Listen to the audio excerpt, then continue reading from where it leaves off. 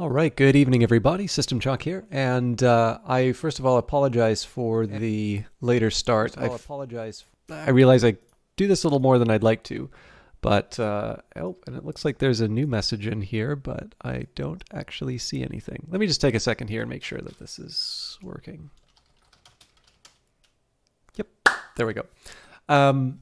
Yeah, so I apologize for starting late on Fridays a lot, at which point one might question whether or not these count. Oh, hey. Hey, Olaf. I don't know if you wrote something ahead of time there. I didn't see it. But yes, Olaf in particular is... Okay, so Olaf doesn't make me feel guilty. I feel guilty because I know Olaf is such a steadfast viewer, like right at the time I want to get started.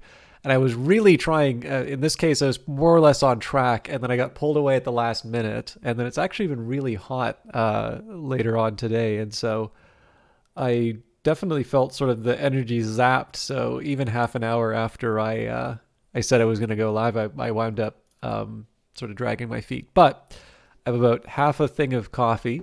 I've got a bit of water in front of me, and I've got a wonderful game to play. I hope some of you have had a chance to play Old World now. Oh, hang on. Good. So I will just remind you, so this game has a beautiful soundtrack, but it is also very fair to say that some of the...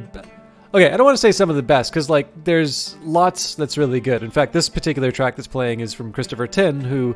if you are a fan of 4X games, you will know him as the composer of the very famous theme for Civilization 4 Baba Yetu, but also Civilization 6, which I think it's Sonia Di Valero. I actually am very bad with foreign languages, so in any case, it is definitely the theme for both Civilization 4, Civilization 6. And one that I kind of wish would come up a little bit more often, the Off-World Trading Company soundtrack, which in addition to being very, as music, I am very, very fond of it, but I don't think it gets nearly enough credit for the way that it sort of changes based on the events of the game. Like, generally, when you think of something like a real-time strategy game, you sort of accept that, you know, you've got some music that's appropriate to the theme, and you kind of carry on, but your focus is going to be on achieving your goals. So, like, I guess the example I would give, like, I can't really think of, like, Age of Empires or StarCraft, like, having this very sort of dynamic soundtrack. And yet I really do feel like I couldn't articulate to you exactly what's going on in Off-World Trading Company, but it definitely feels like they put some effort into sort of measuring the state of the game and sort of ratcheting up the tension as it goes on. Like, it's a little bit like Darkest Dungeon. I think it's really clear that there is something being checked in the game in terms of giving you like the overall tone of how the music's going. But I'm not maybe familiar enough with the tech, and I haven't followed enough of how the game was made to be able to say exactly how that trick is done. But obviously that wouldn't be the first time we've seen that in a game.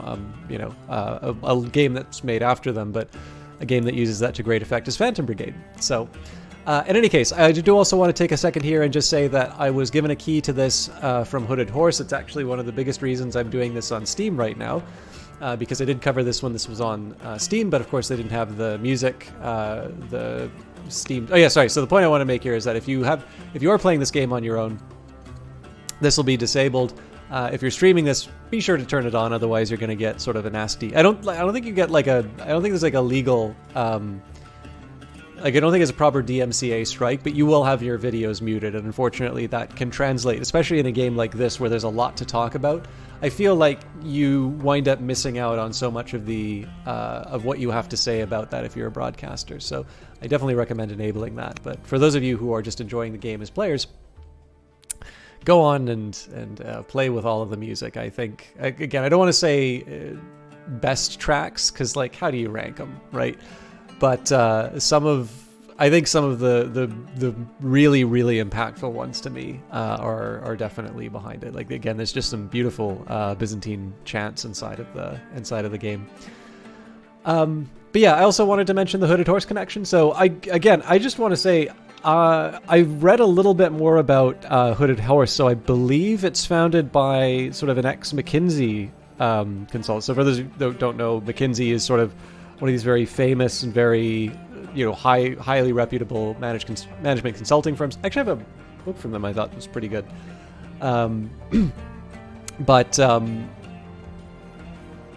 Yeah, basically, they have a blog and talk a little bit about, what they see, at least in terms of the potential for independent game publishing. The idea that sort of it's, at least to Hooded Horse and its founders' view, that the indie publishing space doesn't necessarily provide enough value for what they're asked for. I think this is kind of interesting because, again, I don't want to spend too much on my own opinions. I mean, obviously there are now practitioners who are being quite open about their thoughts on this, but I can't recall if I'd really brought this up in an article before, if this was just sort of implicit in some things that I'd said. But with a lot of discussions about things like game discoverability and just the difficulty in terms of getting independent games out and profitable and being able to continue on with it, I've always sort of felt that publishing would take on a bigger role, which maybe seems kind of counter to the whole idea of being independent. But I think to a certain extent, there's this idea that there's a number of people who are trying to make games right now who have to take everything on. Like, essentially, you have to be good at everything. And that, particularly with regards to discoverability and a lot of the very common issues that seem to be coming up on some of these, game developer postmortems and other, I'm talking about the website formerly known as Gamma Sutra. A lot of the postmortems sort of seem to have this very common thread in terms of things that were missing or things that they needed for success. Other than like the really obvious one, everybody's going to say it's like, oh, if only the algorithm was better, my game would basically be Among Us. But like the thing is, like, I can say that as a broadcaster too, but like whether or not it's true, that's not something you can change. And so in this case here, it sort of feels like there's a natural place for publishers to sort of fill this particular gap, especially if it comes down to the question, which I think is maybe surprisingly true in some of the cases that I've talked with, where there isn't a lot of certainty in terms of what certain responses from customers are going to be. So for instance, I don't know if there's a very exact analysis in terms of how to price a game, or if there's sort of a best judgment that's made based on what sort of other people are doing. That's going to become really important as inflation goes up, because obviously the people making the game are going to want to be compensated fairly for their work. That means costs are going to go up for games, and obviously labor is a very large part of that. And in order to make, in order for games to continue to be viable to make, that can mean price increases, which obviously gamers respond very poorly to. I mean, I think the last time, it seems like things are finally starting to creep up at the AAA level now. But if you think about it, I guess like Oblivion was the one that sort of went at the $60 US level. I don't know if that was the first one. It was the first one that I could find as an instance of that.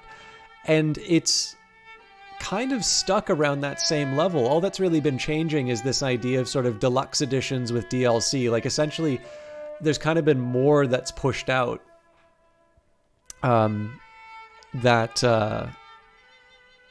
like essentially they've been enticing you with these sort of like bundles of things like, what maybe you would have formerly called an expansion pack or whatever. So at that point, you kind of need to raise the question as to whether or not this counts as the apples to apples comparison. I mean, already there's huge technological improvement. So, trying to get real prices for these things is a nightmare. I'm trying. But to get back to the point, like, these types of decisions are made better when you have information about your market. And there is some that's publicly available, but obviously being able to get some reliable sales data and to be able to sort of build some understanding of your market, these are things that publishers presumably could do quite well, especially if they partner with multiple game developers. In this case, each game provides more information about how to do things, and all of the developers benefit from that. And I mean, again, it's not to say that there haven't been more publishers coming out. There are some very successful ones that have come out. But in the case of Hooded Horse, it actually does seem to be one that is recognizing this role, whether or not it's for the reasons that I've said here, or they see another opportunity. But what I do also find very interesting is their focus on strategy and RPG. So number one, like, they certainly have my number in terms of the types of games that I'm interested in. And that's clear from every time I just take a look at the new thing that they're publishing. I'm like, oh my God, I there's like, one, I love this, or two, like, you know, like Old World, I already knew and loved that game. Or two, it's like, oh, I really got to get into this. And then there's like Terra Invicta, which I was already a Kickstarter backer of. Like, they're just backing a lot of stuff that I'm personally very interested in, or not backing, but publishing a lot of things that I'm very interested in. But the other thing that's interesting about this, and I don't know if this is a very conscious business decision or that, I actually think strategy and RPG is a genre that potentially has a little bit more power in terms of pricing. Because if you consider the types of people who play these kinds of games, it's not unusual, I think, to find people who like strategy games and RPGs on computers who also like them on the tabletop. It's entirely possible that some subset of this are actually just trying to recapture some of what they're interested in on the tabletop. So, I don't know if you've heard of GMT, but they're like a board game company that sort of almost kind of did Kickstarter before Kickstarter was a thing, through their Project 500. But these are the people who publish like Twilight Struggle and Labyrinth. And actually Labyrinth is something I found out through Soren Johnson's podcast Designer Notes. It's a very interesting game and now available digitally. But it's fair to say that I think there's a very large subset of the kind of strategy and RPG gaming group who are either interested in or also kind of play alongside tabletop games. And what's true for strategy and RPG is that these are products that are very often not sold as sort of a single entity. Maybe board games, but even now, like, board games are kind of getting their extensions. Strategy war game, like the miniature games, definitely are ones that are not sold as a single component. But essentially, you've got source books, you've got expansions, you've got models, terrain, paints. Like, there's a number of different products that you will buy alongside these. And so it's a customer base that is probably a little more comfortable with the idea of sort of these additional purchases that you make. I know some of you who've watched for a while have heard me go on at length about this before, so we will get into the game. But again, obviously at a time when people are going to try and consider about how to, to continue to make games in a sustainable way, I sort of feel like these two genres have more opportunities to divide the product in a way that people still feel like they're getting value, but also sort of allows the developer to be more fairly compensated. Because it's fair to say, right? Like, if I could, every game I'd play, I'd pay $0 and spend, 600,000 hours playing. But, we don't live in that world. And probably there's better things I can do with my life than just playing video games. Although sometimes with games like Old World, it's hard for me to say what. But in any case, the reason why I'm going on all of this is that, like, in addition to the fact that Hooded Horse has been attached to a number of things that I personally find very interesting, whether my sort of intuitions and thoughts in terms of kind of what a modern role of public, because the thing is, like, I'm a complete outsider on all of this stuff, right? Whether or not these are, hopelessly naive views of how the games industry work, or if there's something to it, like there does sort of seem to be some interesting business sense behind what Hooded Horse is doing. And one of the reasons why that becomes interesting to someone like me is that it means that there are more games to play, and there's a place like where I can find them. Like Hooded Horse is one of these cases. There's a couple of other publishers that are sort of like this. Like I'll always play a Firaxis game. I'm, like I love Civ. I'm always going to play Civ games. I like XCOM. I'll pretty much play an XCOM game, even if people say it's not very good. I probably want to decide that for myself. But, Hooded Horse has attached itself to stuff that I potentially wouldn't have found out about otherwise. And I think that's one thing that I'm really interested in. But of course, because I'm speaking in such glowing terms, it's obvious I really love Old World, and I think Hooded Horse is doing some interesting things, and I'm certainly glad that they had a role in bringing Old World to a larger audience. They did also give me a key for this game. It's important to disclose that sort of stuff. So I'm obviously very enthusiastic about this stuff, and I hope that enthusiasm comes through as genuine.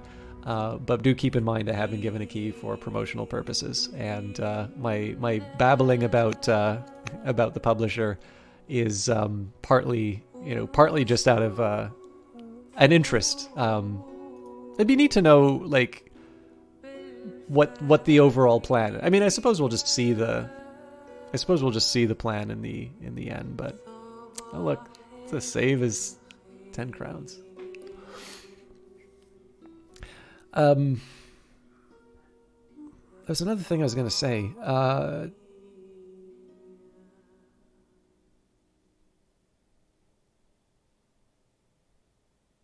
Oh, right. No, I guess I can just talk about... so I'm continuing on with the Heroes of the Aegean DLC. Now, this is something that's still available to you. So if you buy... well, actually, the better way to put it would be if you own... if you own Old World, I believe it's for another week. I'm sorry. I don't want to be misleading people on this. So the game was released on the 19th. So I think it was 2 weeks after the 19th. So yeah, it's not exactly a week now. It's about 6 days. But basically, if you own Old World in the first 2 weeks of its release, and this is true for Epic as well as Steam, basically you will get the DLC for free.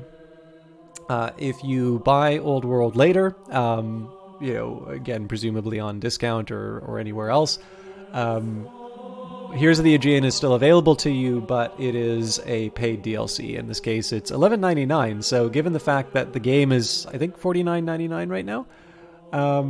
Actually, let me do the math. Please keep in mind these are Canadian dollars, so I'm sure your barbaric Canadian, your barbaric US dollars or British pounds or euros will be in.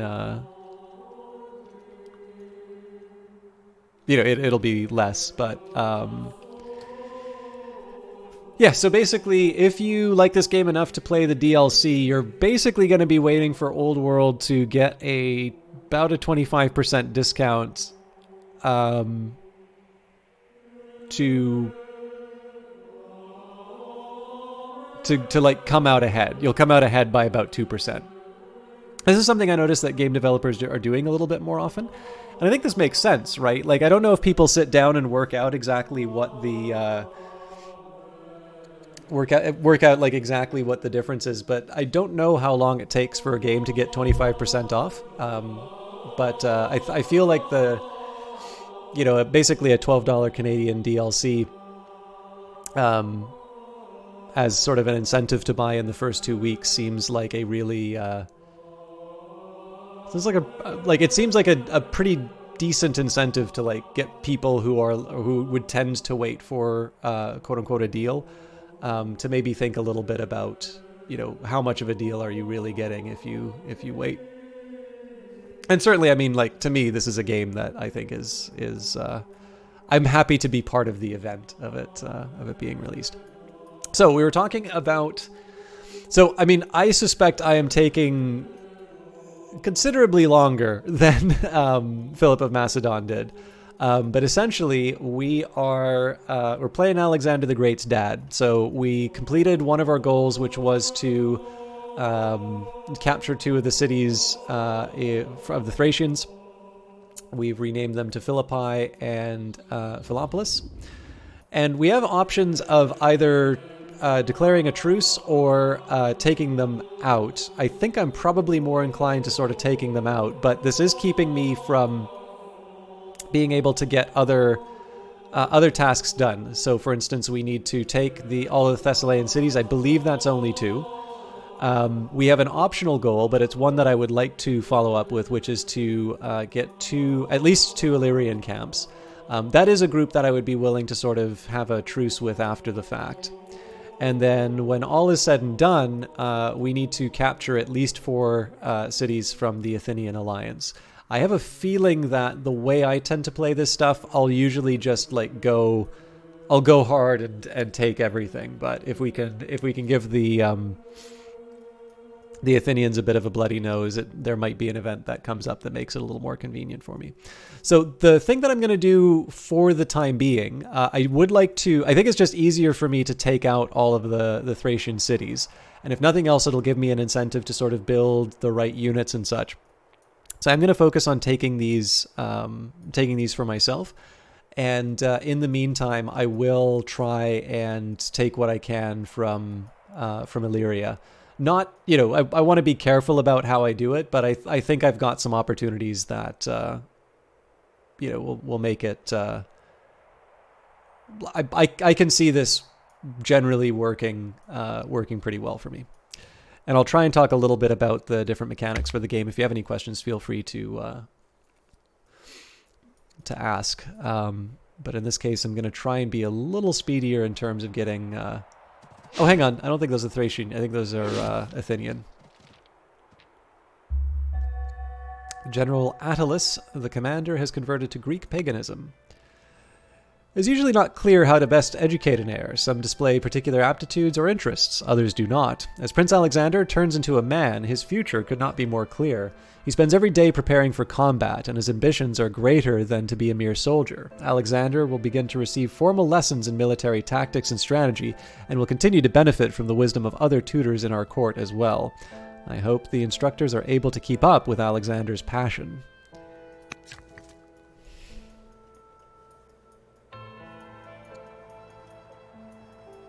So I'm wondering if this means that there's an Athenian city nearby. Either way, I'm going to take a chance to use my ship, my bireme, and do a little damage. Now they're probably going to get they'll probably have a reply with the Peltast. But for the time being, I'll content myself with making the bad guys sad. I'm now Philip the Lion. So that just comes from more units being wounded. We'll get a free promotion.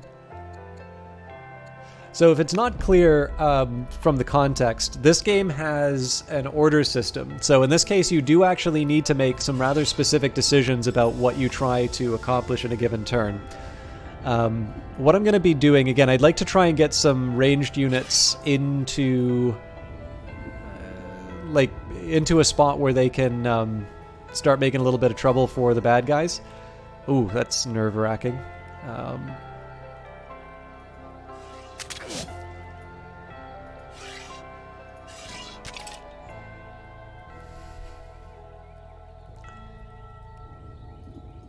Normally I wouldn't leave something like this abandoned, but it's not going to turn barbarian. So this will at least give a little cover if the skirmishers. Well, I guess the skirmishers would probably engage at range, but it just gives us a little extra protection. Okay.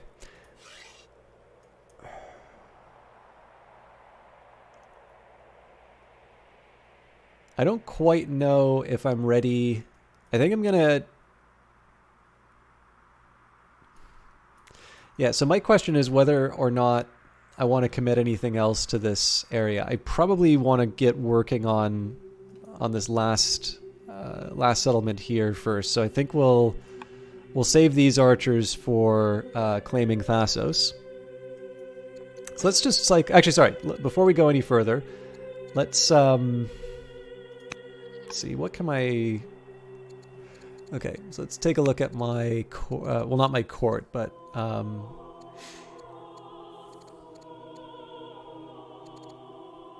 we'll see if anybody's mad at me. Oh, that's right, she loves me, so... Okay. Nixipsilus the Younger. One of my generals isn't too fond of me. Okay. Well, let's try and make some of our angry families happy.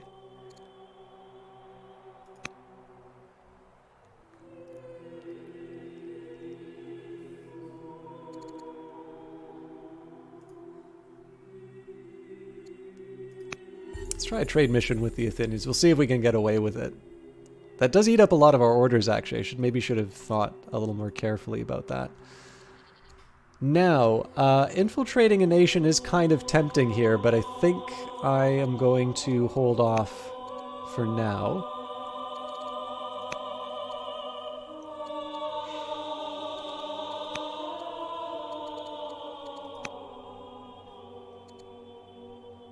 I don't have the money. Right, okay. So I sucked up a lot of resources, and it's questionable as to whether or not I needed to do all of that right away. But I guess I'll find the answer for that later. It is tempting to go for hill, just given the territory in the surrounding area, but I think I'm going to double down on guard.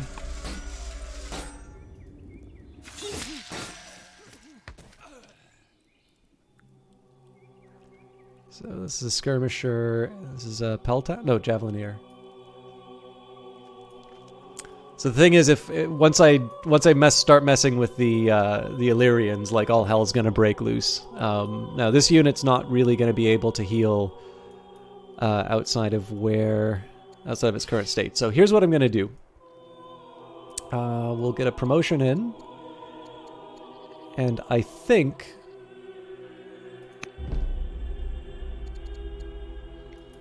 So part of this is to just help with the dissatisfaction. So we're actually going to sleep the ranged units that are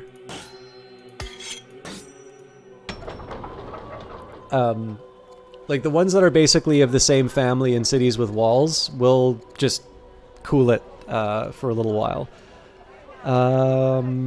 Hey guy. So Settler's going to take us 7 seasons. I feel like we can probably go faster in other regions. We could build another Byreme, which would probably be rather helpful against the Athenians. Still a little short on...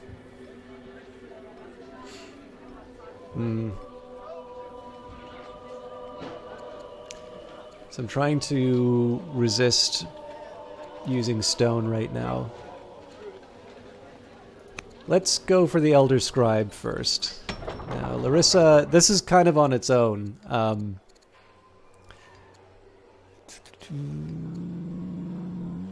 Yeah, we'll go take our luxury. Okay, I do like workers. So I could build a shrine, which will cost me stone. Most of these improvements are going to cost me stone. Garrison's tempting because of the extra orders. How are we for stone? I'm building about 100 stone a turn, so I don't exactly need more. It's also kind of debatable that I'm really getting my money's worth out of this. Excuse me, this one. Oh, there is a quarry here. Okay. So actually I think the quarry here would make more sense, would it not? Yeah, I get a +1 from the adjacency. In fact, one here would be even more appropriate. I wonder why the game's recommending one here. Either way, we'll get our garrison down. And we're out of stone, so there's not a whole lot for me to do elsewhere. I think probably the shrine. Just clear. I have other things I should be doing.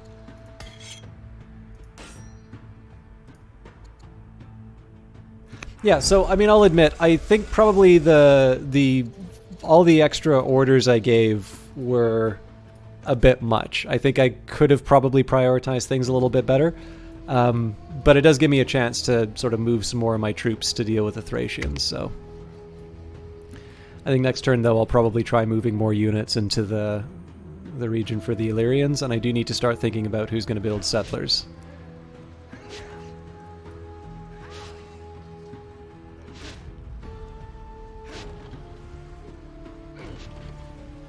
Yeah, so this isn't a huge surprise. Whispers in Agai tell of a mysterious arrival in the city, a man called Bardia, who claims to be a lost member of the royal family. Bardia, the intelligence story, has captured the heart of the people, and they seek to raise him up to his lost station.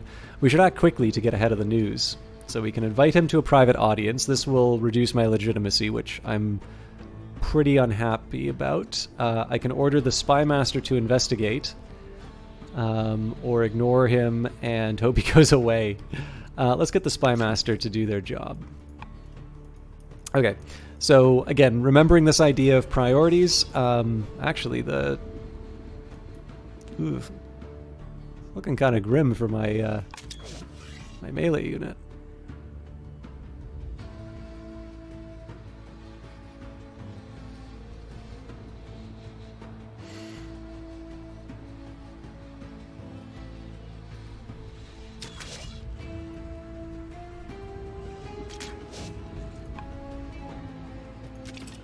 I hate that I'm doing this, but I think I'm actually going to move this unit back to heal for a bit. That is going to mean there's consequences for my archers, but I don't think it's going to be enough to kill the archers this time around, so...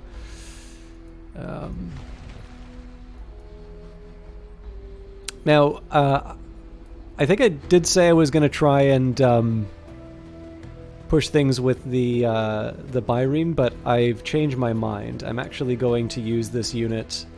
This looks like I can get a free promotion. I think in this case, probably guard makes a bit more sense. So I can anchor, and what this is going to do is, so... Oop, apparently I got this wrong.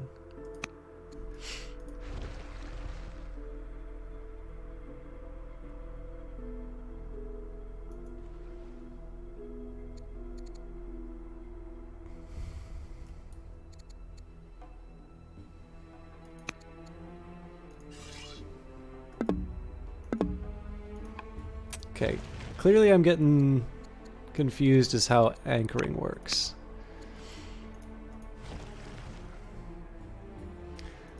So we can try going right up on the coast.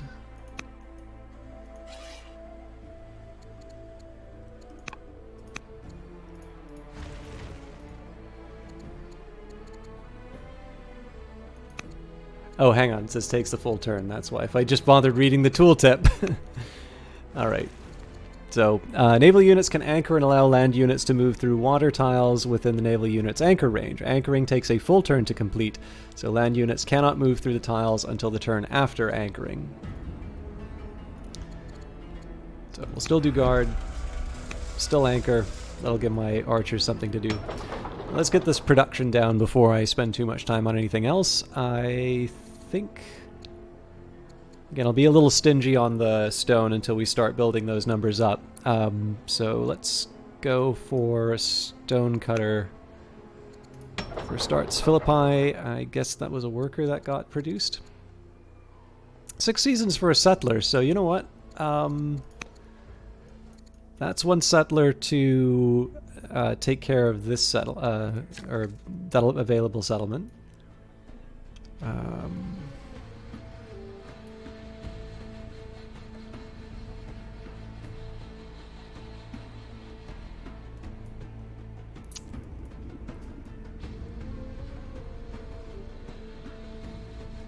I do like the idea of a mine here.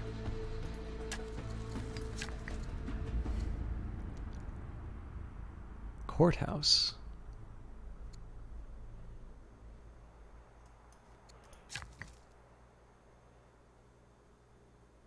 So I'm just taking a second here to decide what the best move for some of my units are going to be.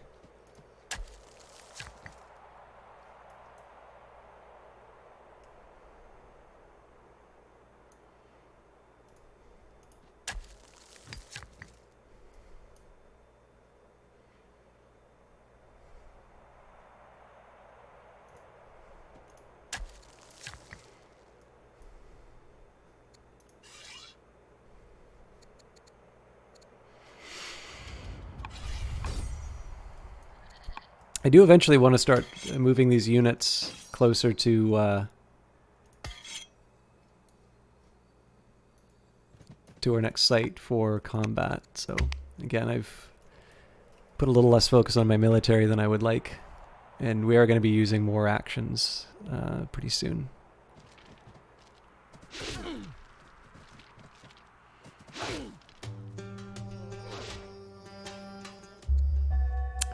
Okay, so it's recommending machinery. Now, it's kind of easy to see why. It's a siege unit. Is there... But, I mean, we get a free... So my general feeling is that if I can, I want to take the freebies first. So I think I am going to take the Camel Archer. One of the reasons for this, if you don't recall from before, you only get one chance with those. So if you don't take the freebie at the time, you lose it for good. And that's why I tend to... weight those a little more heavily. Okay, can we kill someone with one shot? Yes.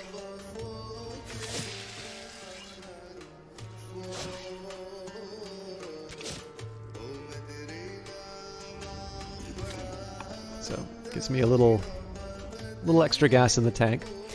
Now, if this unit's going to be attacked, I kind of want to get on with it as far as putting the hurt on the enemy. Now, this is a risky proposition here, right? Because these are a couple of ranged units and we're outnumbered. But I'm hoping that we're going to be able to focus these down in time and sort of deliver a quick kill. If I'm really confident about it, I can actually use the Byreme to provide a bit of fire support. I'm not going to do that just because I want to see if I'm going to need to make a speedy escape. But I have the option. I thought we just told them to do something here. I guess it was the Stonecutter, so we'll go for an Elder Acolyte now. What's it going to take? Gardener's probably the most tempting. Yeah, 10 seasons for a settler is too long, so... Valuable experience. It has come to our attention that Queen Consort Eurydice the Vigilant, governor of Lictos, has had a revelation about her experiences as a leader. How should she find more insights? So she's healthy, developing culture event in Lictos. Listen closely to political advisors. This will give us extra money through her discipline, or seek knowledge from books and scholars. 58 isn't that much money to be making a turn, but I feel like we can make that through... I feel like we can probably make that through some shrewd, worker choices. So let's go for the extra knowledge. Philosophy or engineering. Thinkers in the court question the best path forward. The court can focus its energy on the mysteries of philosophy, or we can focus on the practical applications of engineering. So philosophy will lower the production time for urban specialists. It will give us additional research per forum. We'll have to pay quite a bit in terms of civics. So 36 per season, when we're already generating 89, that is definitely something that I want to weigh in the balance. Our alternative is engineering. So reduction to wonders. Now, we haven't really been building wonders. -1 season to build improvements. That will be pretty significant. Now, a very high monetary cost. So I think I'm actually going to wind up going for philosophy because it is the less costly to me. Traders from the far south have arrived in Pella today, bringing with them an assortment of exquisitely carved ivory jewelry. While ivory is not unknown in our lands, the craftsmanship is beyond compare. It puts anything Sorry, anything produced locally to shame. For an appropriate sum, the merchants will continuously supply you with enough of this carved ivory to meet the needs of a local elite or a great family. I do like the idea of taking a trunk full, so let's see if we can sell some surpluses.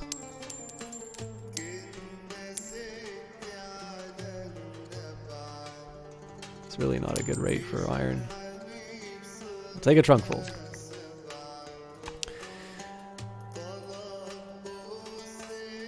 I think, yeah, we've already done our actions here.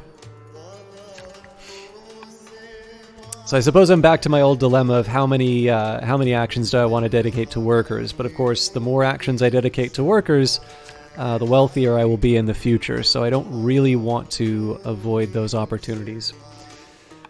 Culture's definitely served me well. Now, this is a weird spot for a shrine to Hades. Just because, like, it's not near any mountains. I'm actually gonna... So this is kind of an inefficient movement, but cold bath actually sounds not bad for a big city.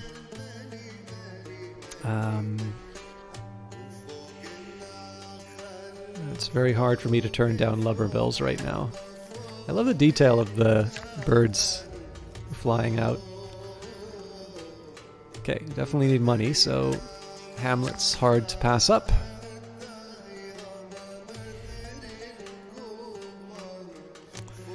So I can lower the unhappiness, or I can get more orders, which we did just sort of sacrifice. Well, I don't have the stone, so bath it is. Alright, this is going to make us very wealthy. So we do have a nice little surplus of training right now, so I think I'm going to buy up some orders just to make a little bit more happen.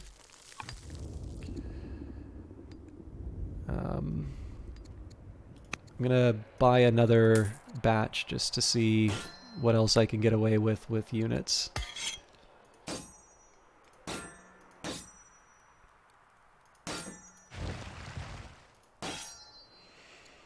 Okay. Again, this is a rather questionable set of actions I'm about to take, but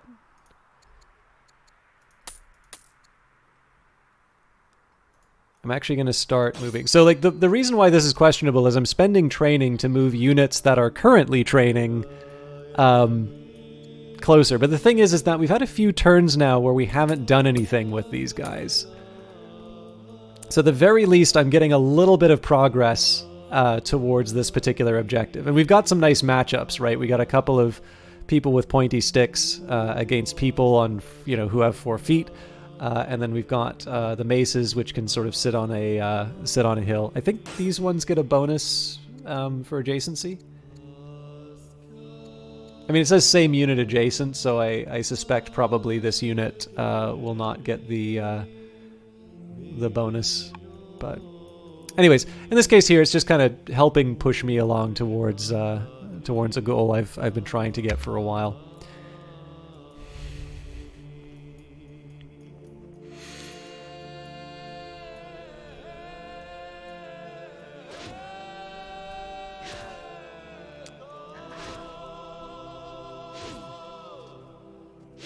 Yeah, so this makes me scared.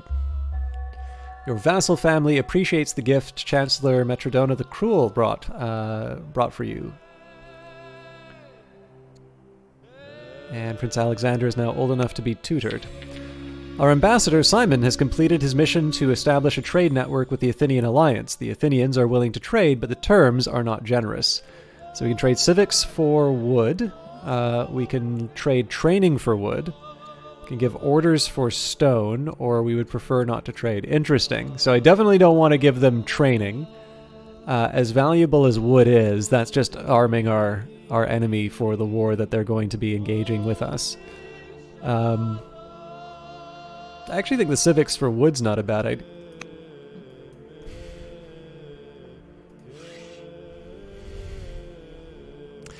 So this is a really tough call here. But I think it's better for me not to lose units this way. So I'll give him a turn of healing. Obviously, the retaliation on this unit's going to be less because there's not 3 units to do the attack, but it's still inconvenient because I had to withdraw a unit. There's possibly 2 turns with which this unit's going to be attacked. So now we should probably focus on the main goal, which is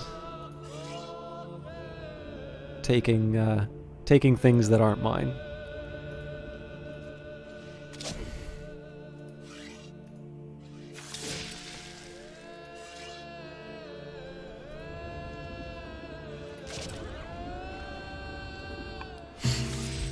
A crumbling prison stands in the Thracian settlement. Scores of soldiers and citizens from Macedonia have been languishing there for years, most believed dead by their loved ones.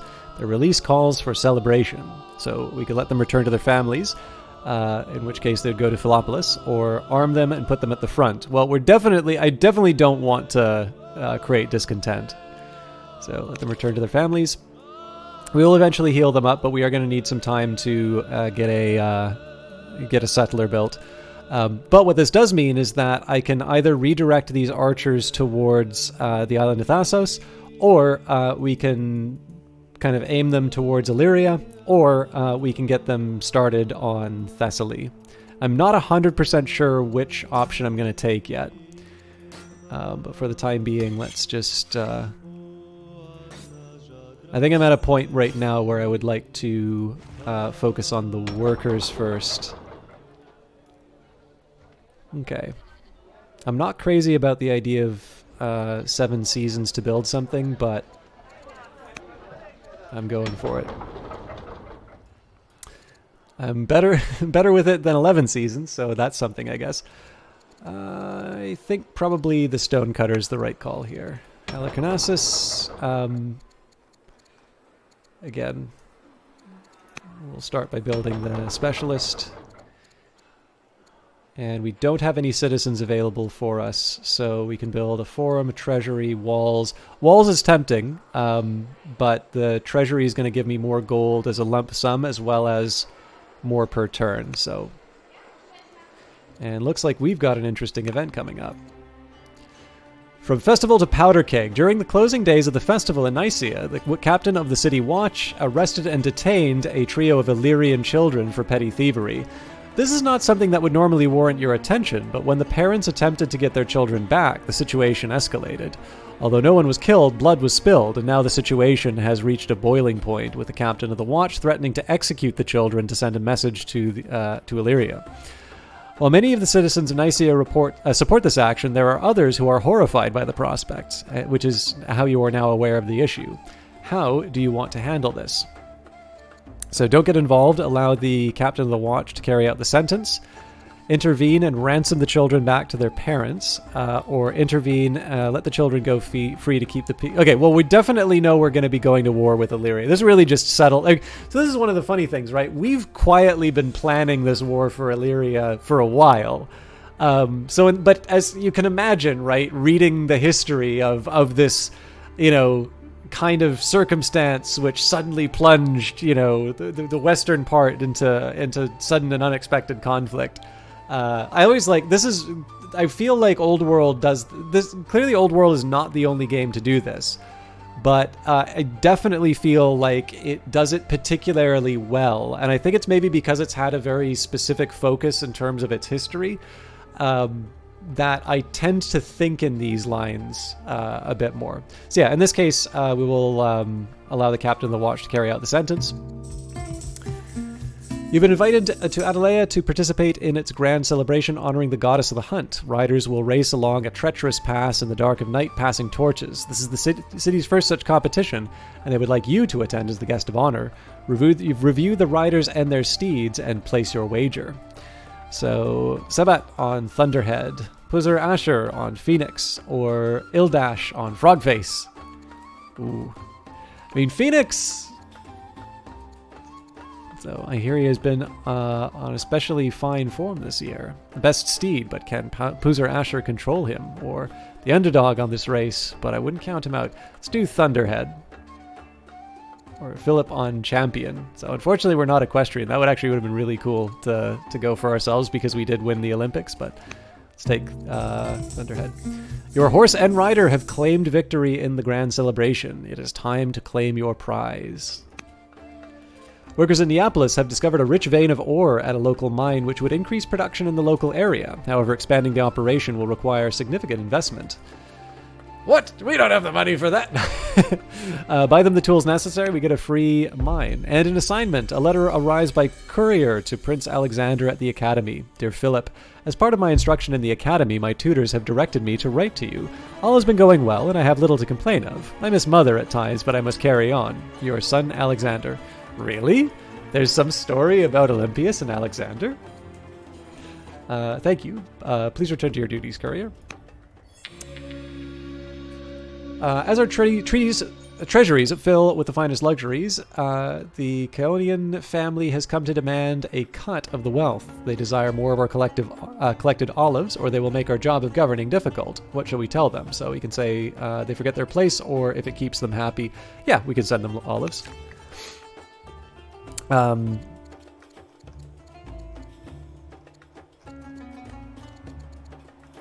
actually, it did say that there was an option for tutoring. Yeah, so we got a bunch of people already assigned to jobs, so that's not really an option. Okay, so again, we're going to focus on, we're going to start focusing on some of our workers for the start. Nope. We've got money to buy stone. So in this case, I'm going to press Alt just to buy the amount that's necessary. And again, I'm just going to... The first thing here is going to be an audit of workers. I really don't like the idea of cutting down these trees. I guess we can afford a little encroachment, but...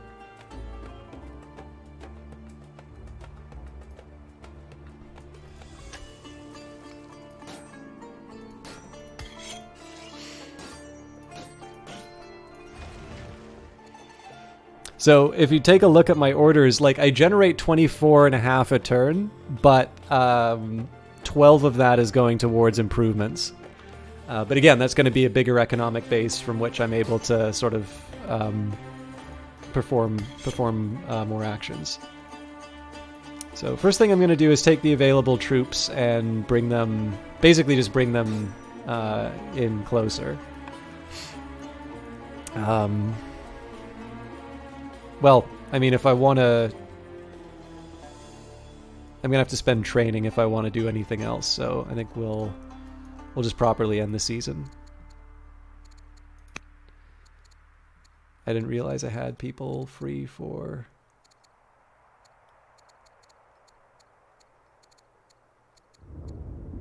Huh. Cool. We'll be sure to add Themistocles before too long.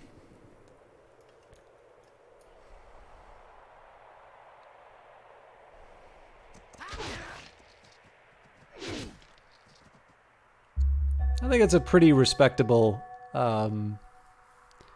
showing. I think the archer can handle another turn.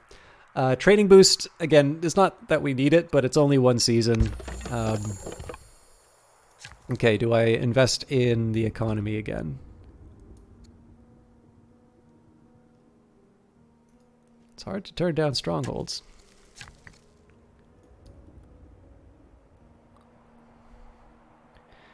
And in this case, I think I'm going to decline the game's advice. I'm actually going to build a quarry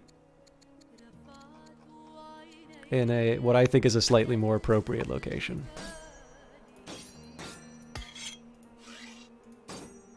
Oh yeah.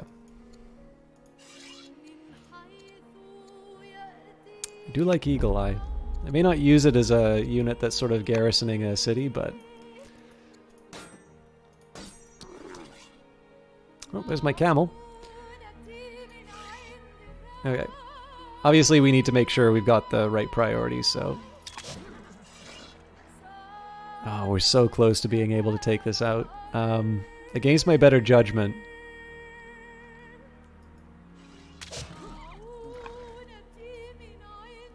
Actually... We're really committed now. Strange encounter. While searching the ruins of the Thracian camp, our unit stumble across a magnificent artifact covered in strange markings. They report that when the artifact was rubbed, a fantastic creature appeared and ordered them to leave the sacred ground or face a terrible curse. So you can search the ruins. Only fools believe such nonsense. Keep the artifact, so our scholars may study its magic, or leave the Thracian land immediately. Nope, keeping the artifact. So we don't own this yet. But that should be the last of the Thracians. If it isn't, I might actually be willing to declare some kind of a truce.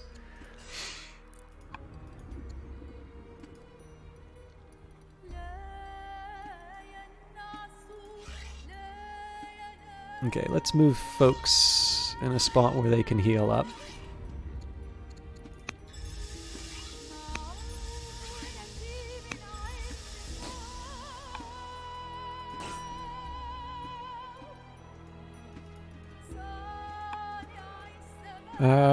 I did just get a whole bunch of training, so, I mean, if I want to spend it, but...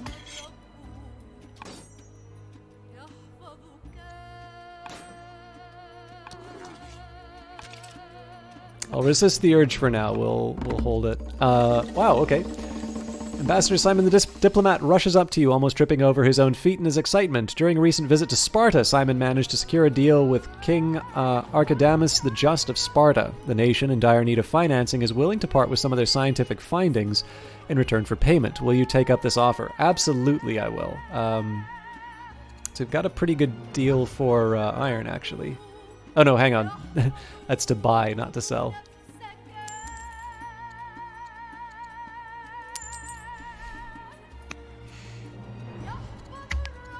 Yeah, and we don't get to choose metaphysics, of course, because we we already did that. Okay, scholarship kind of seems like an obvious choice here. I do tend to just go for what the game recommends. But even if I look at it right, like, it's kind of hard to see me building more military units right now. I'm already having trouble managing what I already have. And then tolerance and orthodoxy is kind of interesting, but I have been very improvement focused lately, and I think just the opportunity to, you know, build even more is kind of hard to pass up.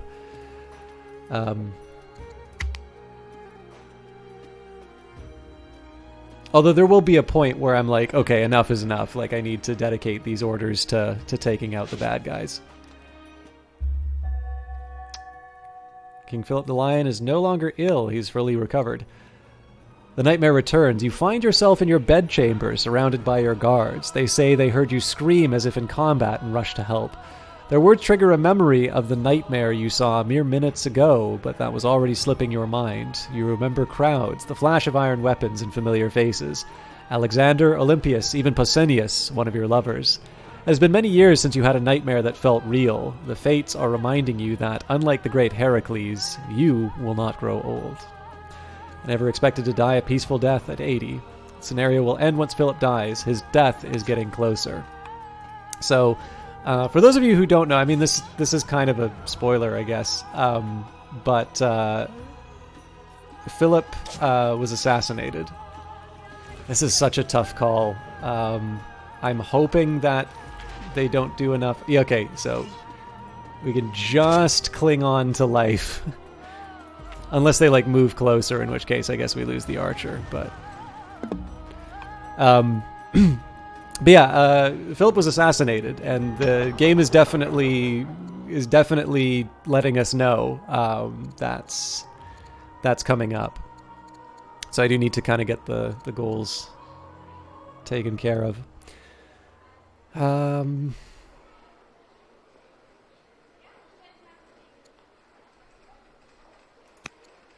I'll start with a treasury. Now, I've got a settler in 2. Did I have another set? Yes, okay, I've got 2 settlers already on the way.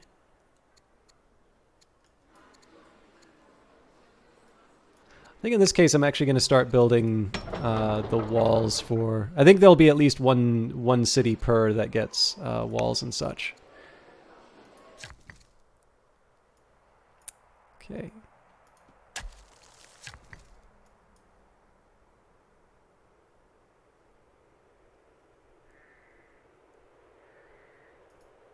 do like my shrines. Oh, but we don't have the money for it. Okay, that's fine. I actually... I'm not going to cry if some of these workers have to stay idle for a little bit.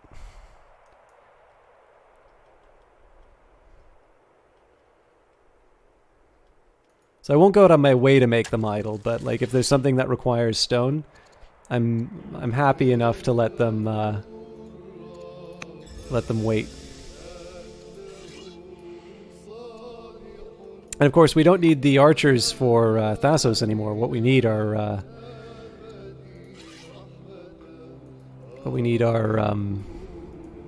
settlers.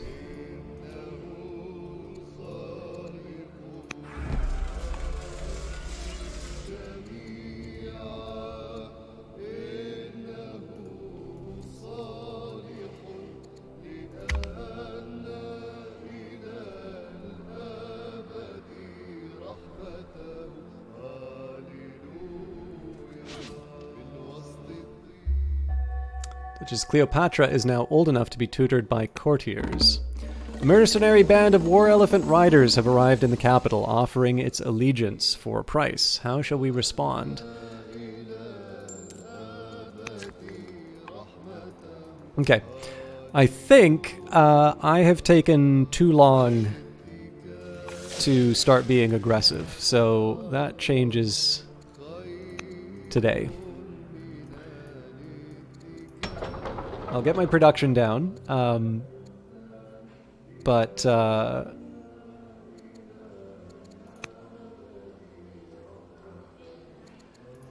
going to start putting some effort into... I'm actually going to start putting some effort into making war.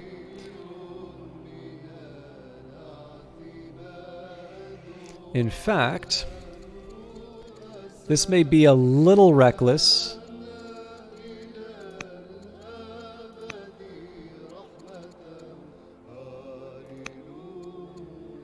The court awaits your command.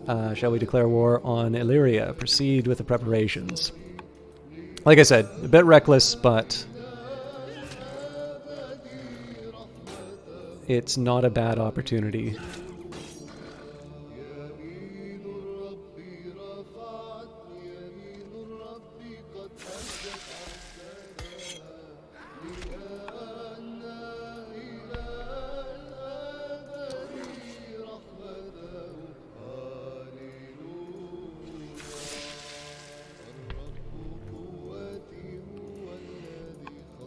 And at this point, this is pretty much full mobilization, so if I can move units... Oh, sorry, there is an exception. If I can make some gold, I'm gonna make the move. And actually, this is a point where I'm willing to spend for orders, so this is going to be very much focused on trying to move as far as we can.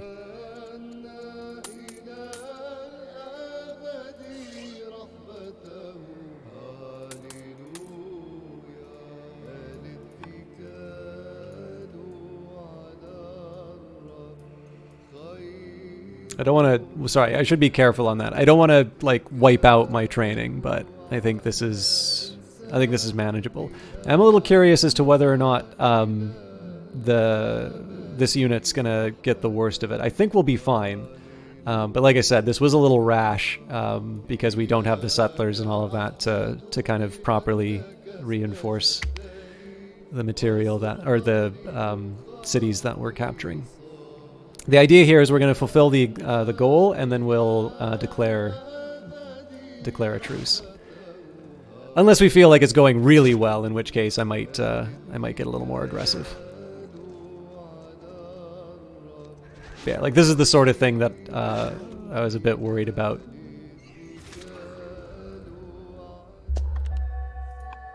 Okay.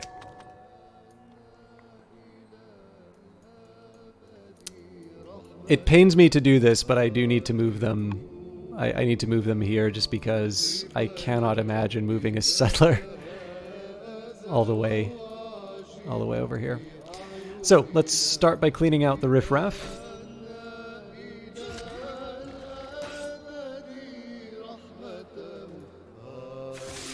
You're now known as Philip the Invincible.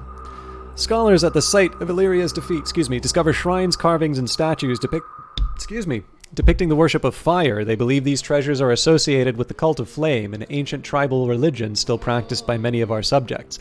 The cult's icons are sacred to its followers, so we should proceed with caution. So install them in a city to show tolerance, or deface them and smash them into dust. So it is tempting for the extra legitimacy, but I do like the additional wisdom and lowering the discontent. So, spoilers, he dies. I thought he would live forever. Yes, he is actually currently the president of North Macedonia.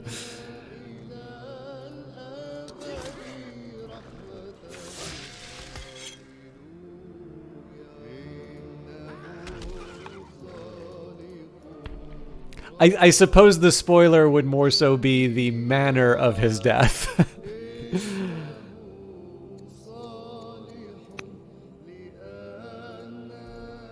Yeah, we'll let the elephants do their thing. Again, I've got plenty of training, so.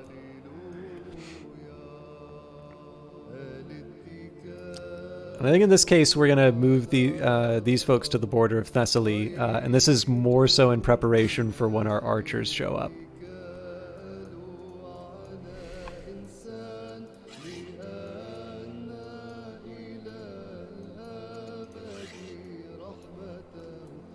I think this one was supposed to be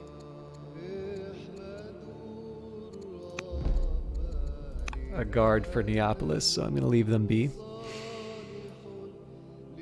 Oh, Neapolis has walls. Yes, they do.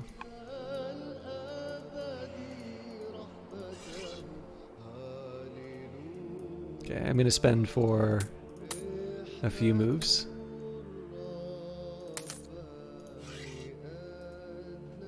Okay. So I also seem to recall that I had an opportunity for a governor in Nicaea, was it? Nope. Yeah, we've got Neapolis and Halicarnassus. So let me just take a look at the numbers here. 9, 9, 10, 2, 6, 8. So Halicarnassus generally is making more.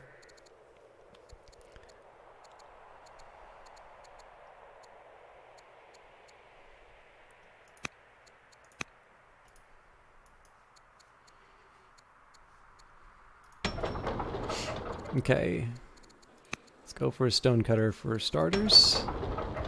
We do need another settler, but it's hard to see how one that'll take 9 turns is the one that I want. So I'm going to build walls, and I'll set them up with an archer.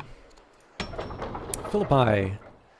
I've already got a worker doing their thing there. I should also probably start making some roads.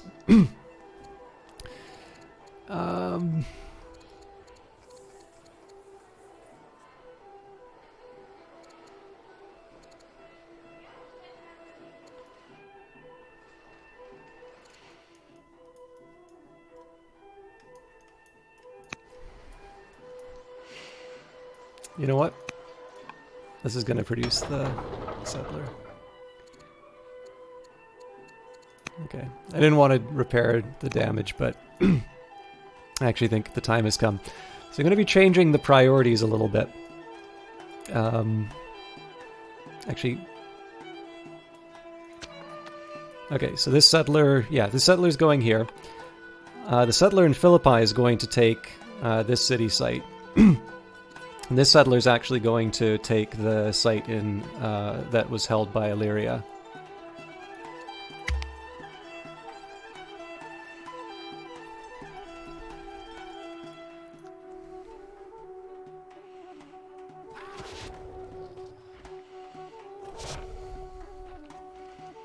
God, that's a lot of units.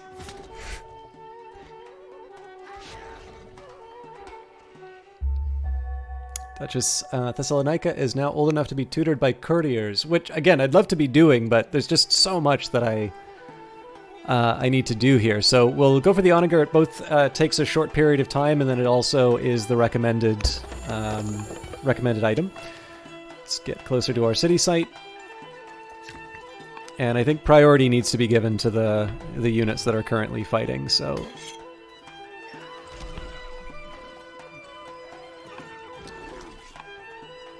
That was welcome.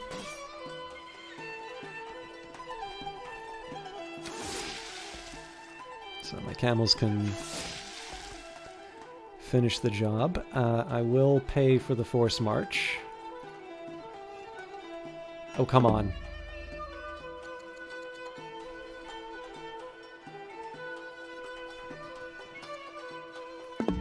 Huh.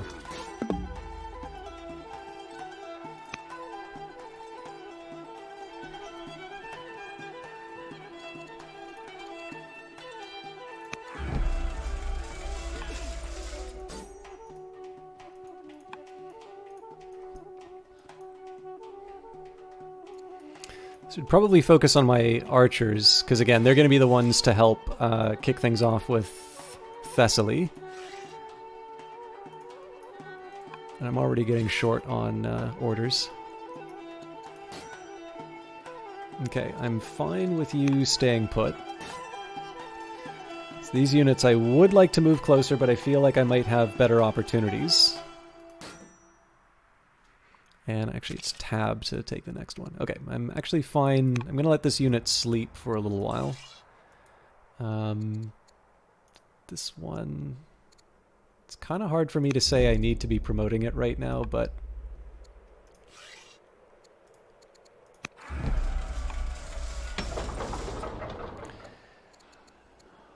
Okay. I guess I can give it a moat. Yeah, everything else is kind of positive, so... We'll probably start doing some festivals eventually, too.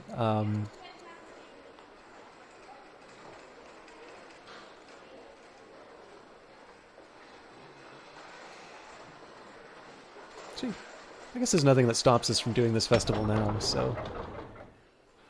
And I think probably I can make the same argument for a few... Let's say anything that's higher than 2 will consider a shift.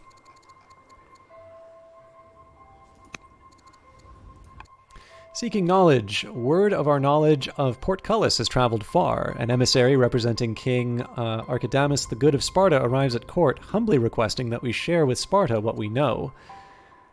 Heck no, it would not be wise at this point to share state secrets. One day on the training grounds, Prince Alexander notices a lame mongrel begging for scraps. He takes the creature into his care and nurses him back to health. From that point forward, the creature never leaves Alexander's side. The dog possesses a complete devotion to Alexander, a direct result of his master's training. So he treats the dog with affection and gentleness, which will give charisma and discipline. Teaches a system of rewards and punishments, becomes strict. As a governor, new infantry units plus 100 XP. Or he beats and torments the creature for loyalty, becomes cruel, compassionate.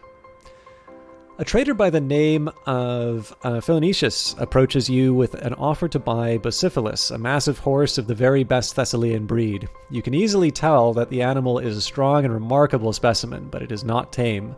None of your grooms can mount Bucephalus, or even get the horse to stand still for them.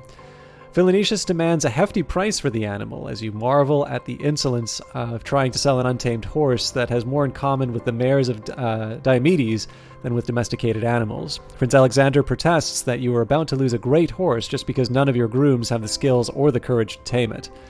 Do you believe that you know more than your elders? Do you think that you can tame horses better than my grooms, you ask young Alexander?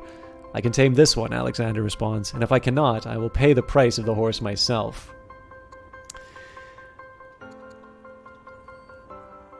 How you doing, Whiskey is Amazing? Is that Privyet? I know a channel where you'd get banned for that kind of talk. I hope you're doing well. It's good to see you. Unless that's actually Greek. I don't think that's Greek, though.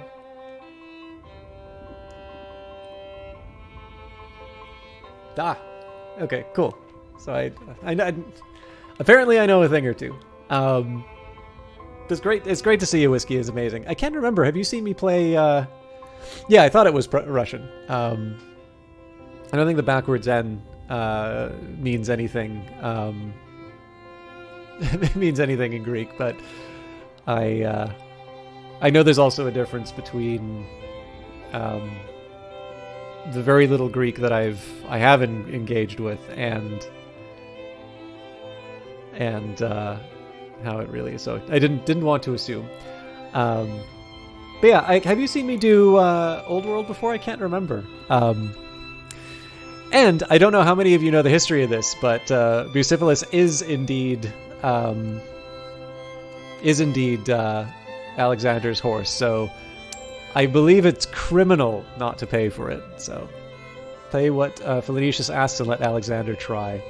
Alexander walks towards Bucephalus, speaking softly. He takes hold of the horse's bridle and turns the animal towards the sun, having observed that the movement of its own shadow was scaring Bucephalus. Alexander lets the horse move forward, running alongside it and stroking it gently. As Bucephalus grows visibly eager, Alexander lets his cloak fall to the ground and mounts the horse with a single leap. Seated atop Bucephalus, Alexander draws the bridle in and curbs the horse without striking it once. He lets the massive steed gallop at full speed, firmly commanding it with his voice. After riding a lap, Alexander returns and dismounts in front of you and the stunned Phoenicius, a look of triumph on his youthful face.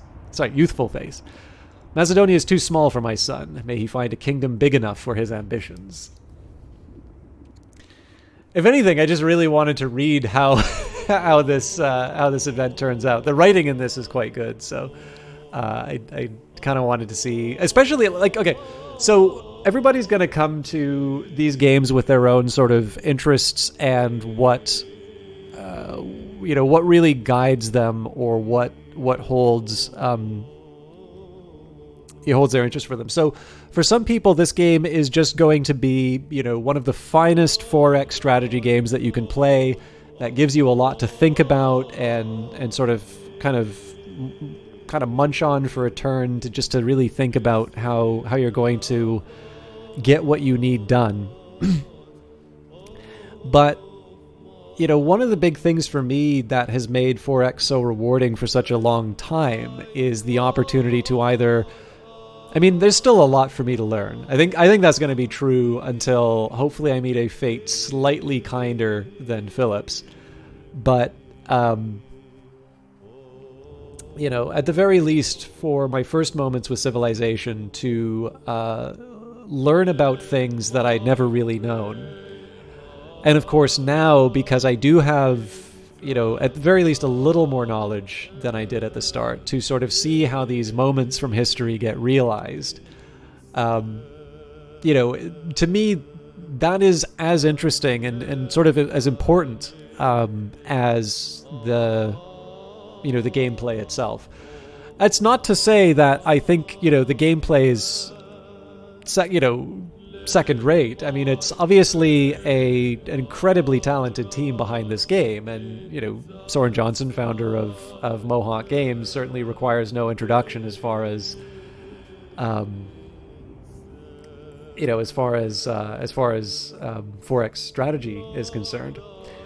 But I think one of the things, because this game does the individual interactions with characters so well, even though I haven't been taking as much of an opportunity with it just because of, needing to use my orders for other things, the way that this game is able to strike that balance and to provide context for your actions in a way that I feel a lot of games maybe miss, or at the very least put a little bit more responsibility on you to realize. Like, to me, one of the highlights for, at the very least, Heroes of the Aegean is to see these moments of history realized both as gameplay, but also in terms of the writing and how it will have sort of mechanical implications. So obviously in this case here, if you're willing to put the money towards Alexander's training, you have 2 extra courage and extra training, which you will be gaining as a result. And I think one other thing, I don't want to make too big of a deal on this, but I actually think there's one thing that works really well for this game, and I think this can be true in a couple of other games that I'm thinking of as well. And it's admittedly like, this is me kind of reaching a bit, I think. But It's fair to say, like, so there's at least the kind of the rumor. So the phrase or the saying is that Alexander slept with the Iliad under his pillow. Now, hey, Momoko Hanaka and Yuyana, it's good to see both of you. Sorry we got to stream, but then fell asleep because it was early. No, no problem at all. I was late in starting anyway, and I'm actually busy talking. You actually missed. I'll tell you what. I'll read this event again because I know you were at the very least very kind about reading the history. So we're still continuing the game that we were playing the last time the two of you visited, and actually this is a nice little chance for me to do a quick shout out for Kite260 who. Brought these fine chatters into my channel. So we're playing the same game that we were before. Philip II of Macedon, the father of Alexander, who eventually became Alexander the Great. And this was a neat little moment of history, which so far as I can tell is a true story. At the very least, I've heard this version of events from other sources. But there's a story of Alexander who... Essentially, there was a horse that was brought to the kingdom, and it was one that people weren't capable of taming. And Alexander, as a young man, was able to tame this horse, and it was sort of the one that he rode into battle. And so we were given an option in this game as to whether or not we buy the horse. And of course, if you don't know, the horse's name was Bucephalus, and it's actually realized as a character. Apparently horses have wisdom -5, so that's an important thing. Don't let a horse tutor your child. It's got to be the other way around. Your child needs to tutor the horse. But in this case here, if you don't know who Bucephalus is, maybe you'd say it's like, oh, I don't want to spend that much money. So the event is given to you as your son Alexander wants you to buy a horse for him. And in this case, we chose to buy the horse. We actually had to sell some things to do it. But this is the event that came up. Alexander walks towards Bucephalus, speaking softly. He takes hold of the horse's bridle and turns the animal towards the sun, having observed the movement of its own shadow was scaring Bucephalus. Alexander lets the horse move forward, running alongside it and stroking it gently. As Bucephalus grows visibly eager, Alexander lets his cloak fall to the ground and mounts the horse with a single leap. Seated atop Bucephalus, Alexander draws the bridle in and curbs the horse without striking it once. He lets the massive steed gallop at full speed, firmly commanding it with his voice. After riding a lap, Alexander returns and dismounts in front of you and the stunned Philonicius, this is the horse trader, a look of triumph on his youthful face. Macedonia is too small for my son. May he find a kingdom big enough for his ambitions. And the point that I was going to make before, which was, the story that Alexander slept with the Iliad under his pillow is probably not true when you account for the fact that it was probably a bunch of scrolls that you'd have to, that's a pretty big and uncomfortable thing to have under your pillow, so far as I can tell. I don't think the idea of the sort of reading, again, I don't know that much about sort of the technology for the transmission of writing. But so far as I can tell, I think the idea of sleeping with the Iliad under your pillow is not necessarily, I don't think literally true. But what it is fair to say, I think what the truth that speaks to is the power that these stories can have on people's, not just their worldview, but sort of their ambitions and what they want to achieve. It's kind of hard to see someone like Alexander not seeing himself as an Achilles and being inspired by that. And that's certainly the direction that this game is taking. And I think to a certain extent, one of the reasons why I think there is a lot of value in taking the time to do events like this and provide this context is it provides you similar motivations. It lets you know who you are and what you're about and what your courtiers are about. It provides, even in this game, there will be the ambitions that you get, but to sort of understand the motivations of these people and why they're doing certain things, or to give them something to reach for, I think creates a much greater impact than just simply, I take 20 spaceships and I move it onto this planet and this planet now turns my color. Which again, in and of itself, you can create your own sort of space opera in your own mind, but I think in the case here, Old World has done this wonderful job of being able to make history a bit more alive for you. And it does so in such a way that you still you sort of have this authorship, but it's giving you a bit more to sort of fuel your imagination, and it's what I really really admire about this game. All right.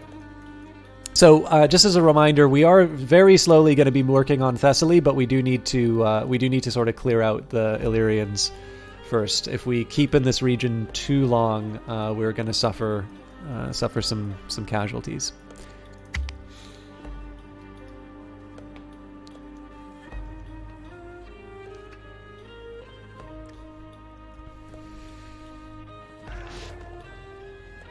Ooh, we're probably going to lose the elephant. That's a shame.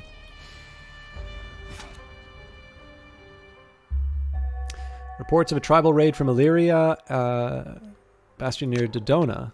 Huh.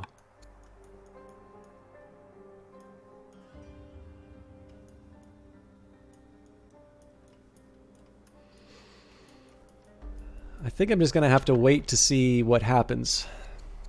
Okay, we will found a city. Megara.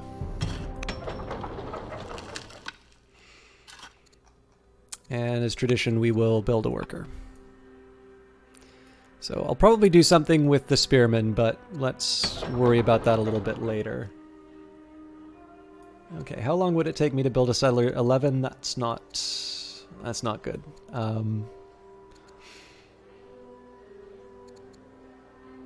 So we do actually have quite a bit of unhappiness, so we'll put a festival in this city first. We're at level 2, so we can afford a little bit longer with the unhappiness.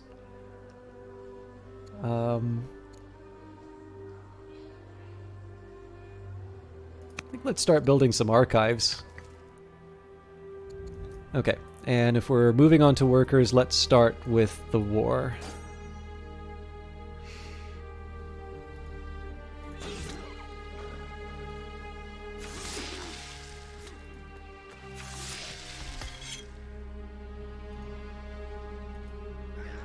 So yeah, this is why I was upset to lose the elephant. We're obviously so close to being able to do some real damage.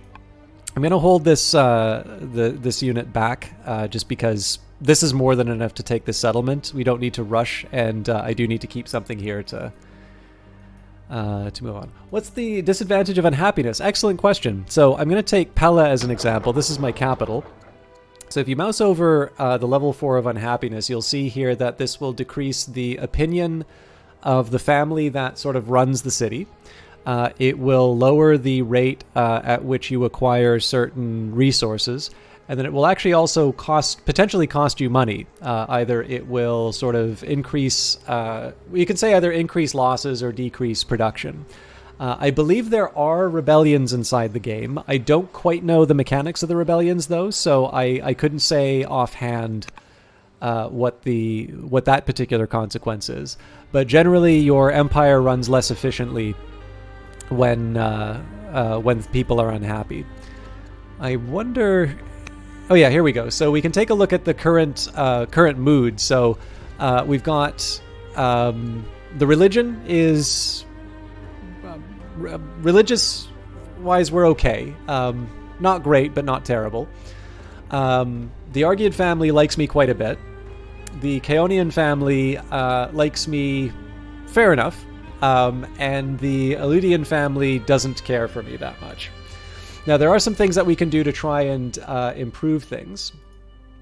So they would like wine. We should have actually sent this earlier, so that will help them like me. One of the things that's kind of interesting here, right, is this idea that when you play these kinds of strategy games, very often it's kind of assumed that everybody just does what you tell them no matter what. And it's obviously a very popular way of thinking about how kings work. But even in dictatorships, there is a very complicated system in terms of trying to make sure that you keep certain groups of people happy.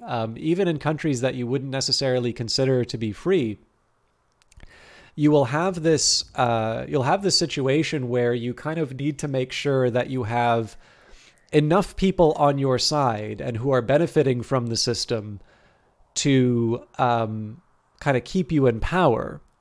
Because of course, if you have this wonderful, this is actually something that one of my professors worked on.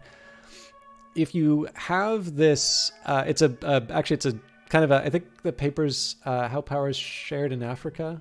Or so. I got to find exactly what it was, but like basically it's this idea here that, you know, if you have this, like let's just say you've got, you know, 50% plus one, and they're taking everything from everyone else and dividing it among themselves.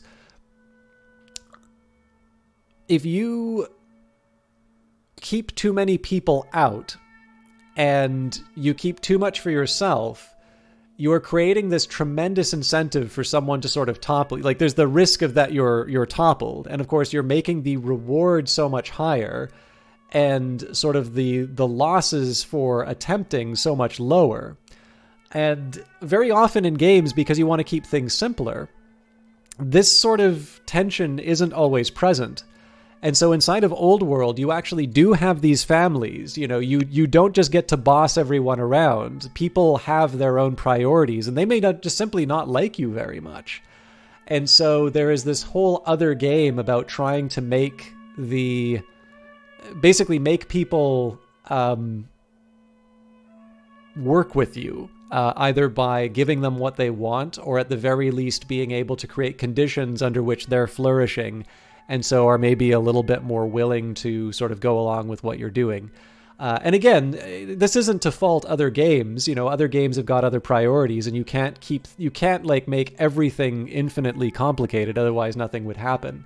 But in this game in particular, you actually need to keep both the individual people happy. So like my character's got 3 wives. And, you know, my son's Alexander the Great, so he's a bit of a handful. And then on top of that, you know, I've got 3 families, all of which want to sort of achieve their own goals. And so in this particular case here, it's not just that I have to deal with the other countries. It's that I need to manage my own affairs. Well, I haven't seen Rules for Rulers, but yeah, exactly, Momoko. Yeah, exactly.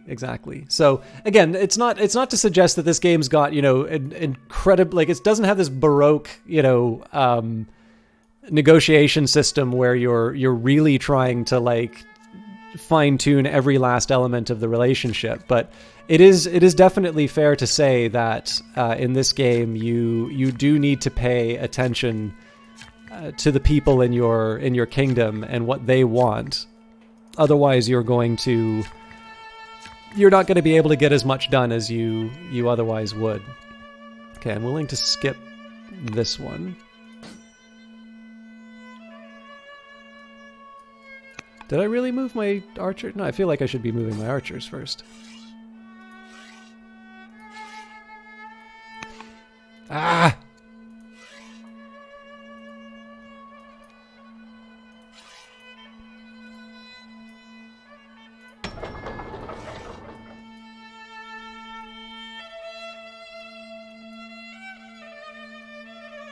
Yeah, it's definitely a big one. And sort of, it kind of comes back to that thing I was talking about earlier about the moment with Alexander and his horse. Like, that's something that we know about history. And so in one sense, this is, this is a chance for us to see something that we know happened in addition to, in addition to it being sort of a character asking for something from you, right? Like, so, I mean, I guess this is like the ancient, or like this is the classical world's version of, hey dad, can I borrow the car?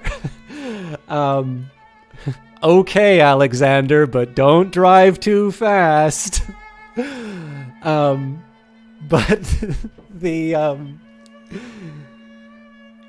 like this is, but this car poops. But even then, right? Like we know that horse was in fact a real horse that Alexander rode, and it's as far as the story is concerned too, it just makes for good writing, right? It's like, it's kind of this foreshadowing of the greatness that's to come. And I think that can be very satisfying to see in a game as well. Okay, I don't think I'm going to spend for more orders, but what I am going to do is try moving some of my own units a little closer to the border.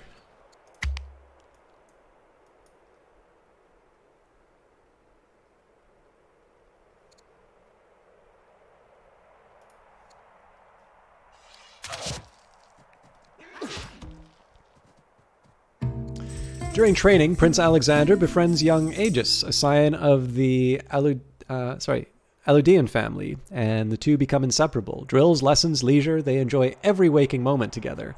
As a holiday approaches, Alexander wishes to spend the respite with his friend. So Alexander may visit them at their estate or invite Agus to accompany us on a royal holiday. Ooh.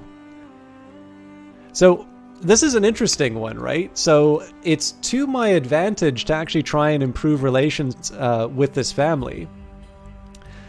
But it does seem that in this case I can actually get both my son and his companion, very good friend. I think in this case here I'm going to just try and play the long game and let the next generation like me a bit more. Simon is your ambassador, so we can upgrade his wisdom, his charisma, or his courage. I feel like an ambassador needs a high level of charisma. Okay, so we've got a settler. Now, the settler in Philippi is ready to take Thassos. It's much more important for me to get a settler into Illyria. And let's start getting my archers in place. Okay. We're actually at a point where we can declare war on Thessaly. So the court awaits your command. Shall we declare war on Thessaly? Absolutely. Macedonia is now at war with Thessaly. I'm doing this right now just so that I can move my archers as close as I can to the target.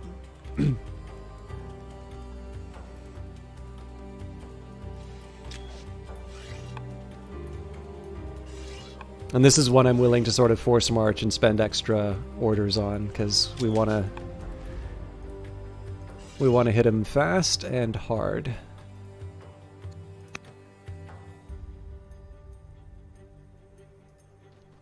Oh, I guess just as well I found out about that, but that's a little awkward.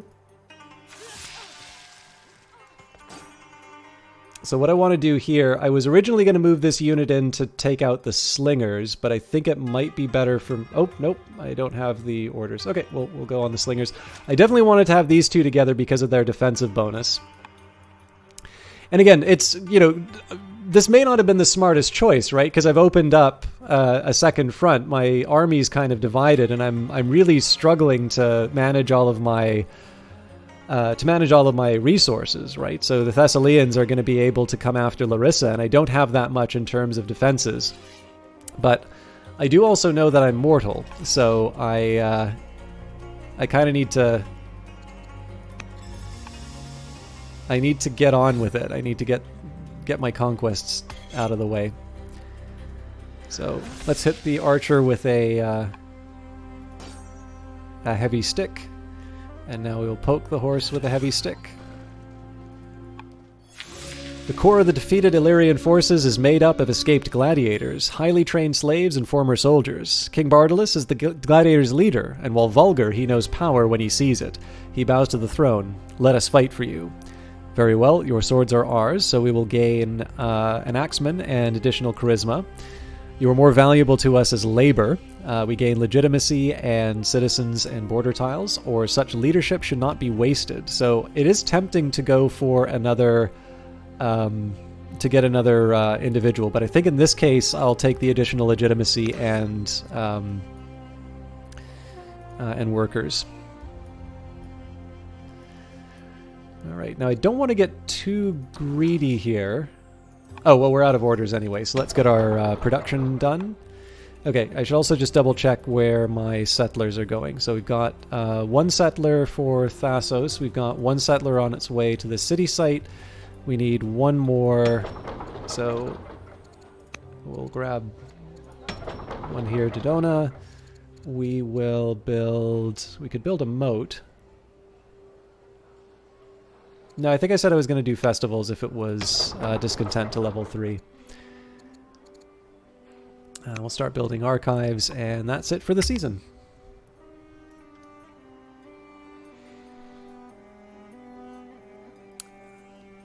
Yeah, if you'd like temp mine. Oh, there's the raiders. Okay, that's going to be a little inconvenient to deal with because I don't have a direct line anymore.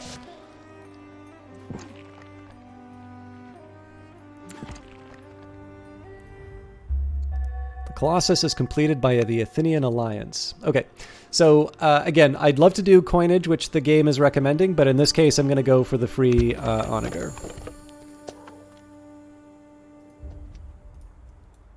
And again, that's just my preference for the freebies. So clearly our fight with Thessaly is the highest priority at the moment.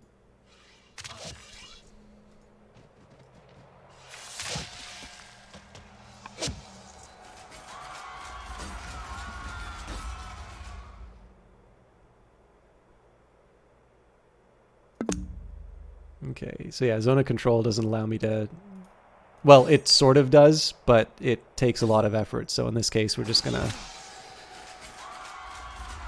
We'll just hit it in the face. But my camel archers will help here.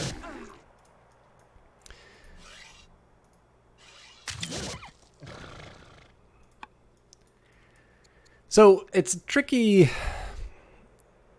I'm not 100% sure if I'm going to be able to take these units out before they create a lot of trouble for me. But at the very least, I can try and inconvenience the enemy. And in this case here, I kind of need to...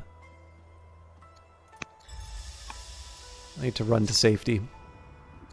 Okay, so priority number 1, I want to make sure that my... well, here there's some resources that I can work, so... First thing I want to be doing is making sure that my military units are occupied, and then I can start thinking about workers. Because, of course, by using these workers, that's going to tie up orders. I can definitely heal while moving.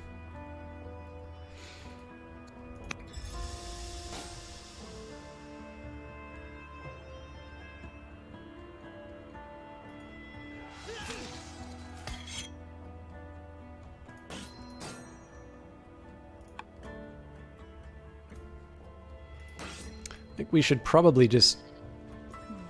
So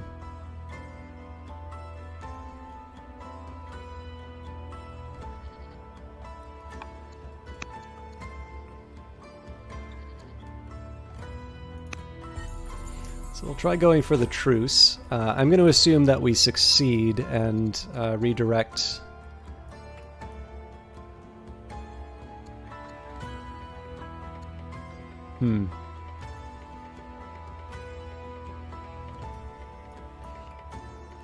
I didn't want to, but I'm actually going to redirect my units down to this area. And this is just because I can take Ambracia for myself. Okay, we'll set you aside. Okay, let's think of some production. So we're level 2 on happiness, so here we can afford an archives. For this unit, we can build an Odeon for culture, we can build a library for knowledge, we can build a courthouse. I think I'm going to invest in the city's culture. Quarry's tempting, but I don't think that's quite what I need right now.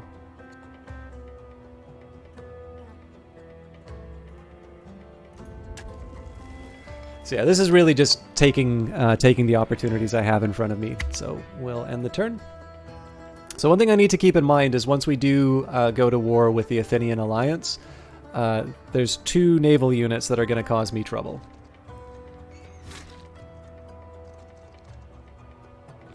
Okay, that's not surprising that they're destroying my improvements.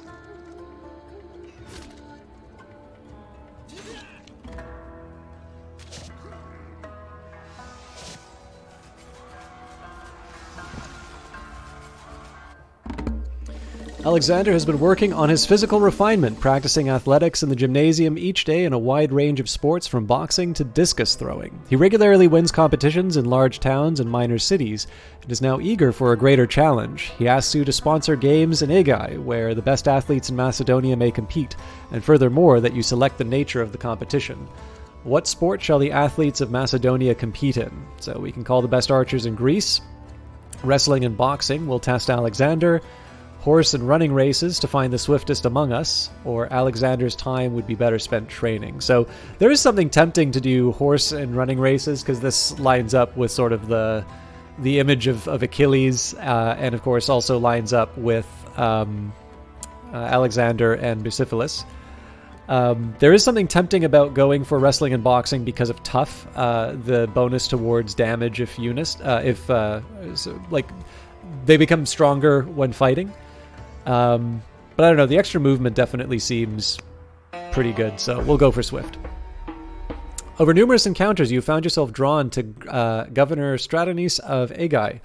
Your shared interest in treating others with respect and dignity proves to be a stable foundation for a budding friendship. How will you reinforce this relationship? So King Philip is honorable.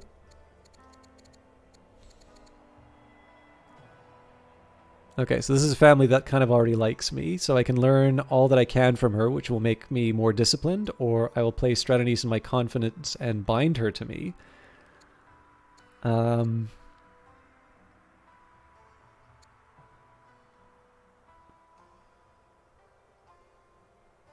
Let's learn all that I can.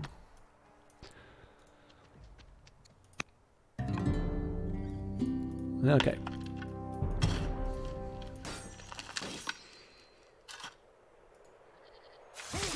Oh god, this is the worst possible combination that I could do. So I'm attacking across the water with 2 units, as opposed to this. This doesn't quite finish the job, but it's close enough.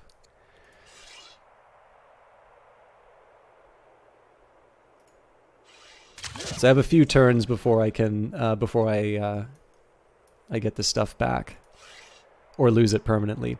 In this case, we're going to keep the arrows flying.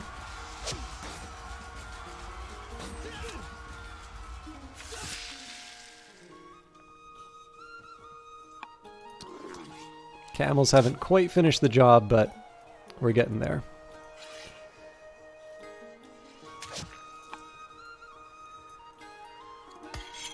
Okay, so in this case we'll get the promotion in.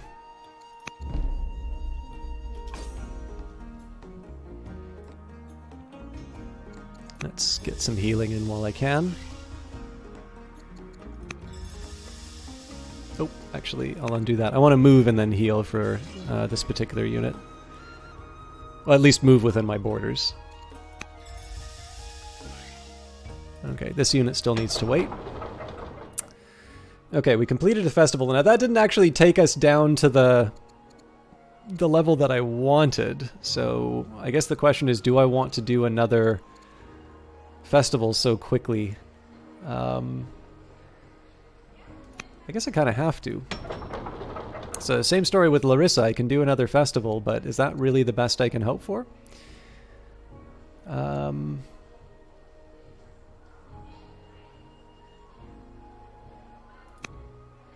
For now, yes.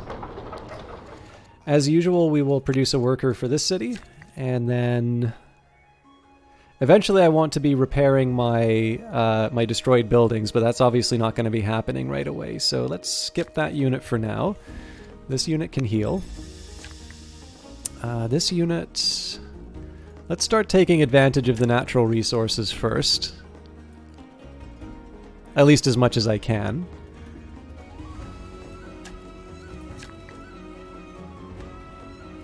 And then...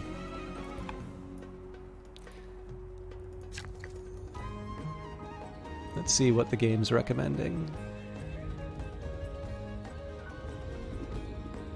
See, I do like the idea of investing in culture.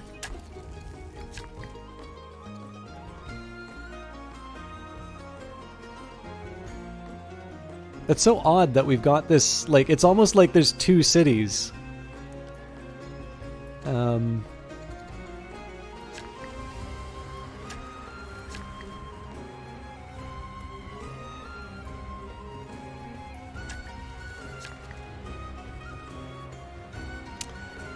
Okay.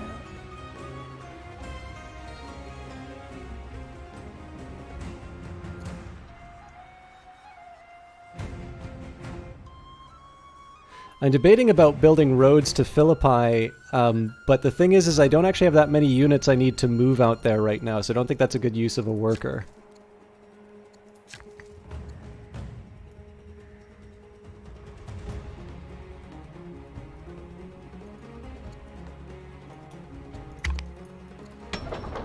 I actually feel like I have a smaller army than I think I do.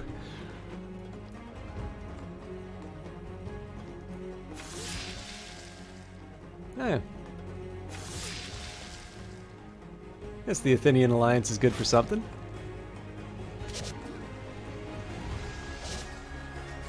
So what I'll probably do is I'll probably take these 2 units and move them with the... Okay, I think a free court scholars what the doctor ordered. So I think what I'm going to do is these 2 units are going to head down here with the...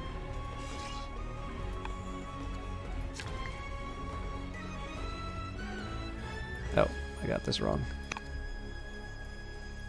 I want my worker to repair. So yeah, these 2 units, and then the onager will worry about this target, and then the rest of my army will focus on sort of the main Athenian cities. So I've got 5 turns before we get a settler. I could probably rush it, but again, that causes unhappiness.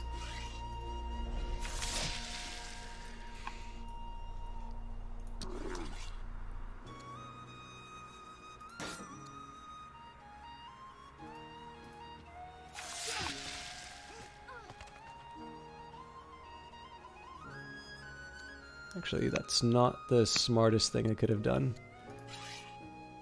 If I move archers in, so these are units that aren't damaged, so that means my camels get to... We'll give them focus. Camels get to heal. Yep, strike's fine. So basically I get to do all these promotions and healing. Actually, guard might have been a little bit better, but... Ooh, how greedy do I want to be? Very.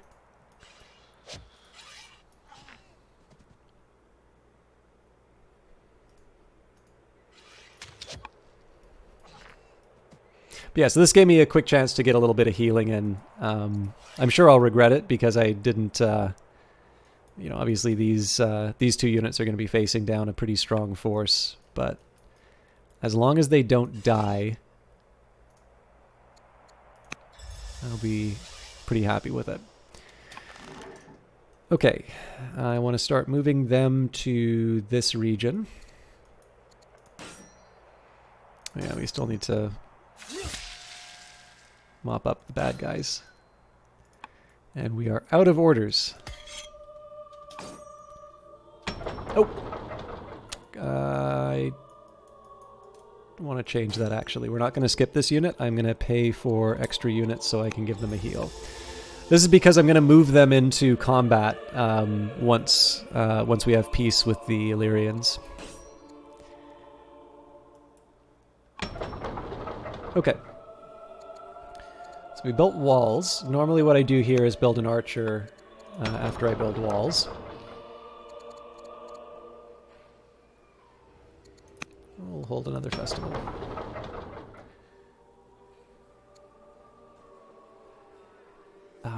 Which city was this again? Oh, this is my new one. Okay, so we always start with a worker.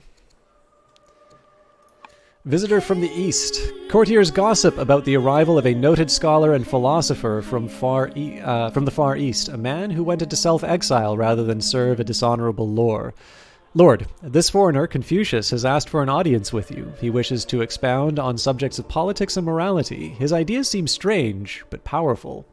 This is a developing culture event in Halicarnassus, so we can invite him to stay as part of the Macedonian court. We can gather our advisors to hear his teachings, which will give Halicarnassus Confucianism, or I will not take advice from a foreign prophet. So let's make him a member of the Macedonian court. A new court minister, Confucius, has joined the court. His aptitude in matters of state will keep Macedonia moving forward. So I should probably take a look at the exclamation mark next turn and see if we can appoint some more governors. You like Confucius? I have the Analects, but I must confess that I have not read more than fragments of it. What do you find? So I am ashamed to admit the biggest reason why I looked up Confucius was actually a book that I liked reading called The Diamond Age, which had essentially it's a science fiction book, and so there is the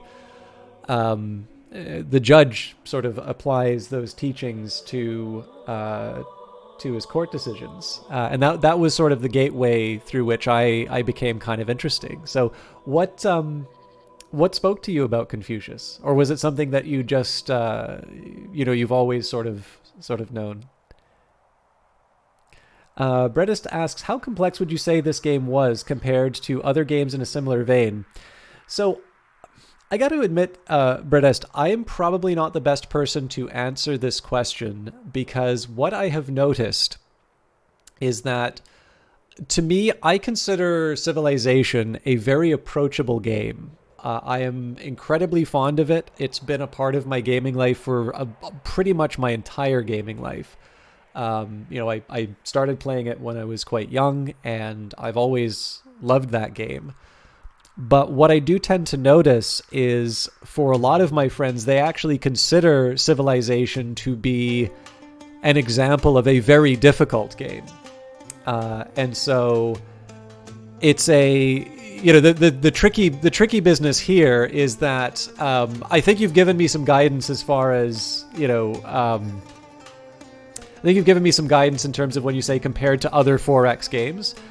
But I just kind of want to keep in mind that I think it's clear that there are different ideas of complexity, and that could potentially cause a bit of a rift in terms of what I find straightforward and I don't. One thing I will confess is that I think one really cool feature about this game is the fact that they've found a way of sort of realizing these interpersonal relationships. So a lot of people like to kind of make the comparison to Crusader Kings, and I don't think that's unfair. And this can create some difficulties in the sense that you are managing some different tracks of thought. So you're taking care of sort of the micro level as well as the macro level. Whereas Civilization, you'll kind of be more of sort of the social planner, and everybody just kind of does whatever you want. So, if you suddenly wake up and decide, okay, the Civilization's now a dictatorship, absolutely nobody has a problem with that. Clearly, there are cultures in this world, if you were to try to do that, you could not possibly imagine a more strict resistance to that kind of idea. And so I would say on the spectrum that in terms of old world, there's a much greater consequence along those lines. So I find with things like Civ and Endless Legends, it's the amount of information you can hold at once. Yeah, okay. So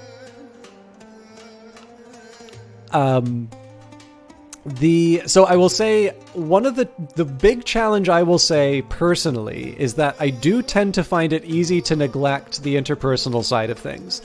Now the game does offer you a little alert down in the bottom here, but I still find, especially with the scarcity of orders, it can be easy to neglect that side of things. So I will say that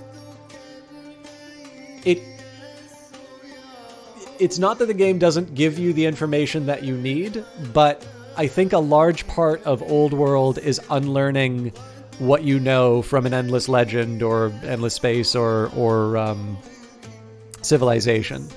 So if I'm honest, I actually think the complexity is probably on par with a Civilization. But I do think it is also fair to say that the first experience of Old World might be one where you're like, oh, this is impenetrable. What the hell is going on here? And I think it's because this game does not take the inheritance of 4X as given. Food means something different. Iron means something different. Production, I think actually there's, if you listen to the Designer Notes podcast, I'm pretty sure the designer actually says that, like, in in most 4X games, production is sort of like the super resource because everything gets built from it. And there's nothing like that inside of Old World.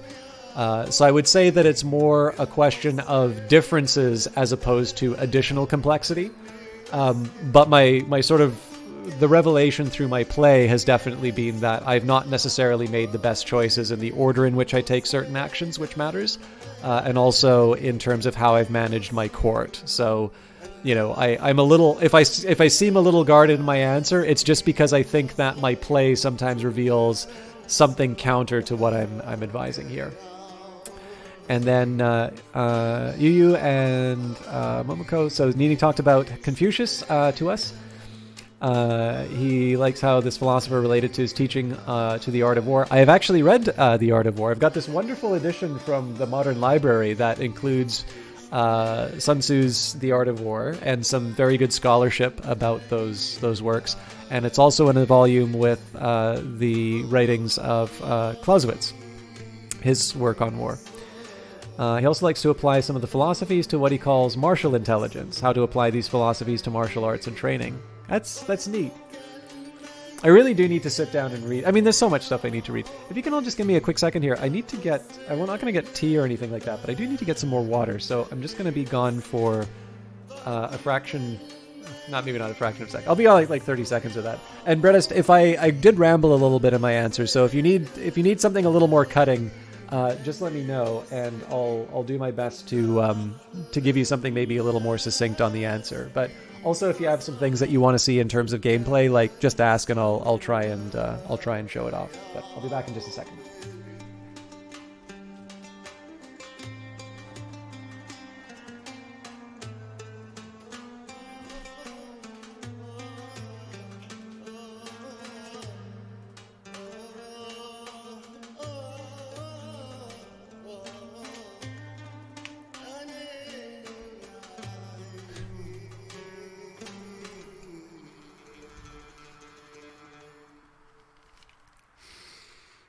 Yeah, so tell you what, Brett, I think one of the best ways, thank you all for waiting for me. I think one of the best ways I can handle this is to just go through a turn and sort of show you some of the things that I'm thinking about. So the Illyria approach us asking for a truce. Do we approve of the terms? So yes, the fighting must end, and they'll pay me a tribute of 3.8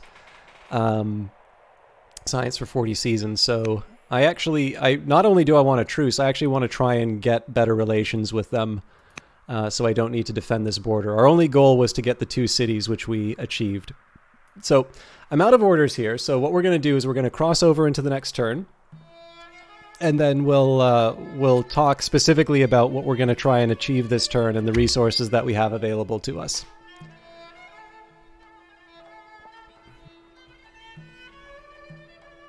Wow. The Athenian Alliance has 46 orders.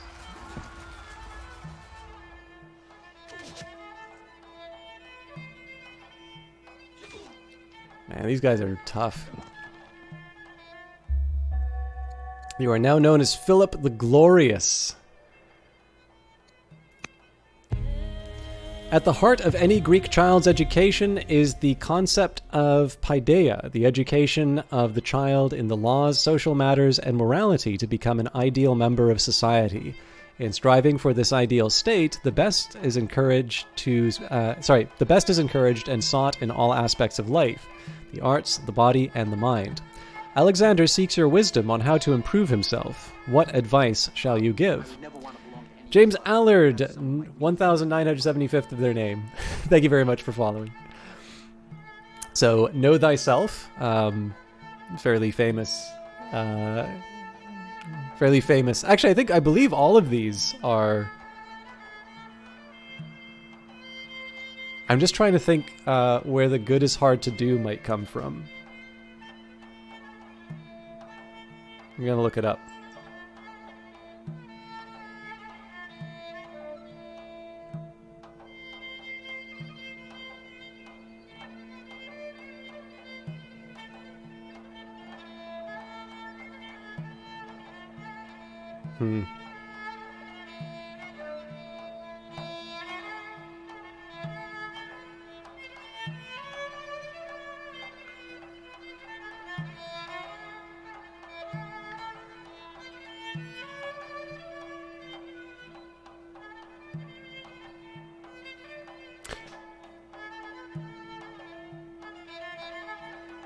Oh, interesting.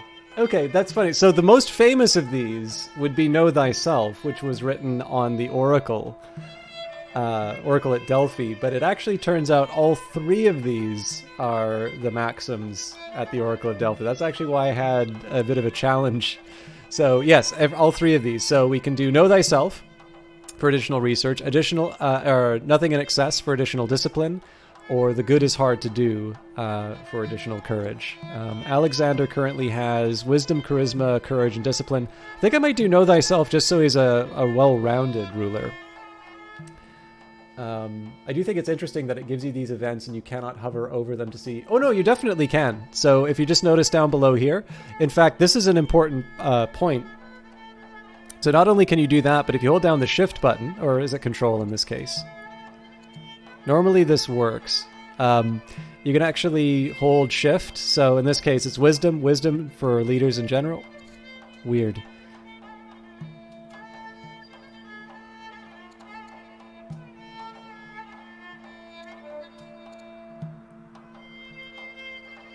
So normally you can kind of get the nested windows. So like in this case, I can see what owner of Bucephalus gets me. But yeah, in any case, if I choose Know Thyself, Alexander gets +1 wisdom, which translates into research. Nothing in Excess grants discipline, which translates into additional wealth. The Good is Hard to Do translates into courage, and courage will have effects on training. So in this case, I'm going to do Know Thyself just because when I mouse over Alexander, I can see that wisdom is one of his lower traits. And so I like this idea of the well-rounded student. So this is just, again, the event that popped up. Incidentally, actually, I should take the second here. Whenever you see this globe, this is one of the things I really like about the way that they handled this in Old World. You get a chance, it'll give you a Wikipedia page. So in this case, we'll open this up. Again, I'm not going to read the whole thing, but it's something that the game has given us, and I like the idea of being able to explore the idea that they presented. So Paideia, or also spelled again, I'm probably pronouncing this incorrectly, but referred to the rearing and education of the ideal member of the ancient Greek polis or state. These educational ideals later spread to the Greco-Roman world at large and were called humanitas in Latin. Paideia was meant to instill aristocratic virtues in the young citizen men who were trained in this way. An ideal man within the polis would be well-rounded, refined in intellect, morals, and physicality, so training of both the body and mind was important. Both practical, subject-based schooling, as well as a focus upon the socialization of individuals within the aristocratic order of the polis, were part of this training. The practical aspects of Paideia included subjects within the modern designation of the liberal arts, e.g. rhetoric, grammar, and philosophy, as well as scientific disciplines like arithmetic and medicine. Gymnastics and wrestling were valued for their effect on the body alongside the moral education, which was imparted by the study of music, poetry, and philosophy. This approach to the rearing of a well-rounded Greek male was common to the Greek-speaking world, with the exception of Sparta, where I think it's agoge was practiced. And again, there's quite actually, there's not that much here, so we'll read the full here. All right, thank you, Johanna and Momoko Hana. No problem. Thank you very much for hanging out. It's always a pleasure to have you in here, and I'll try and read some Confucius between now and when we get to talk again. So tell you what, it's actually not that it's not that much. So we'll read the whole article here. The idea of paideia in ancient and modern cultures. The Greeks considered paideia to be carried out by the aristocratic class who tended to intellectualize their culture and their ideas. The culture and the youth were formed by the ideal of kalos, kagathos, beautiful and good. Aristotle gives his paideia proposal in Book 8 of the Politics. It's interesting that they don't mention Plato, because obviously so much of the Republic is dedicated to the ideal education. In any case, Aristotle gives his paideia proposal in Book 8 of the Politics. In this he says that education ought to be adapted to the particular form of constitution, since the particular character belonging to each constitution both guards the constitution generally and originally establishes it. As a result, Aristotle argues that education should be a public system, not left up to individuals. He goes on to deliberate about what a proper education should entail, weighing different subjects, such as music and drawing, against their benefit towards cultivating virtue. He lists the ways he believes that gymnastic training should be carried out, bringing up some Spartan practices in order to see the benefits and drawbacks of their system.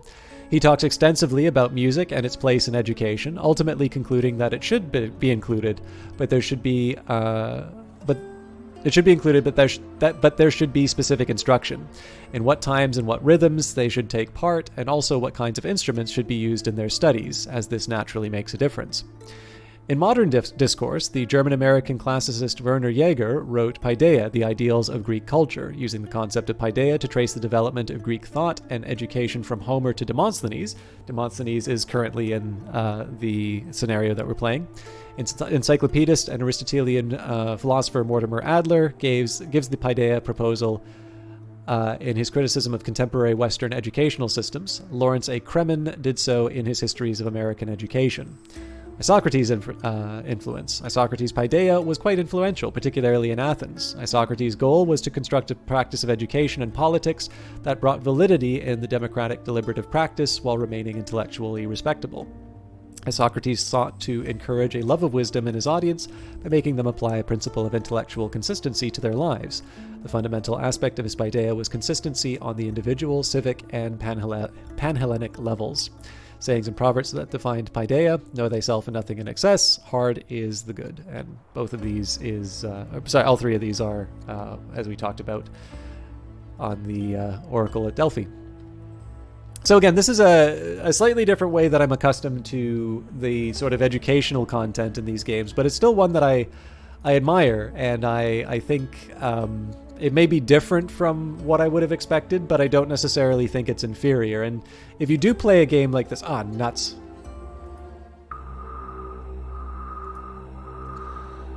I do encourage you to follow through on these events. Like, you don't always get a chance to learn about this sort of stuff, so we'll tell him to know thyself. Okay, stolen statue. The ancient statue we unearthed and later erected in Halicarnassus has been stolen. Local militias are baffled by the crime. So we could send court spies to Pella to investigate, or this is a local concern. We'll spend the money. Okay, we've got a settler, so that's going to go straight to Thassos. That's going to free up the archer, but we'll start by healing. Again, remembering that these are going to turn hostile once we go to war with the Athenians, which will probably happen soon.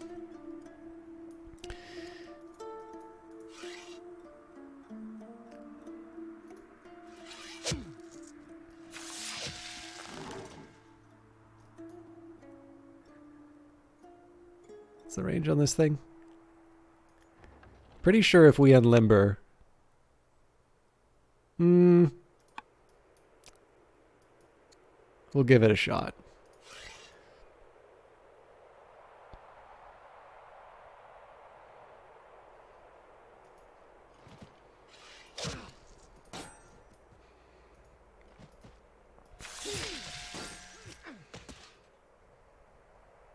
So obviously it'd be better to heal up where I can, but we have an opportunity to inflict some pretty heavy damage early on. I'm hoping I don't lose my camels.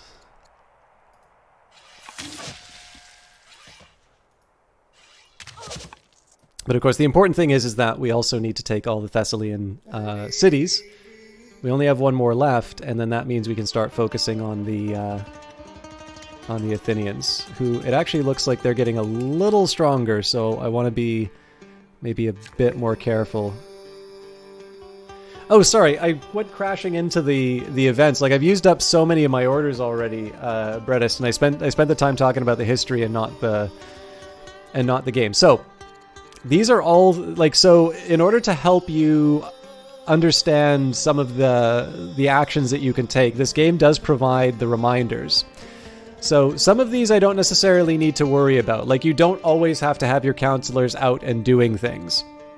Obviously, I can tutor Alexander. So here's what I'm going to do. I'm going to start by assigning a governor.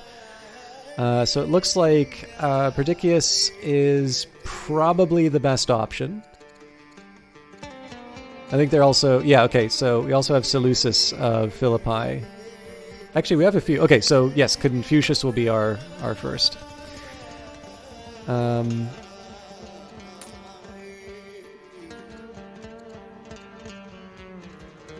Interesting.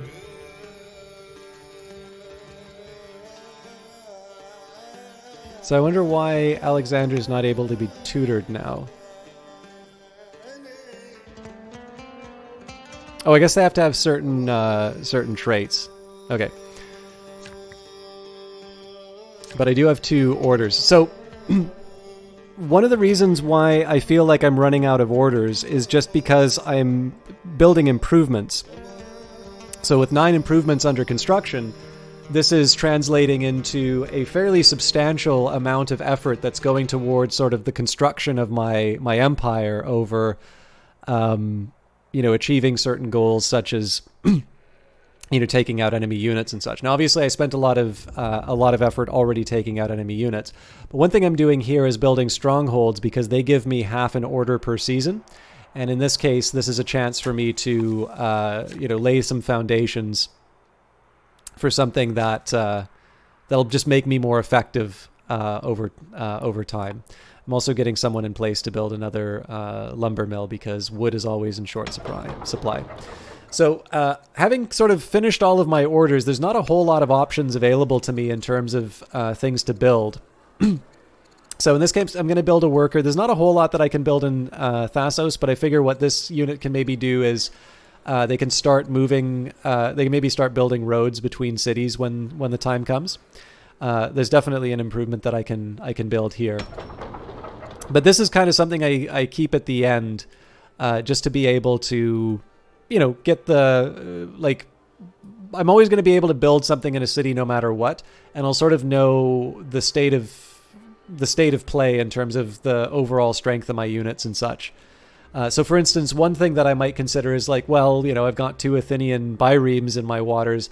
Maybe I want to be training some more naval units to be able to take them on.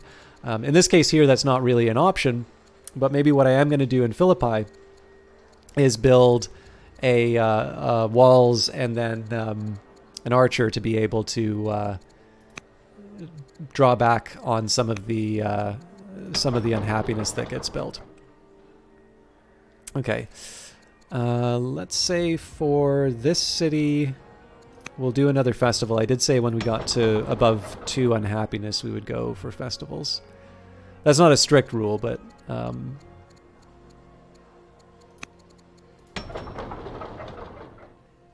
Okay, in Halicarnassus...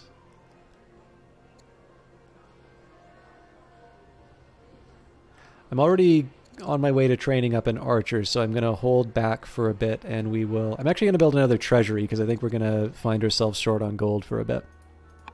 So yeah, my apologies for not being a little more articulate on the turn. I will be sure to be a little more careful next turn in terms of explaining the steps that I take.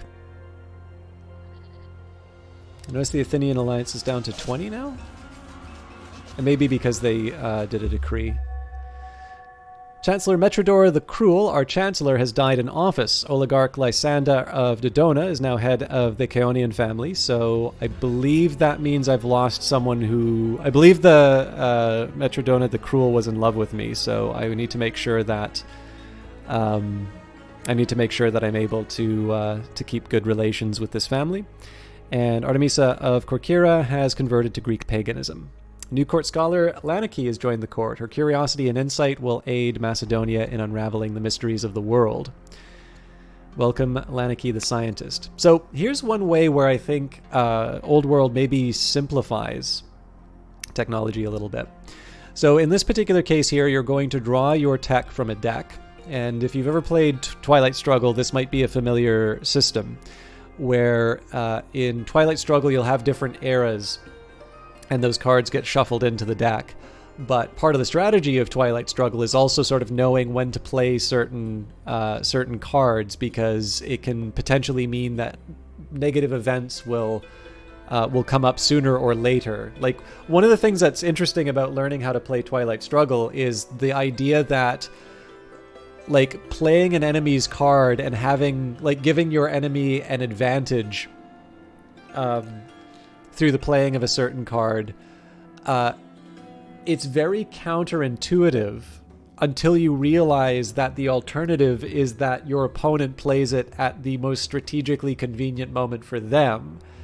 And once you kind of figure that out, it gives you sort of an insight to the game and achieving your goals that, maybe you wouldn't have sort of thought of at the, like it opens up a lot of possibilities in terms of the ways that you think about the game.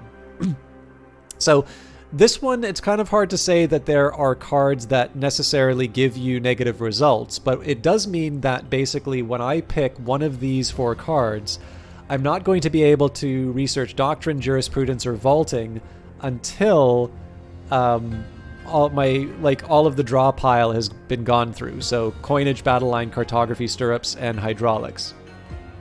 So the game here is recommending Manor. So Manor is a useful tech for improving your military. Conscripts are an upgrade to the base militia unit and are polearm units with a bonus against mounted units. This makes them an effective and cheap option for stopping flanking cavalry or defending your cities.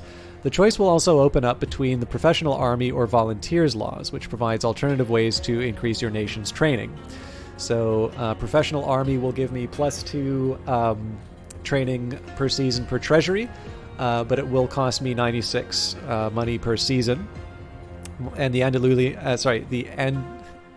Aludians will like this option. Alternatively, we can go for volunteers, which will give me 20 training per season per war. All cities can hurry production with population. It will cost us more civics, and this is probably the more attractive of the 2 options. Either way will become more militarily effective. More importantly, because we know that the Athenians have this technology, it also means we're potentially at a disadvantage fighting them. So they'll be getting additional training when we declare war on them, where we wouldn't necessarily be getting that ourselves. We could sort of consider the trade-off in terms of Doctrine, Jurisprudence, and Vaulting. There are definitely some appealing options inside here, but I'm going to go with the recommendation from the game. All right, so the game's giving me a recommendation here to just outright choose a new Chancellor. That would have been an option down here anyway, but let's do it now. This choosing the Chancellor is going to cost me 2 orders in addition to civics. So normally what I like to do here is pick among the people who are not already governors. So -6 growth per city. Doesn't quite seem right. So I think we will go for Clearchus the Younger, who gives me growth per city, a handful of civics, and actually probably the best civics. Yeah. So Oligarch Lysander of Dodona is tempting. The thing, though, is the reduction to growth I don't like very much. So in this case, Clearchus gives us growth, civics, and sort of some of the highest money per turn. This is a pretty natural candidate for Chancellor now that I think about it. Okay. We've already chose our Chancellor, so we don't need that. Prince Alexander can be tutored. So that's the new, that's the free courtier that I got. So we're going to take advantage of that.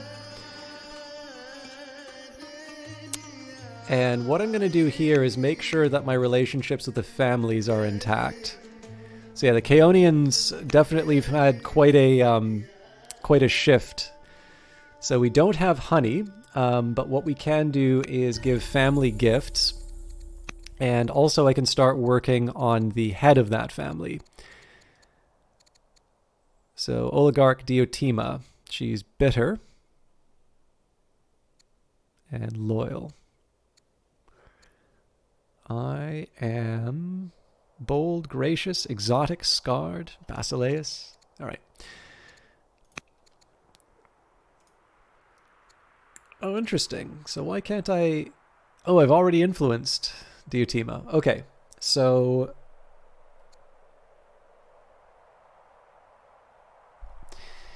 I need to get on better relations with Olympias, my wife. Oh wow, we've really let that relationship decay. Okay, so we'll definitely start. We'll start by charming my wife, and then hopefully we'll be able to use her as the head of Greek paganism to influence. So you can kind of see, Brennist, like you can kind of see the chain of reasoning, right? I want to maintain my relationship with my families. So this is essentially what's oh, hang on. I did this to the wrong person. Damn it!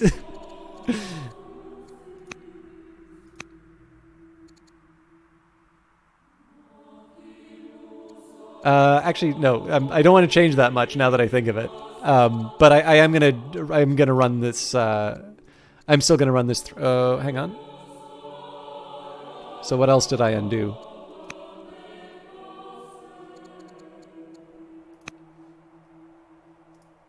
Okay. We've got the action. Actually, I think there's an option to replay the actions. No, last turn. Okay, that's fair. So let's try that again. So one of the things I want to do is get back on good terms with all of the families, and in this case, the Chaonian family. I'm not as good. Oh, hang on. We're also missing olives? That can't be true.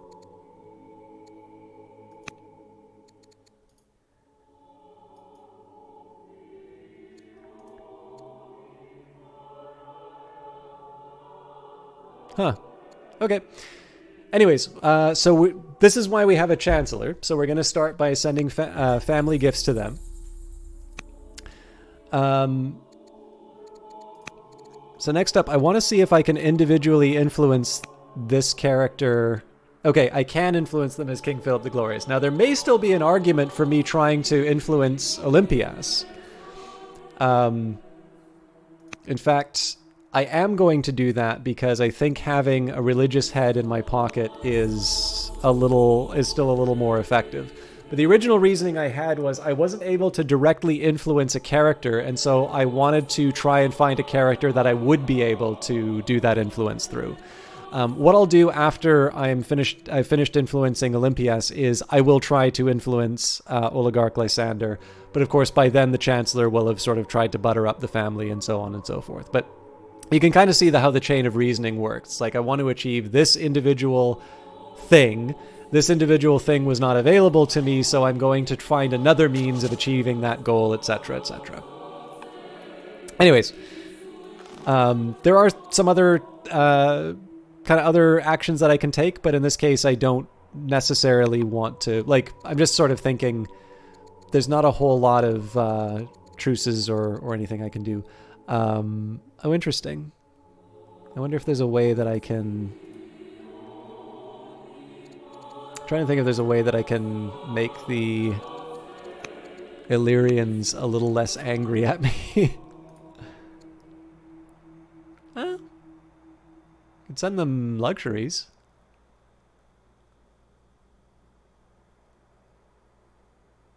Maybe we'll save that to the end of the turn. In the meantime, I want to blow up a city.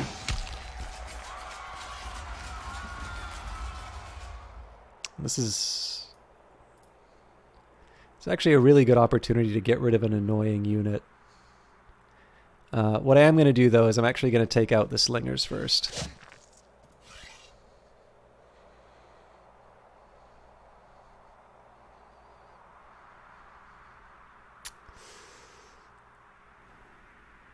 Or I thought I was going to.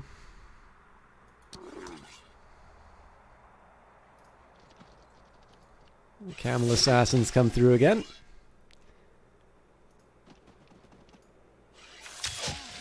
Okay, so this lets my hoplites or equivalent take care of business. Actually, you know what? There's a slight adjustment that I want to make to that strategy. I can ding the enemy. It seems like a minor point, but it's just a chance for us to do a little more damage. Okay, so as you can see, that took up a lot of orders in order to do that. It takes orders to move, it takes orders to attack, but as you can see, we've sort of swept through the Thessalians. This is next turn. This is ours for sure. And with my remaining five orders, I want to just try and accomplish the rest of my actions this turn. So, for instance, one of those actions I want to try and do is get within my borders and heal.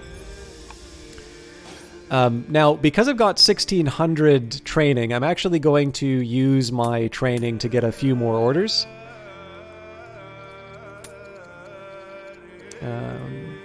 Now, this unit's been in a lot of combat, so I get a free promotion. And then I'm also going to get them to heal within my borders. Because again, I'm going to want to send them pretty much after the Athenians right away. I want to... I've had 2 visions of my death now, so I kind of want to get on I want to get on my conquests. And like I said, I don't want to dedicate all of my training to additional orders, but in this case, getting military units in position is a high priority for me. Okay, this unit, I'm actually okay leaving them there because they're going to be helpful against the...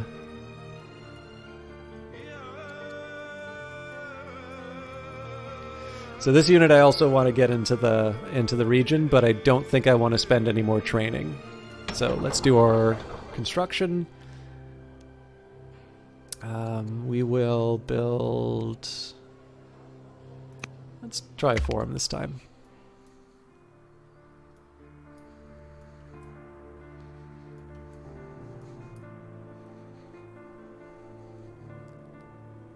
Nope, the Athenian alliance really has a lot of turns. Perdiccas has converted to Greek paganism. Inspired by nature, Prince Alexander has been sneaking off into the wild after class each day, growing ever more inspired by nature. What advice should we give to this budding naturalist? So the hawk and the eagle are ever watchful, so as a governor, additional city defense. Hey, thank you very much for the subscription.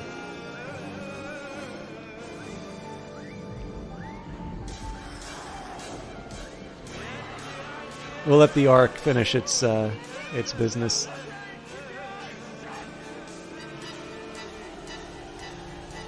I very much appreciate that. Thank you.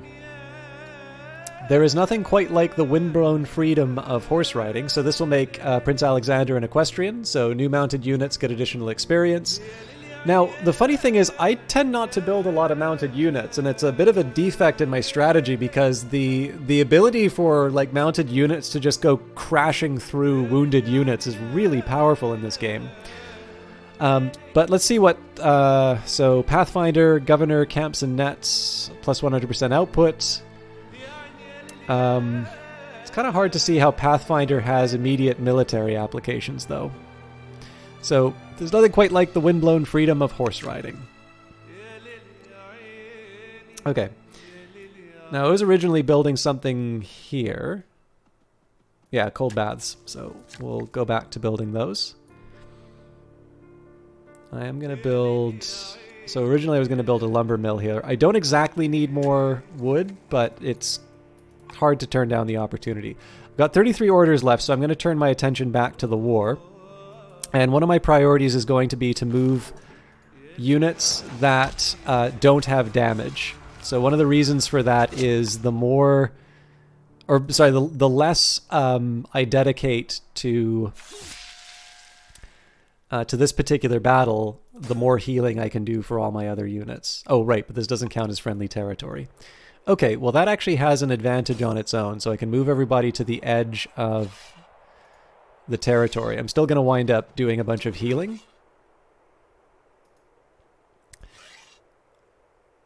But we'll be doing it at the edge of the territory, getting ready to take on the Athenian alliance.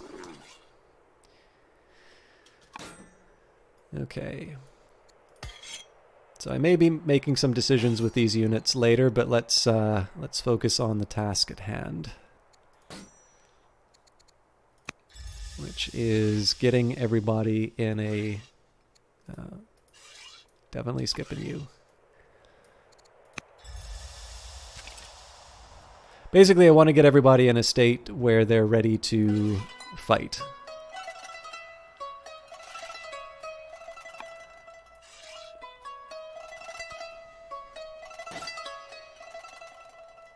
Okay, so now that I've kind of cycled through all the units, I'm going to start moving some of the stragglers. So that's going to mean these, the Hypsastist is going to... I actually don't have a lot of archery coverage, so I think I'm going to add them to the... I'm going to add them to this little group. I don't think this will be that hard to take, but we don't know what's hiding in the fog of war, so I figure extra infantry isn't the worst thing that I could be bringing here. This unit's going to have to wait for the settler. That's 2 seasons, and then however long it takes them to move. And in this case here, we're just going to move people... I think I'll move them as close as I can to the border that still allows them to potentially attack the units in the region. Okay, still at level 3 unhappiness, so we'll build another... We'll do another festival. This is a worker, so we could build a Shrine of Athena, which is tempting. Courthouse, library... I do like investing in culture, though. Now again, remembering that the cost in orders is not just the order to build the item, but it's also the cost to...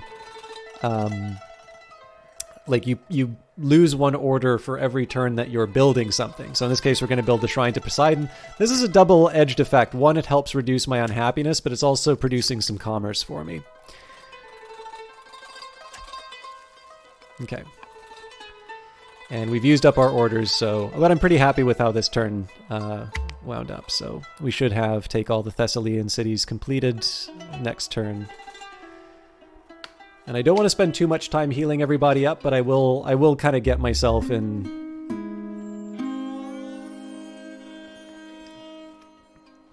Well, I will try and get these details taken care of. All right, Olympus is Macedonian. Today, all of Macedonia celebrates a grand milestone in our expansion. The entirety of Thessaly is ours, from the divine mount of Olympus to the very earthy tracts of farmable land and the best breeds of horses in all of Greece. Nobody can doubt our strength now. We completed the goal, take all the Thessalian cities. And again, so I do want to have a bunch of these workers working here. You'll notice I've got 37, and this is because I'm spending less on improvement right now.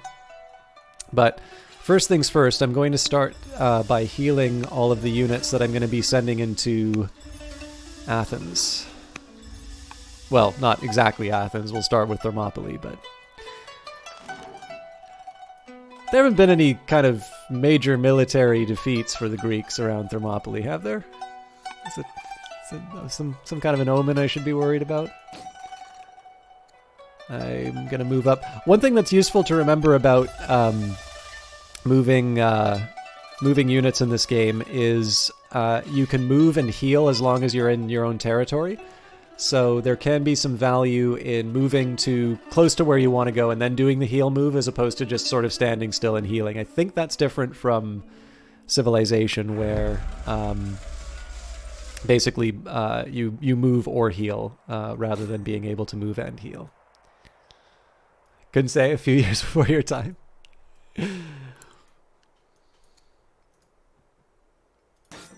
But yeah, so here's a perfect example here. I'm going to move this unit close to this Greek unit, which I'm going to eventually want to attack. And I'm healing here, so now we've got 2 strong units. Actually, one thing I'd ideally like to do, I wonder if I can move back and switch positions. Yeah.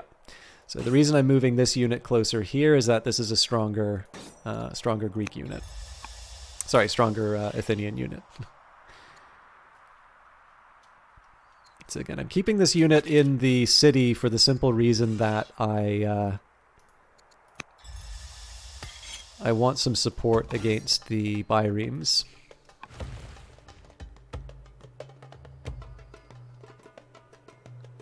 I think I'll spend on a promotion for this one.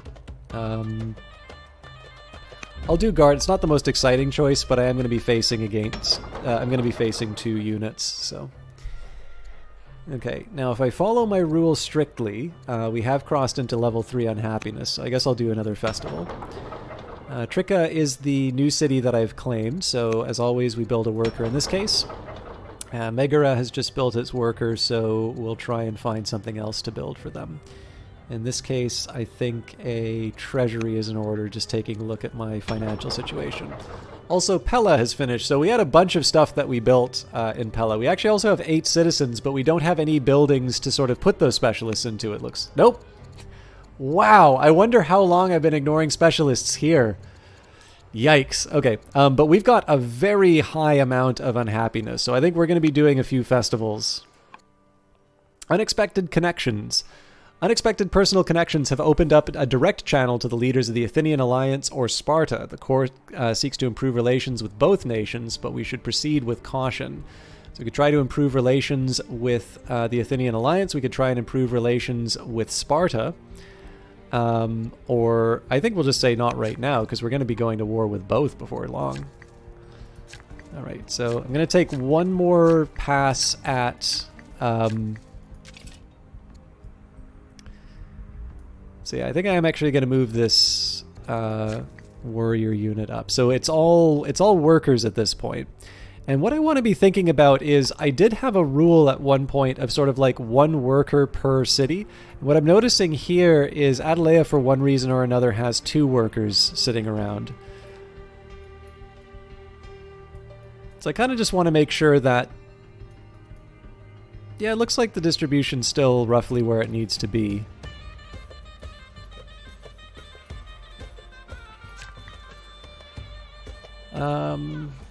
So again, I don't have infinite amounts of resources, but I am going to take advantage of some of the infrastructure we've already built. So we can go for a courthouse, a library, or a theater. I do want to, again, not only just lower unhappiness, but invest in culture, because that will give you some bonuses as well. Garrisons help me with orders, so those kind of become a high priority almost immediately. It's a little weird to go immediately into urban improvements, but in this case I think that makes sense. And we're out of orders. Again, I could spend training on that, but I think we'll just let things pass. Although again, I think I'm going to be late in producing another bireme. We'll make do with what we have though. We also should have some Personally, I think what you enjoy most about these sorts of games is the social aspect and the manipulations involved. So we're actually going to have some payoffs for some of those missions that we sent people on. This is on seasons rather than years, so I think the timing works a little bit differently. But here we go. Your vassal family appreciates the gifts that Chancellor Cleotarchus brought from you. So the Chaonians have plus 40 opinion for 40 seasons, and Aristotle the Intelligent has converted to Greek paganism. Okay, if I want, I can do Battle Line, which will get me access to the Macemen. Now, we already have a mace. I don't really see myself actually building that many Macemen, so I actually kind of like the idea of stirrups, because we have some advantages for... we do have some advantages for...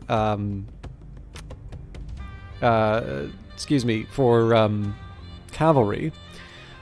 There's also the option of cartography and going to triremes, which will help me sort of have better naval tech in addition to, you know, the investments I'm going to be trying to make in my navy. I think in this case, though, we'll go for stirrups. I'm going to go against the game's recommendation, just so I can try and take advantage of some of my character's benefits. Okay. We may not... I'm gonna have to make some decisions about the invasion. Like, it would be nice to get the onager into position before I commit to a major invasion. Oh, interesting. I think the Greeks know what's up. This is also a very strong unit, so we better be prepared.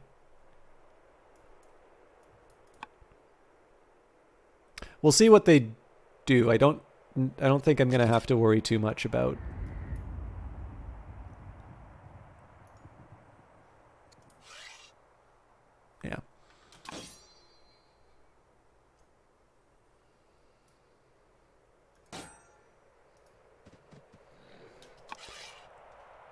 Like, I want to get the war started, but if I can get the onager in place, that helps me a little bit more. Also gives me a chance to move this unit. So this mace... You know what? Should probably take the chance to promote this... at least the units where it's cheap to promote them. Yeah, the 300s I could maybe hold back on, but...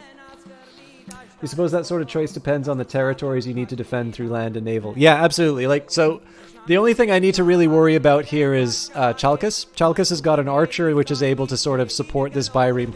The other important thing to remember is this Byreme is technologically superior. It can take more hits.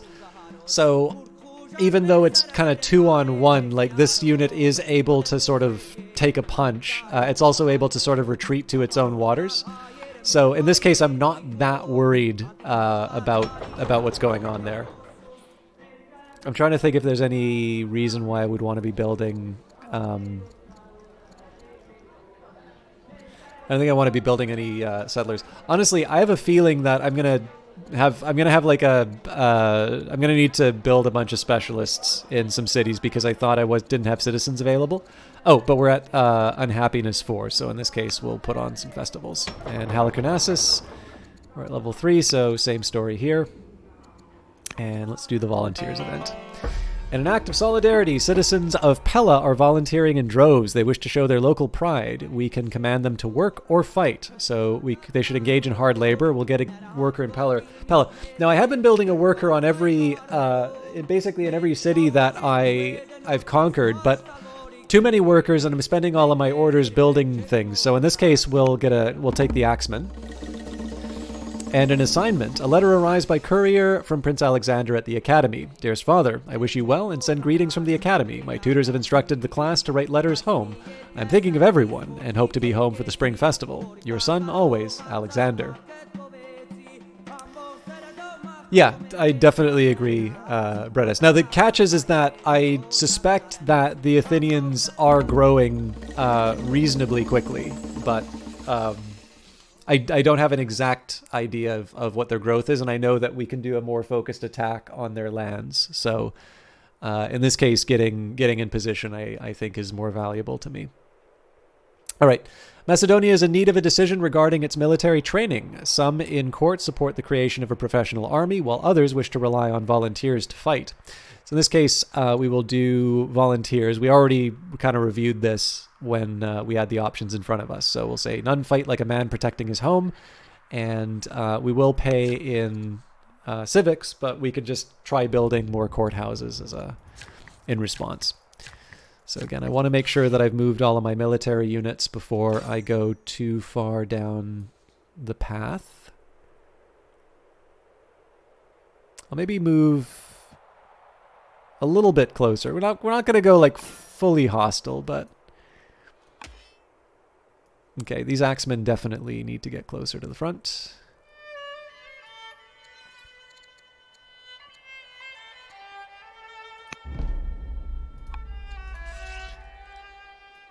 This one we can put to sleep. This is just kind of helping with the unhappiness. Okay, this one we can skip.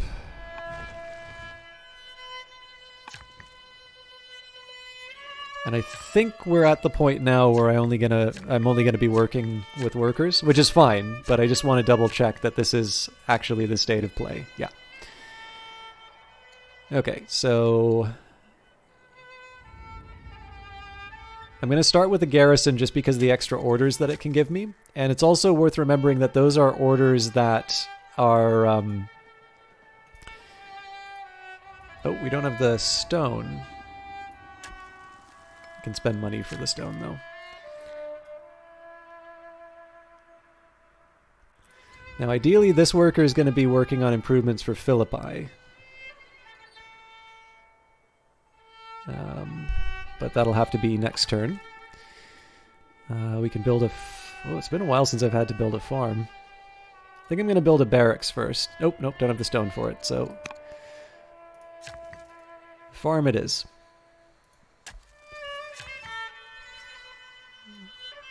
And we are getting less than 100 stones, so maybe it's time for a quarry. I think the adjacencies make sense here. I wonder if there's a way of getting the yields.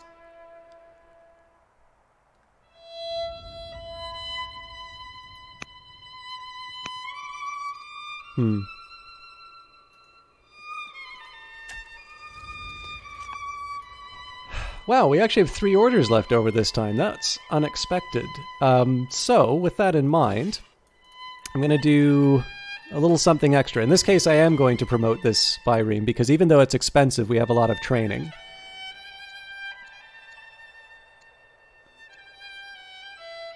I could give it a general, too, but how about I make sure that my infantry's got... Actually, there's a menu for that.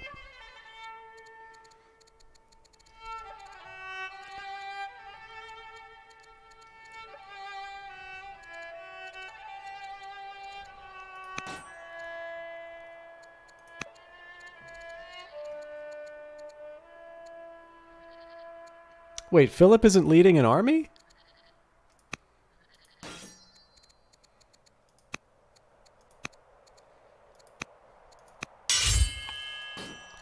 That's a shame.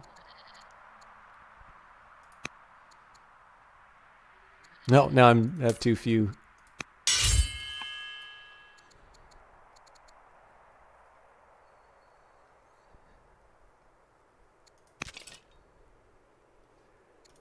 I have 1 candidate for a general. This isn't good. I don't want a general that gives negatives.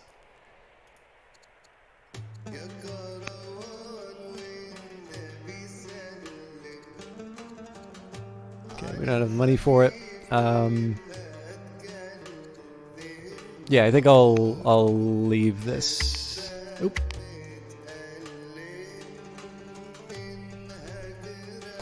But I think next turn is when we start the war against Athens, even if the onager isn't in position. The Athenian Alliance has begun construction of the mausoleum. Well, that's fine. We'll just take it from them. Yeah, so we're going to be 1 turn late on the...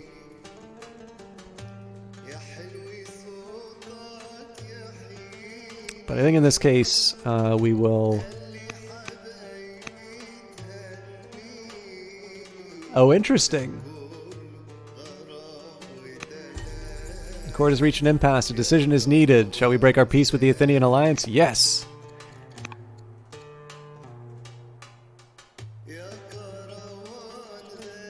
I guess we don't get to declare... Oh, yep. The court awaits your command. Maybe it was unnecessary. Oh, cool. Okay, so I didn't realize that they would they'd move. That's a really tough unit, actually.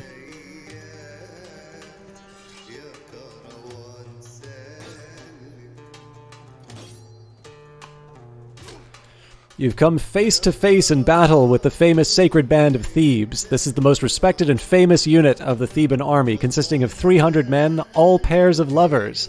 Each pair consists of an Erastes, the older lover, and Eromenos,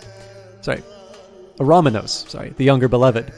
While you were a child, the sacred band of Thebes dealt Sparta a heavy defeat and allowed Thebes to break free from Spartan influence. When you later spent 3 years as a political hostage in Thebes, you yourself were Eromenos to Pelopidas, a captain of the sacred band. As you led your men, you understand that even the sacred band, organized like a traditional hoplite, will not be able to resist your reformed army. The most celebrated unit of Thebes, whose commander once taught you and was intimate with you, is about to fall. It pains me to see this band fall. May those who think these men did anything disgraceful perish in misery.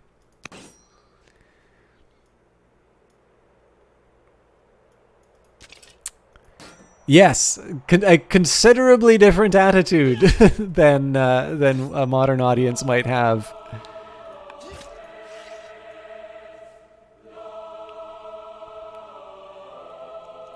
I think it's worthwhile. Obviously, we lose the advantages that we were originally going to have with the ranged unit, but like I said, we're also late on the onager. So.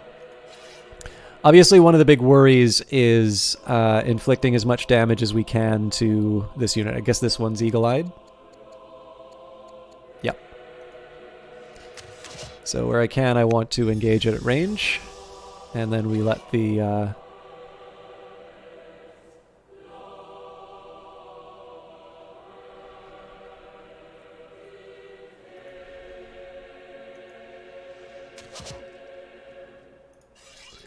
we'll let the melee units clean up after. Okay, normally I don't want to move an archer unit so close, but this time it's defensible.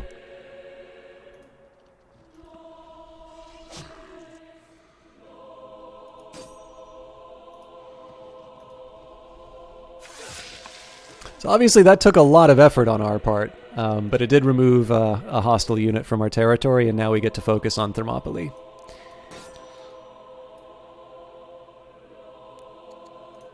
And I am going to buy up some orders.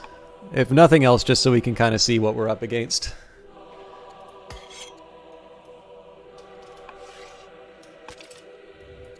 Nope. They're going to come... I think in this case, we go on the offensive here.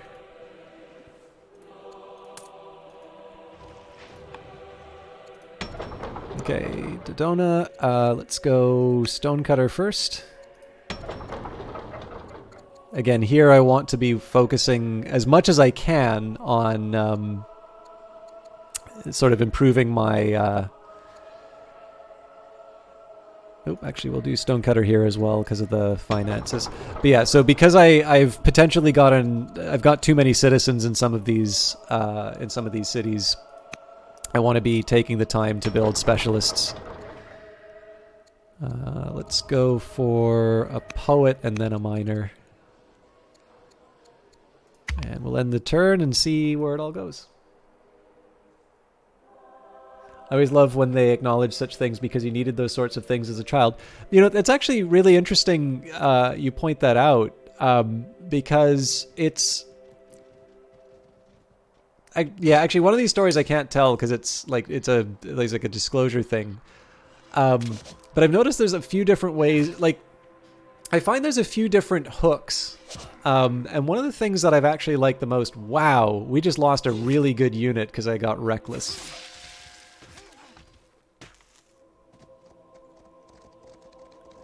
I definitely thought that was a considerably weaker settlement than it was. Yeah, I really blew it starting this fight.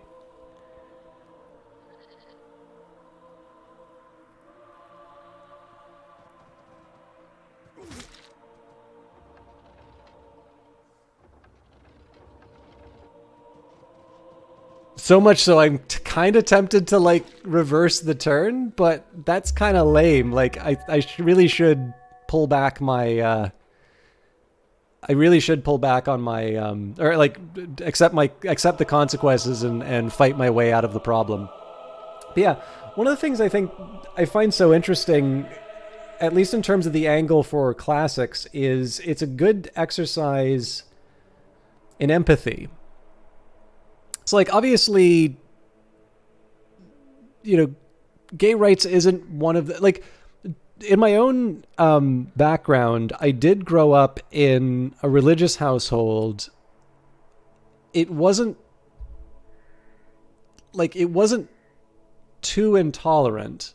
Which, I mean, again, like, whenever you have, like, degrees of intolerance, you kind of already know that you're in a bad spot. Like, I wasn't really taught to hate a particular group, let's say.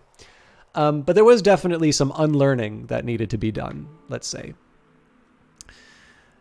And one of the things that I think is interesting is when you study something like classics, you are dealing with a culture that is very, very different. Even if it's something like, the ancient Greeks, you're still dealing with a culture that in many ways is very different from what we kind of take for granted today.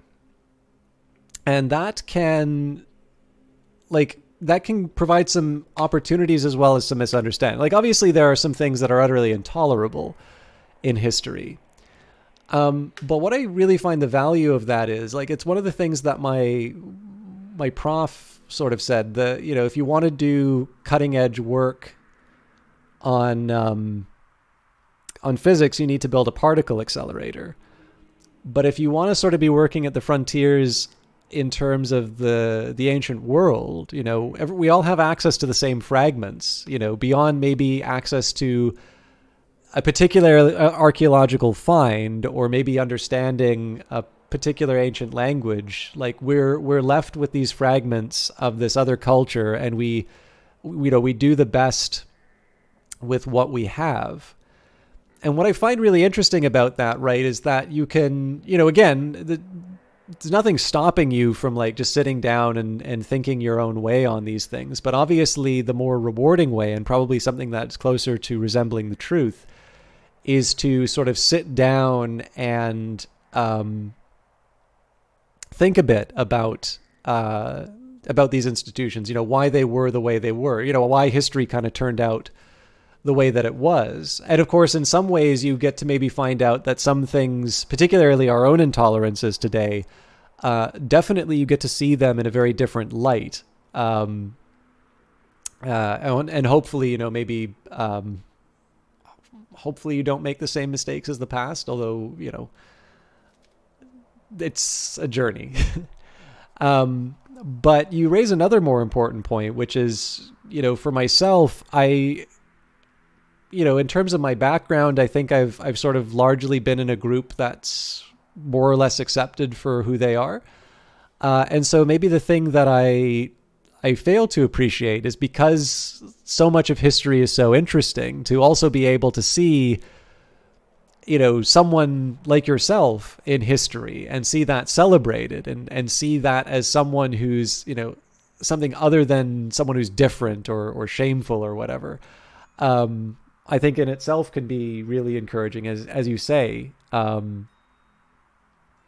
to have something that you needed growing up as a child is really valuable. It's one of these. It's definitely a big blind spot for myself, I think, just because, you know, I haven't maybe had. I mean, again, like, I don't want to sit. I'm not like the cool guy at school or anything like that. I think everybody's kind of got their own experiences, but like I would say, knowing the capacity for cruelty that, you know, people at school have, I certainly got off light, I think it would be fair to say.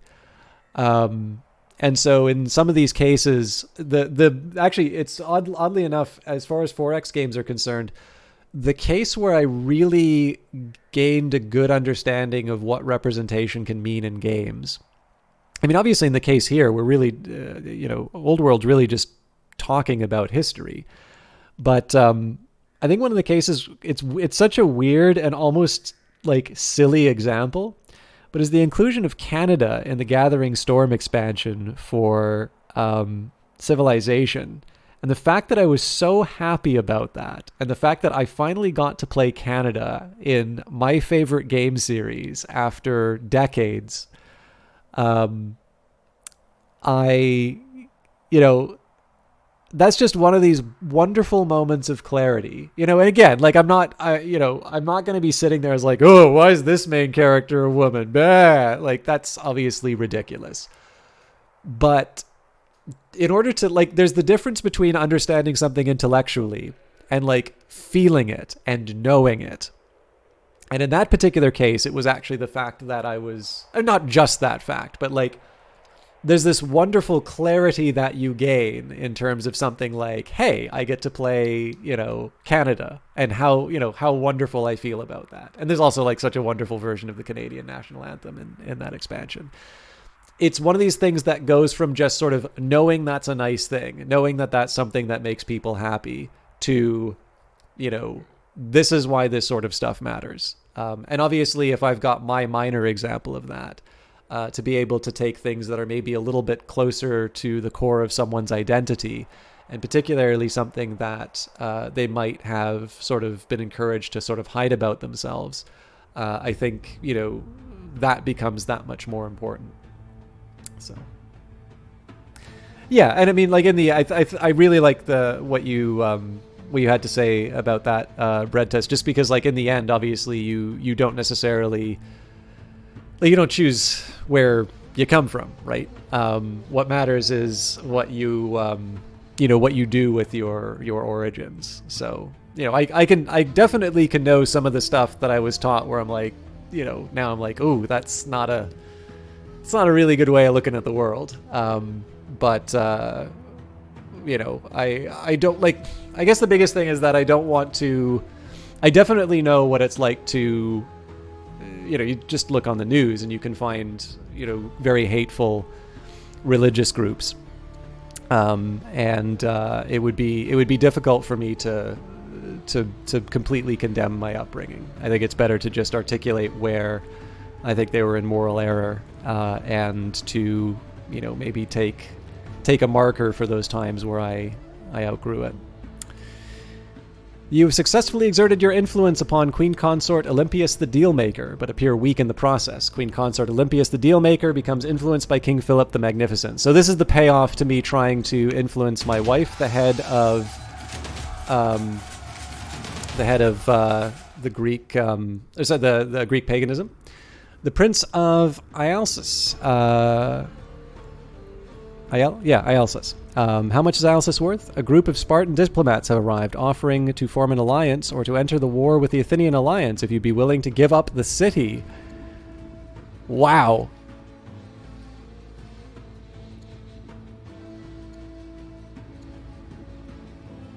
No, we are not giving it up. Of course, first-hand experience is mesmerizing in how it can change your outlook. It was only until you were around 18 that you learned about the people like Klaus Nomi, who's so bizarre and interesting that your brand of strangeness is nothing to be insecure about if people like Klaus were celebrated. Yeah, that's a good one. I'm actually not familiar with that name, so feel free to share in chat if you'd like. But I have a chance to talk about the Festival of Dionysus, so let's actually read that up, and then we'll see how it's represented in the game. And obviously, if you share Bread Test, I'll take a minute to read that as well. Dionysia. The Dionysia was a large festival in ancient Athens in honor of the god Dionysus. The central events were the theatrical performances of dramatic tragedies and, from 487 BC, comedies. It was the second most important festival after the Pantheneia. Dionysia were actually consisted of two related festivals, the rural Dionysia and the city Dionysia, which took place in different parts of the year. They were also an essential part of the Dionysian mysteries. It's quite a... I think this one, because I've got a big war to go on, I think I'm just going to go with the top line there. But of course, it is rather appropriate, because if you consider particularly a lot of...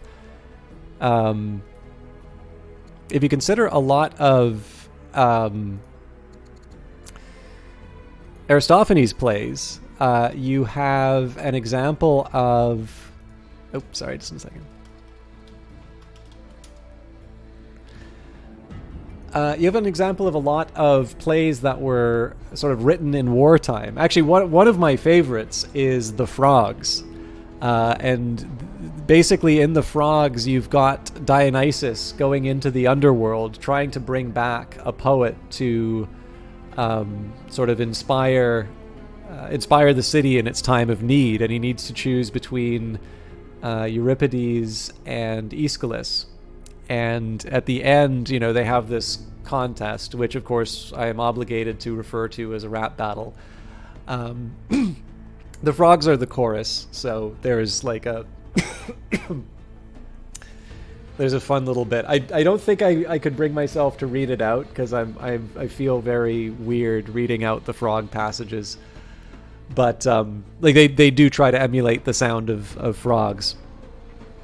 But in this particular case, the way the final battle is decided, or the final contest is decided, is that the two poets need to speak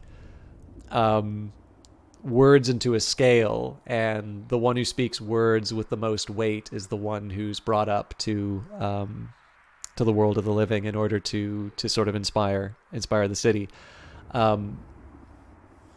Aristophanes seems to be a pretty conservative guy, so Euripides definitely is sort of the target of some attacks, I feel like, and in this case, Aeschylus is sort of the representative of the old, and the tried and true is the one who winds up winning the. Sorry, spoiler alert for a over 2,000-year-old play.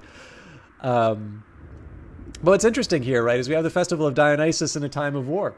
I don't know if that's triggered because of it, incidentally, but I just think that that's kind of neat that it turned out that way.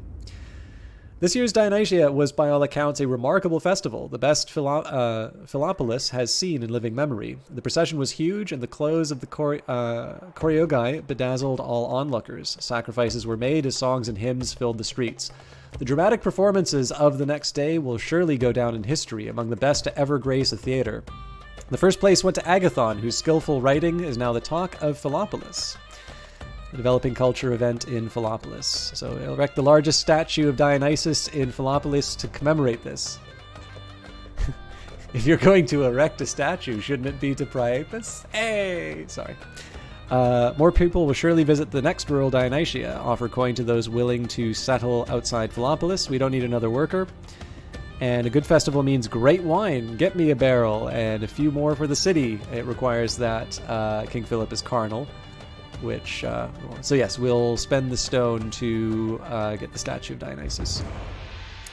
Pincer attack. In his tactics studies, Alexander has inadvertently started a rivalry among your best generals. Upon loudly asking you if he could train with the best general, Derdas and Attalus both overheard and assumed that he meant them. The two generals approach, catching you in a veritable pincer maneuver, Derdas from the left and Attalus from the right. Alexander recognizes the danger and watches for your lead. How will you get out of this tricky situation? Wait, Philip's not a tactician? Jesus. So step back so that the two forces collide, then intercede once they are already tired. Okay, so let's take a look at... they were a German singer in New York City, gay clubs who was slightly opera and completely new to that scene at the time. They had very geometric look with a very, what people call a Dorito body shape, though with fashion. Oh, that's neat. Okay. So yeah, contemporary. I was wondering if this is like a historical figure, and I was, well, I mean, everything's kind of history, but this is neat. Like, this is definitely something that's outside of my my common knowledge. It's definitely something. I've got a YouTube video and now a name to look up. Okay, so which of my generals can I afford to be mad at me?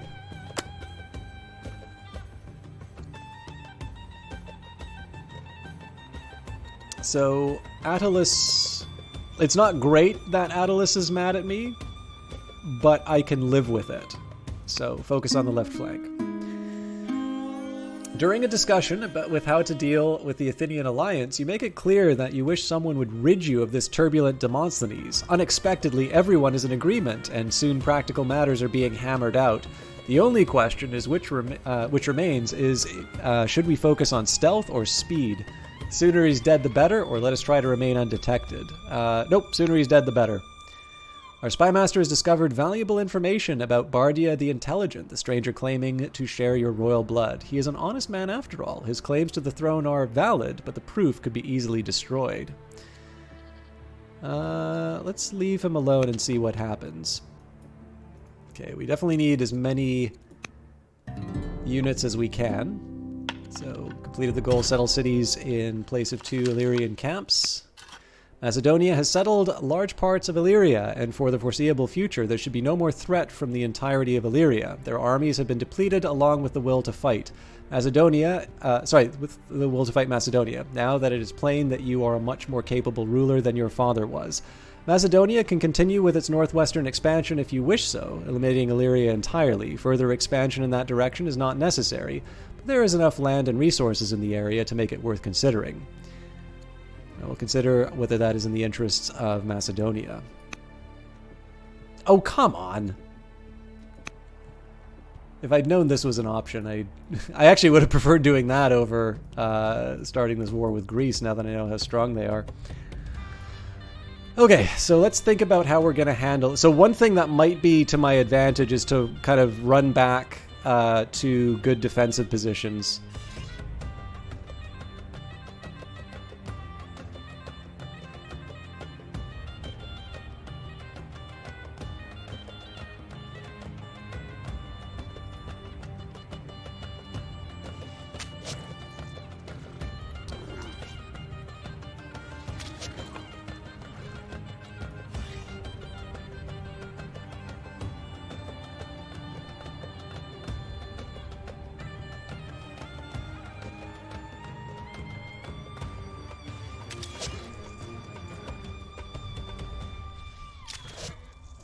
That was a waste of resources, actually.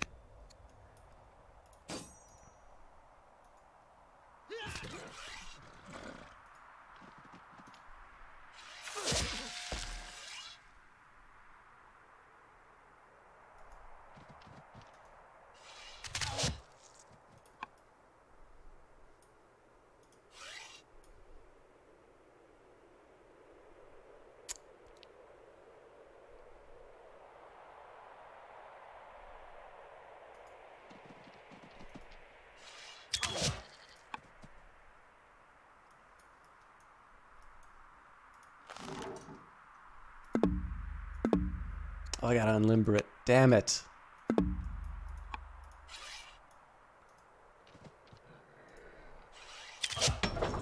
Okay, clearly we need to get some bodies. So, and in this case, we'll spend the civics to rush it.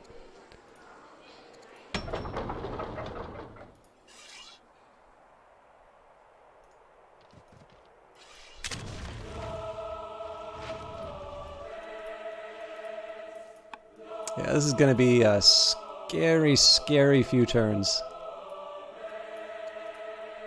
And I think it's really clear at this point I need all hands on deck as far as producing fighters. Sorry, one exception. I will produce a Byreme.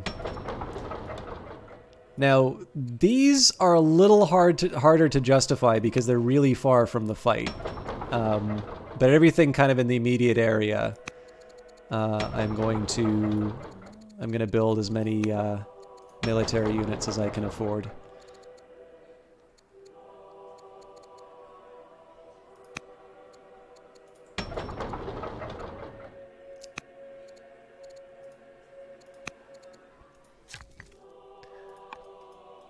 There's always more famous gay figures, and yes, they're generally dead like Oscar Wilde, but there's also a lovely series by the name of Gentleman Jack, which follows a very interesting figure if you'd be interested in watching. Nothing to do with Wilde, by the way. Well, I mean, I'm very fond of Oscar Wilde, so it's always delightful to have another excuse to encounter a good writer. But yeah, no, I'm happy to look at. Like I said, it's unfamiliar to me, and it's something that I probably should be better informed about. But obviously, if it's not something that's in like my immediate circle, it's something that I run the risk of overlooking too much. I'm wondering, I should probably. I'll just do a save as here in case this really goes off the rails. I think we're gonna definitely take some tough losses, but we'll see if we can turn this around.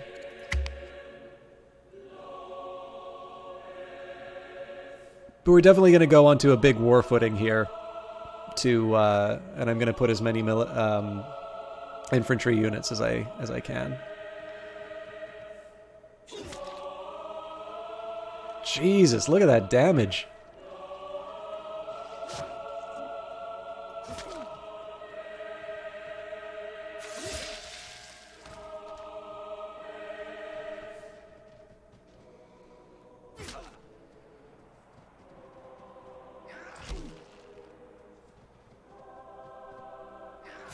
Yeah, I mean, they did what they needed to in terms of defending, but my My ranged units are very exposed now.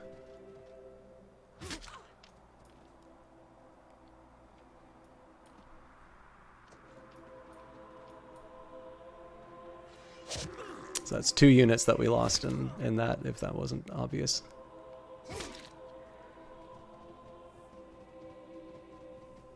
Oof.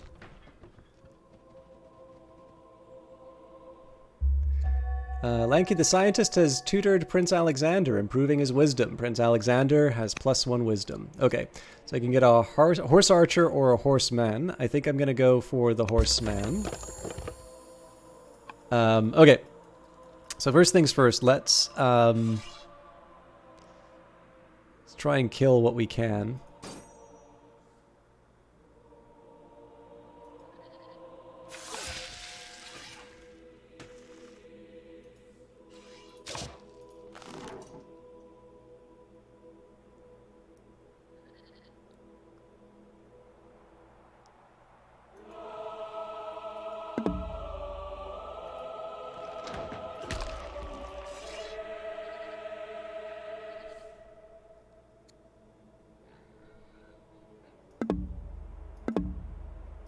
Do I not have the option of attacking this unit?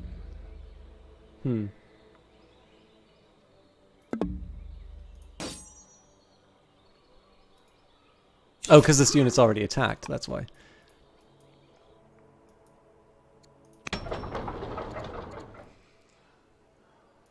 I hate really flogging this city like this, but we need as many melee units as we can get. Okay. This line is just completely falling apart, so I think we're gonna have to do the same. Well, first of all, I'm gonna have to buy some. Oh my god. We don't have the money for this. Okay. So we build some humble axemen. They're gonna get ripped to shreds by that army, though. So let's try as much as we can to take out their really valuable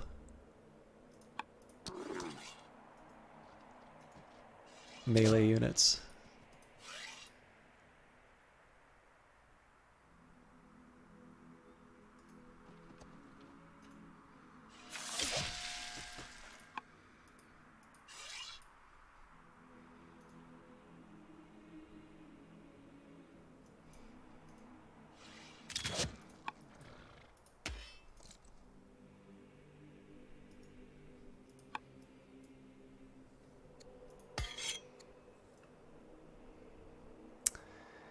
Now this one's a bit of a dilemma. I think probably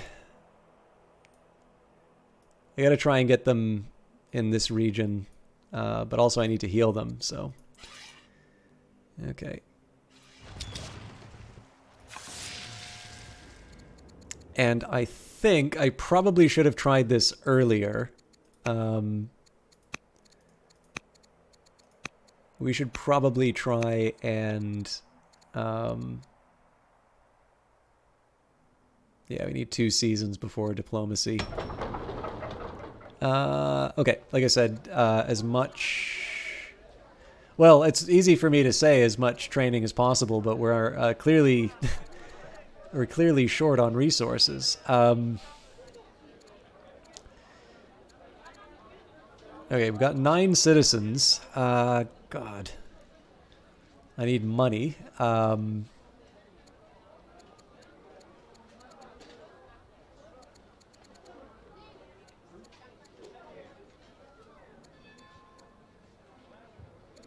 Okay, so things that can earn me money, I am going to put the effort into. Not long left. You walk the gardens together with Alexander, discussing the future of Macedonia. Once Macedonia controls all of Greece and secures the borders, the time will come to invade Persia by land and by sea to end the evil empire once and for all. You expect to be next to Alexander on the front lines, commanding the victorious troops. Passing past a small altar dedicated to Apollo, you inhale the odor of herbs burning from the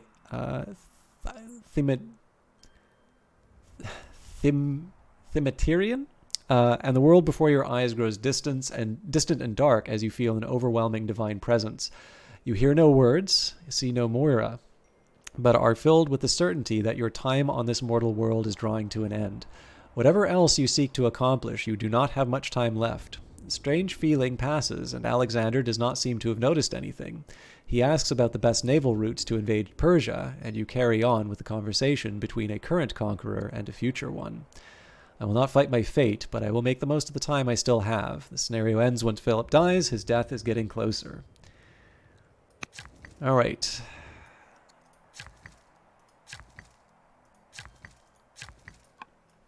This is clearly, we're at the point where every unit I have available needs to go to these, go to the front.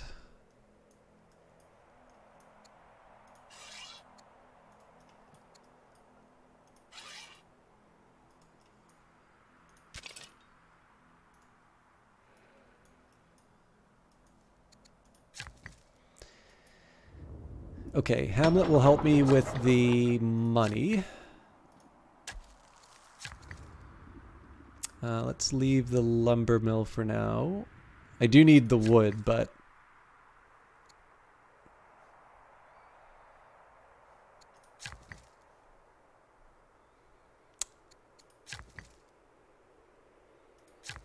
Actually, come to think of it, maybe lumber is what the doctor ordered.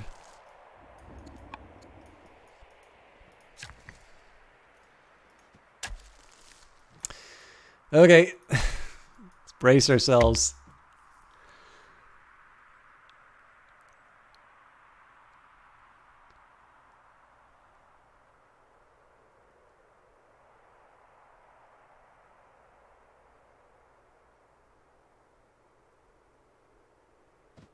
Yeah, man, just look at that power in the Athenian alliance. There's clearly we really blew it by not dealing with them earlier. Just the amount that they have in terms of orders is staggering, and you can, like, obviously they've got a strong army too, but it's the fact that they're able to wield it the way that they do. There's just, like, they have the ability to bring so much more to bear, and they also just kind of outnumber us. So, oh wow, I definitely thought Tricka was gonna hold longer. We may actually lose it this turn. So, okay, you know what? I'm gonna admit, I feel a bit bad about this, and I don't normally like doing this. I am actually gonna go back a couple of turns, and the reason I'm going to do this... Oh, actually... Oh, nuts. It's because it seems like it's getting to the end of the scenario anyway. So I want to see if there's maybe a better way that I can prepare for the war. And again, I will admit, like, under normal circumstances, I would want to try and play this out and see if I have a way of sort of fighting back Athens. But in this particular case here, I don't want to get to the end of the scenario and then sort of have to play, because it's been like two sessions dedicated to this particular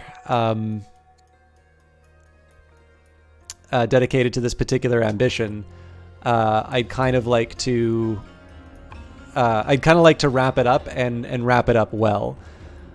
So basically, I know that Athens has got a lot that it can deploy at me. So I'm actually... Oh, hang on. If we're in this area, then this is still...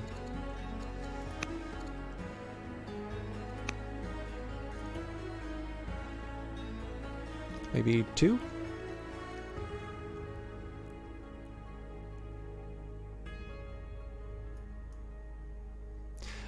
So the aim here is knowing that I get the option to take more of Illyria.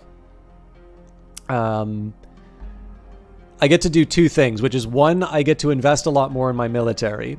I will employ my existing military to conquering the rest of Illyria.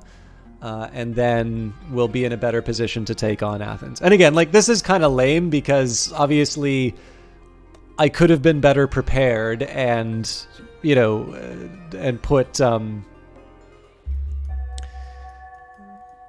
sorry, just taking a second here.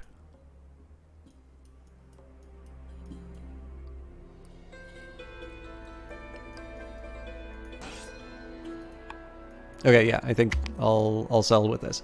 So yeah, like, again, I feel kind of bad just because I've had, like, at the very least, I've had options to build other.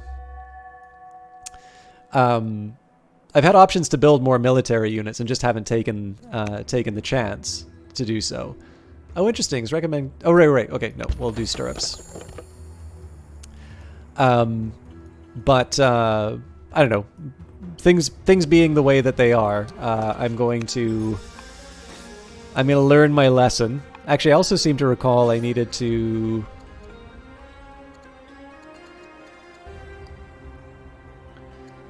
so we're going to release this general, move this unit up. Then we will add Philip.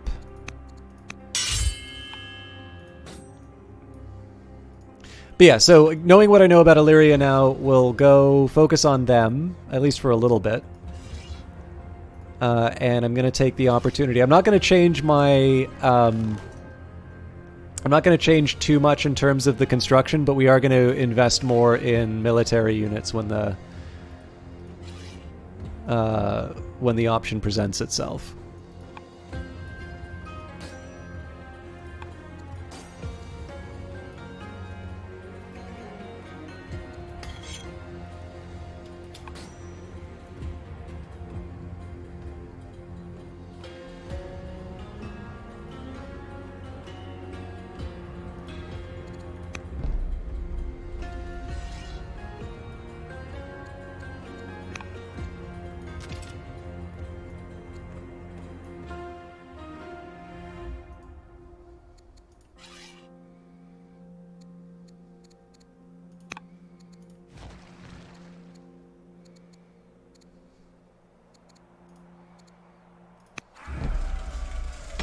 So this is a great example here. I don't have any citizens, so this is a natural choice for building some high-quality units. Oh, actually...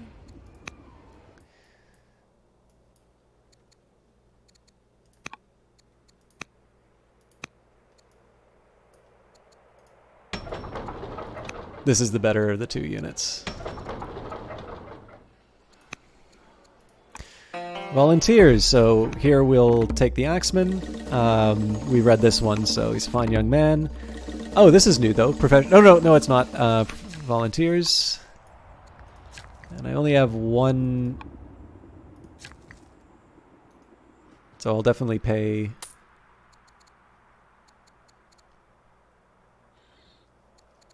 Huh. There's a side of me, actually, that wants to just pay for all the workers to be occupied, but I'm going to resist the urge. So again, this is going to be a bit of a wait to get my army in proper shape. But we'll also have conquests to do, so I guess these things balance each other out.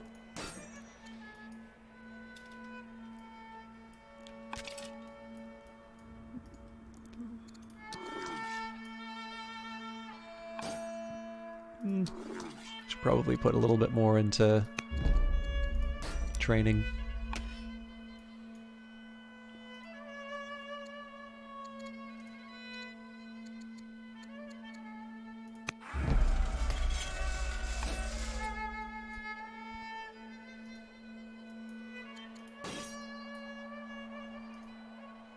Surprise!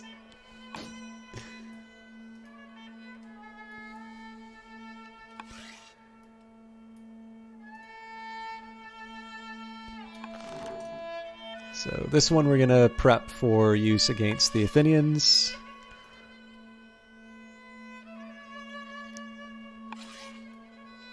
Oh, these guys are looking pretty rough, actually, so we'll heal them up. Yeah, so just take a look at how many of my orders are going into just simply moving around.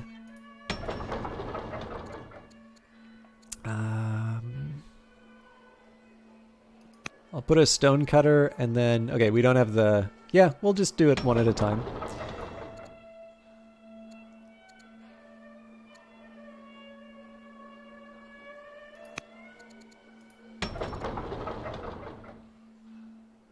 Seasons, yikes.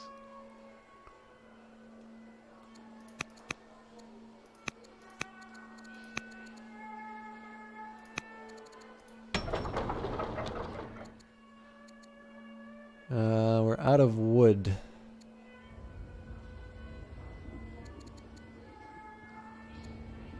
Well, I'll try and let it, like...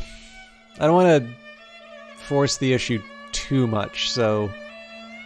Like, I don't want to drive up the price of wood, for instance. Now known as Philip the Magnificent, you have successfully exerted your influence on Queen Consort Olympias the Dealmaker. In this case, we didn't have to... suffer the loss of legitimacy, so that's fine. We'll still erect the largest statue of Dionysus. His mother's disposition. Representatives from the Academy arrive at the court bearing news of Prince Alexander. He has been well and is unfortunately turning out to be as shy as his mother, Queen Consort Olympias the Dealmaker. Unfortunate indeed. So I wasn't expecting that. This was the event that kind of inspired the retcon.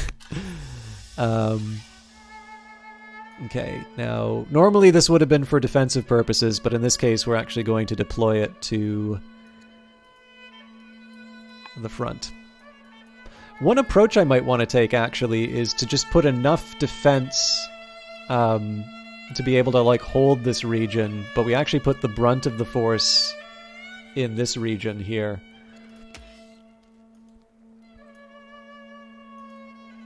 I'll have to think a bit about that.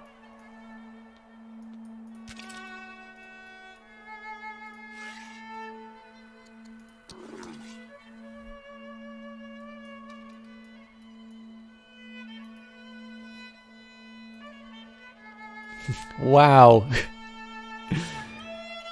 Yeah, so just one move like that would have told me exactly what I was up against. So this is the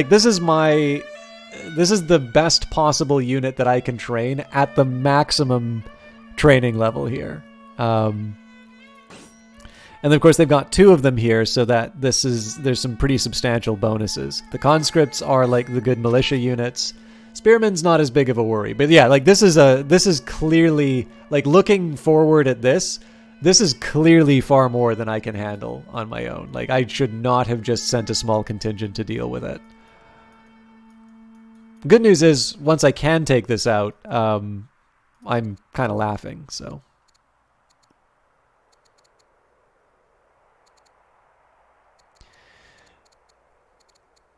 Let's go back to improving the relations with important people.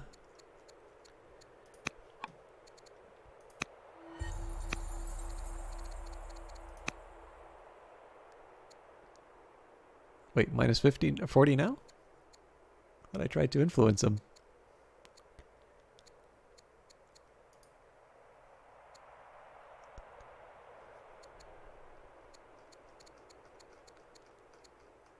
Whoa, whoa, whoa, what just happened here?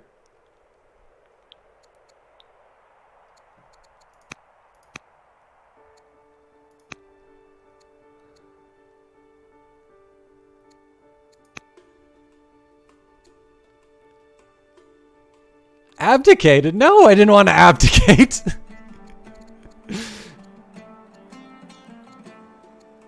Quite the mistake. I wanted to influence.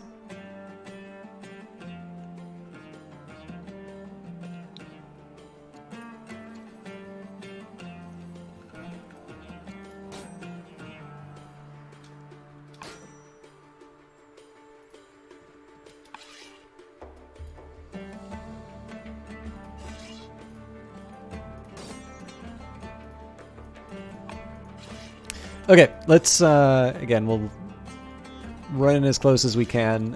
Clearly, I'm either going to need to spend more. So one thing I want to do here is I'll actually buy the...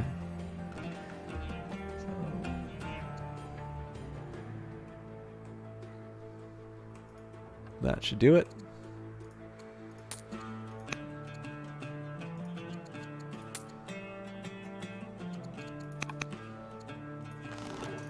First, we'll do a promote.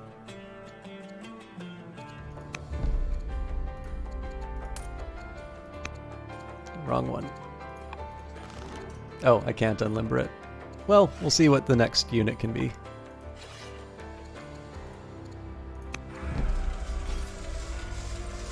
That's fine. That's fine. Okay, Dodona. I mean, there's a side of me that would like to just save up for the really brutal unit, but I don't feel like I'm in a position to have options. So here, let's go for a treasury because I'm a little light on cash. This one, let's go for a rancher. Actually, I'll follow up with a miner as well. So this is one of these cases where I can't build more of the, like, the super units. So in this case, I'm just going to make sure that I have the economy in place to be able to handle what's coming for me. And as is tradition, we will build a worker in this region. And I think we'll go treasury again. All right, let's see if we can accomplish a little bit more.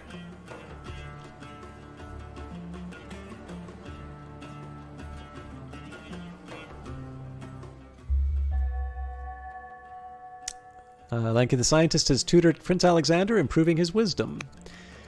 Now the great news here is that we didn't draw the two the two horse cards, so we get one free archer for sure. And I think we're at a point now where we can do... I mean, obviously my track record of the right moment to call a war is something in question, but we can get a governor for Megara, so let's find who's available. Oh, I do like money. Surely Pella... Yeah, Pella can make a big brutal unit. I also feel like I should be working on a settler. Probably two, as those will be the two cities that we conquer. We've read this again, so... Again, sorry to rush through so much of this, but I'm trying to get back to where I was before. One of the reasons I'm investing so much in lumber mills is just because of the 100 wood cost for my best unit. If I can produce one of those a turn, I kind of want to take the opportunity to do so.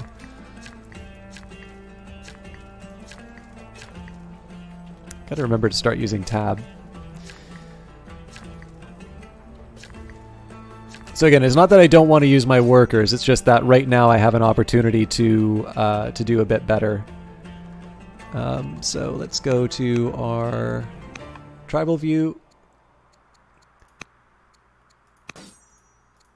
Back at war with Illyria.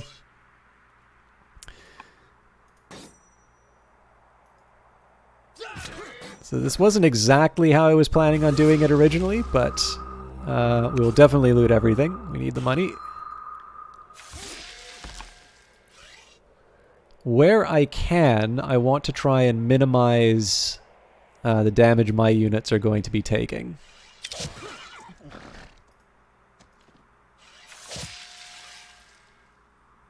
Now, it's a little bit of a dummy here because these units had less distance to travel. So this is going to mean that I kind of take a javelin to the eye, but I think we can work through that for the most part. I should heal first. Obviously, we kind of need them in the fight, but there's no way this is gonna happen anyway. Let's move this unit. Well, you know, being able to turn The enemy lines here into pincushions would not be terrible. Again, I have a little bit of a dilemma in terms of exactly how to distribute the troops, because I need to be able to hold this long enough to wrap up on this side of the map. But clearly I want to manage as much as I can of the fight. Actually, this unit should definitely go to this fight because they'll be good at cleaning up the conscripts.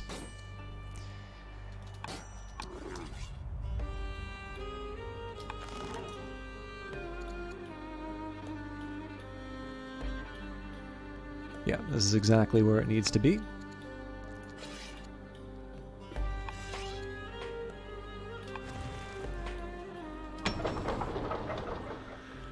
Okay, we don't have the wood for constructing the units that I want.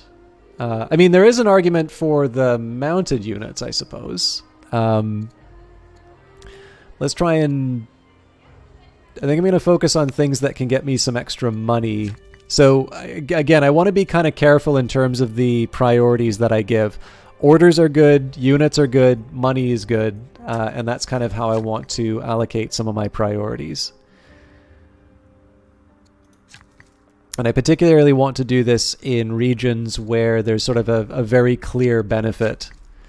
So for instance, these regions don't necessarily need the same kind of worker attention because they're not going to be generating as many sort of fearsome units as some of the others.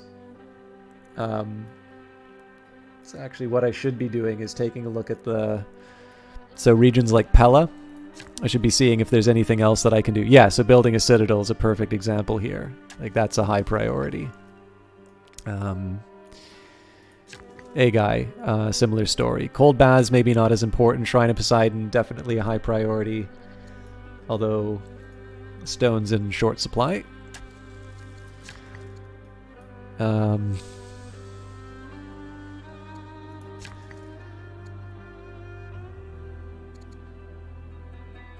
And again, it's not to imply that I'm not going to invest anything into the development of the rest of the empire, but I just want to be a little choosier in terms of the projects that I'm taking on to make sure that I'm maximizing what I can get out of a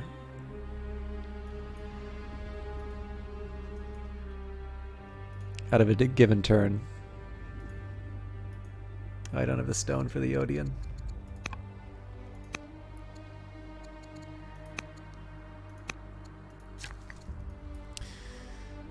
So next priority goes to anybody who can do a job that doesn't require stone.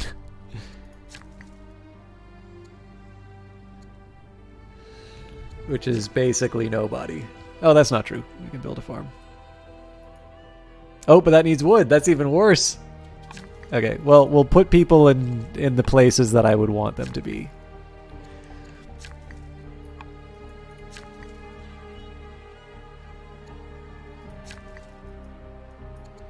Like, this is obviously a big shame because being able to, like, I built this worker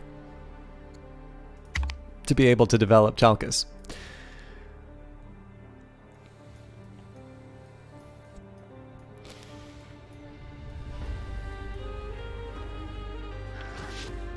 Okay, if they're going to attack the archer, that's not the worst outcome.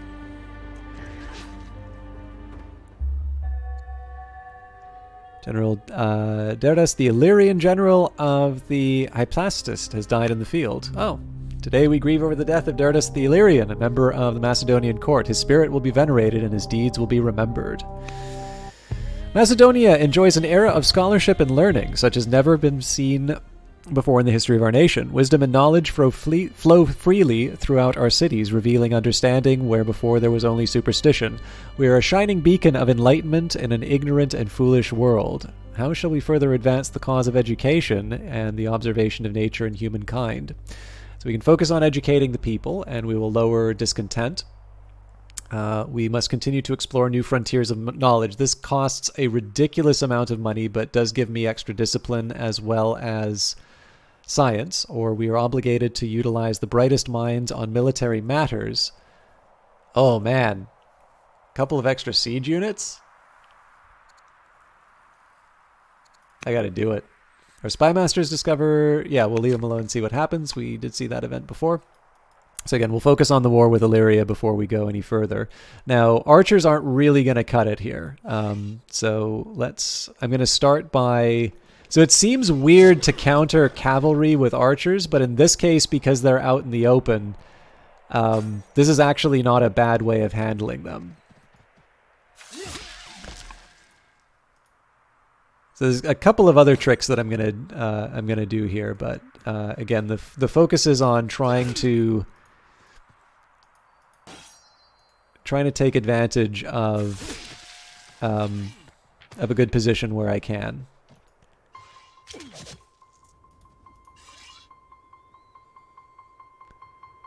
Right, this is the one with Eagle Eye, so as long as they're even slightly in range.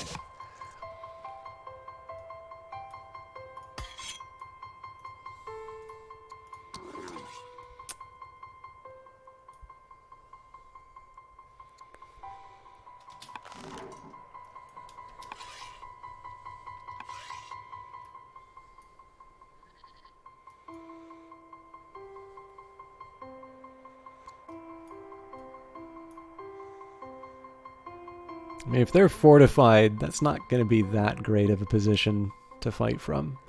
Should probably make them move out.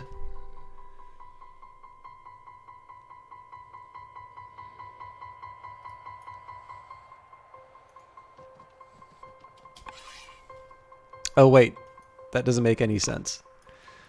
Because the unit in my borders has to move out anyway.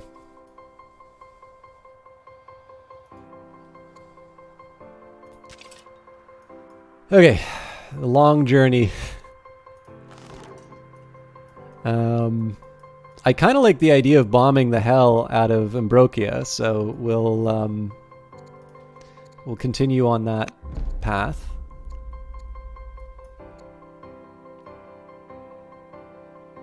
Actually, we've got a lot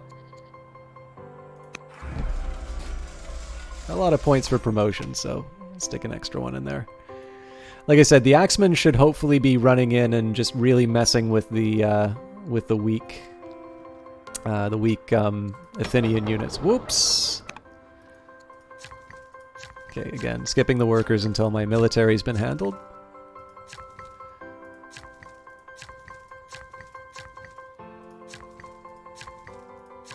I have way too many workers. I'm also curious if there's an upkeep cost for...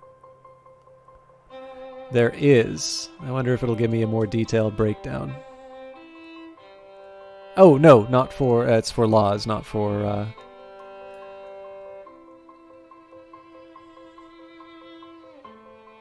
Okay.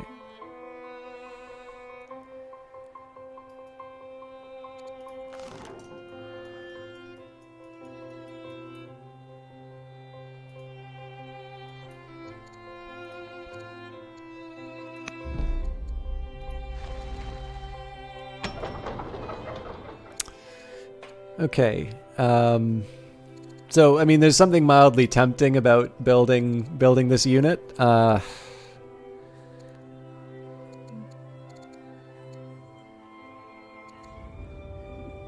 it does take up wood that could be spent otherwise. So I'm going to resist the urge. We will build an archive actually.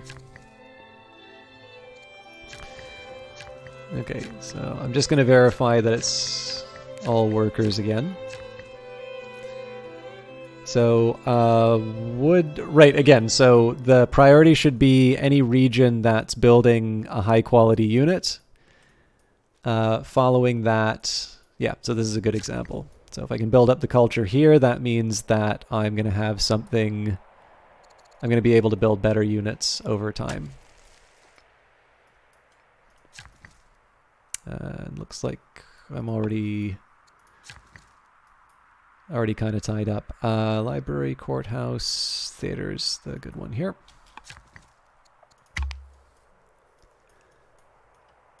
Oh, Christ, I got to remember to build settlers too. Well, we've already got one on the way. I guess the option was to eliminate the Illyrians. Conquering those, or settling those regions isn't part of the requirement. I'll still do it. Just it's Ah, no, no.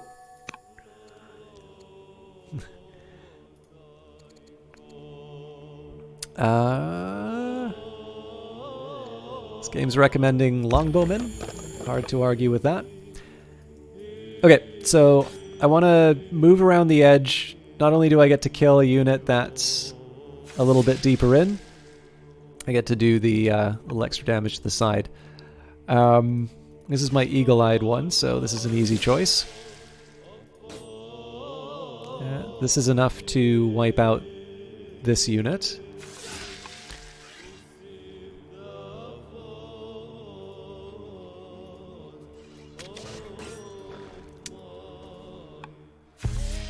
Illyrian rituals. Scholars studying the recently conquered Illyria have taken a keen interest in the defeated tribe's religious practices. They have found that the Illyria worshipped as gods such common things as mountains, rivers, and even some beasts, the boar in particular. It appears that Illyria sometimes set fire to their dead and kept the ash as remembrance. It was discovered that the Illyria worshipped a number of powerful gods and mythological races. The Illyria appear to have worshipped several gods, and many depictions of a great Illyrian horseman have been found in the ruins. In addition to worshipping 7 diverse gods, the Illyria used the smoke of a rare plant to enter a trance state, a practice some of our scholars speak very highly of in their research. The Illyria bury their leaders in grand tombs and appear to believe that life continues in some way after death. Our sages wish to continue studying what is left of the Illyrian religion, and some of the populace has already begun adopting aspects of these tribal rituals. How shall we respond? So we will fund further study of the Illyrian ways. That's going to cost us money, but we gain science and cultural pageant. Intriguing. True understanding demands a proper place of worship. We gain untraditional. There is but one true God! And our priorities are elsewhere. We'll go for cultural pageant. Okay, cool.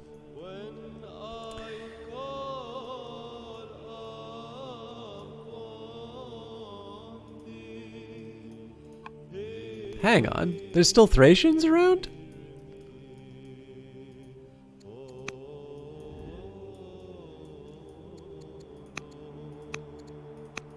That can't be right, they're not on the map.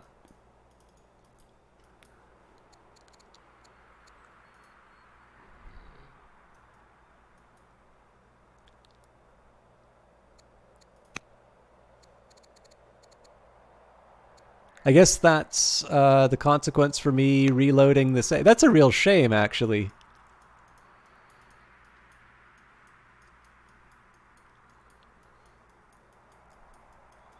Okay, so there is one thing I want to do here. I'm curious if there's a way to try and assassinate someone.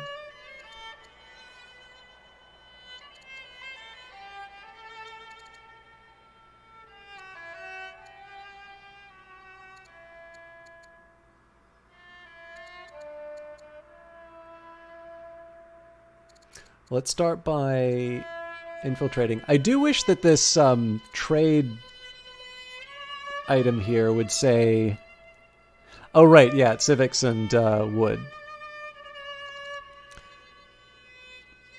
So yeah, let's infiltrate. Gonna head to bed. Have a good rest of your night. Well, thank you very much, Predist. It was great to chat with you. I'll try and make some progress on this. I have no idea. I mean, I'm already an hour past where I normally would be, but I kind of got in my own head once I started sucking. So I'm probably going to try and recover a little bit of my my power. But I hope you have a great rest, and thank you very much for the recommendations and a good chat.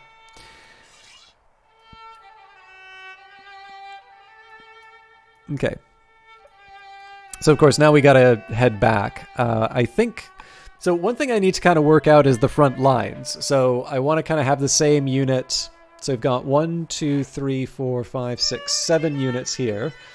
So let's say 1, 2, 3, 4, 5, 6. How realistic is that? 1, 2, 3, 4. Maybe. But right now I'm basically going to have to dedicate every melee unit I have to this side, which I feel a little less comfortable with. Let's see what my families think of me.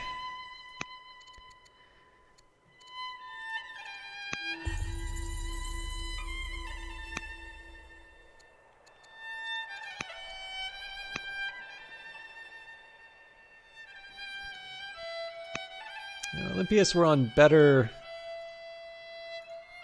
terms. I need more to get on side though.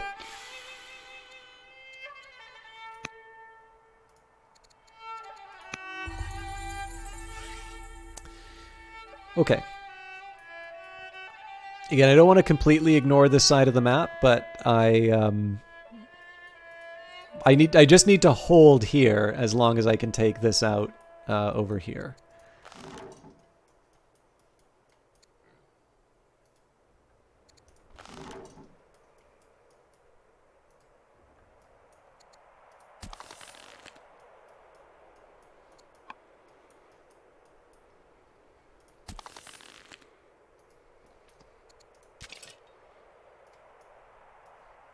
I think the spearmen are a pretty clear choice for this side of the map.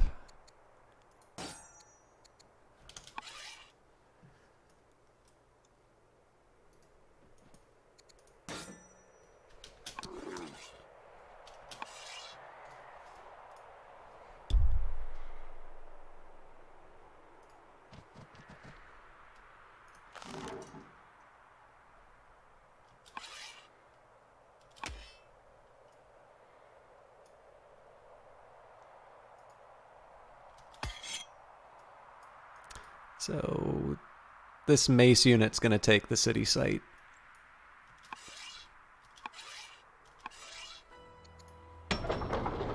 Okay. So you need strong culture in this city before I do anything else. As always, a chance to make some money would be good, so we'll put some production in on doctors. Then I don't think it would hurt to put a miner in. Yeah, we'll do 2. That takes care of the citizens.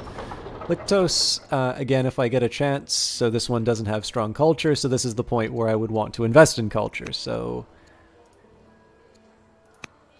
poets for everyone. This is almost certainly overkill, but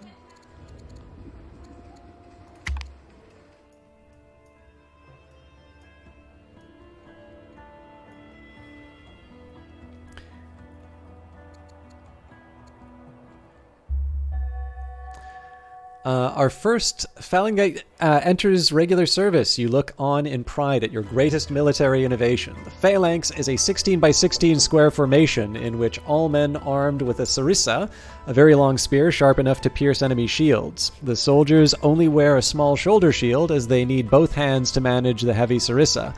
The rear rows can hold their spears at an incline to shield the formation against arrows, or else lift their spears up to obscure the vision of anything behind the Phalanx. The length of the sarissa allows the front 5 rows of men to use their lowered spears to attack, rendering most enemies helpless against 80 spear points. This innovative formation does not eliminate the need for other unit types. The phalanxes are weak in the rear and poor close-range fighters once soldiers begin to fall, but it is going to be very hard for any enemies to counter, and surely will prove itself in Greece and, with time, beyond. The phalanx will forever be my legacy. The import and export business. Ambassador Simon the diplomat strides into your chambers late one evening, his cloak waving behind him. I've simply heard the best news. You're familiar with Pella? Well, the city has been growing like grass, and they've been looking to expand their industries. I thought I'd clue you in and see if you wanted to invest in one of our little ventures. So we can expedite the approval for elephants on military grounds, which is tempting. Add olives, which I believe one of my families would like. No, we've already covered that, so we're fine. And I support the import and development of citrus and will provide capital. don't know if I want to give up orders for elephants.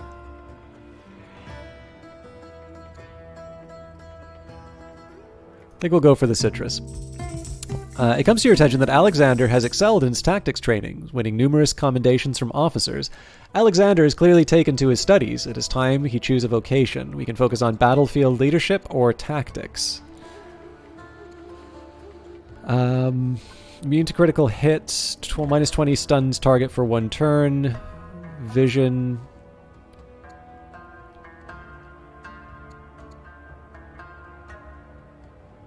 I think battlefield leadership is probably where we want to go with that. Okay, and as always, we invest in military moves first.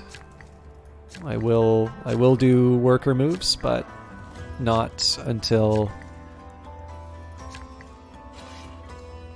I've taken care of my my military needs.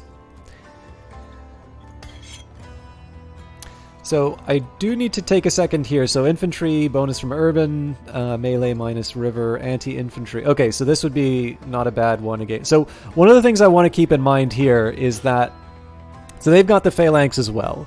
So this is a polearm, infantry, melee, pierce, anti-mounted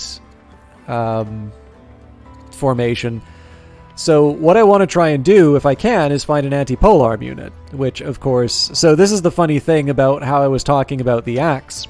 If you take a look, we've got anti-polearm plus 25 against polearm units. So this is actually the unit that I want to have against the phalanx. And I should maybe consider building some more highly trained axe units. So in this case, we'll go for strike. I'm okay leaving this unit here. Actually, I'm going to put this unit to sleep for the time being. This onagers where it needs to be.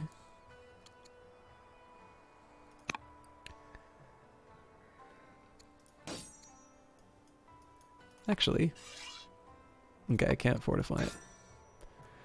So this one I need to get to friendly territory in addition to healing. Or sorry, in addition to getting in position. This unit I'm going to sleep because it's going to take me a while to get it where it needs to go. So plan is basically to have as many archers as I... Oh, I forgot. I need to occupy the city site for a while.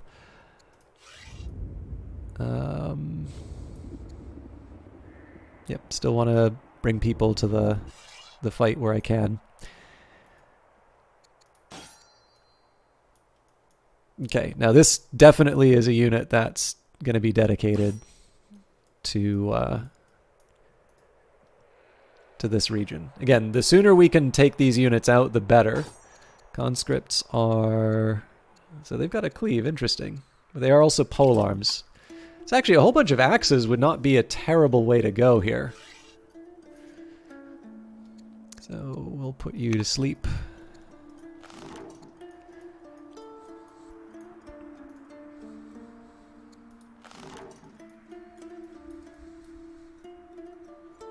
I may need to rethink where the onagers go, but...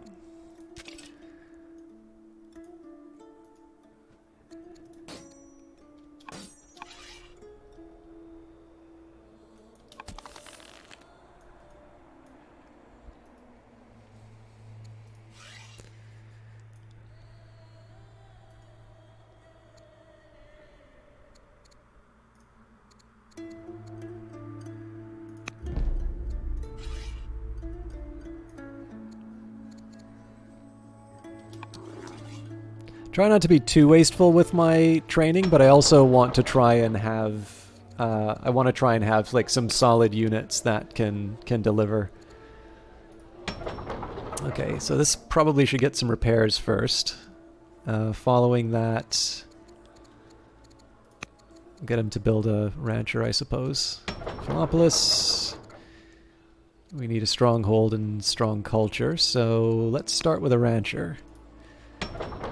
Pella, definitely we want. Again, anybody who can build a strong unit is a high priority. And I think it's pretty clear here woodcutters are a high priority for this city. Okay, so we have really only one order at the moment. Okay.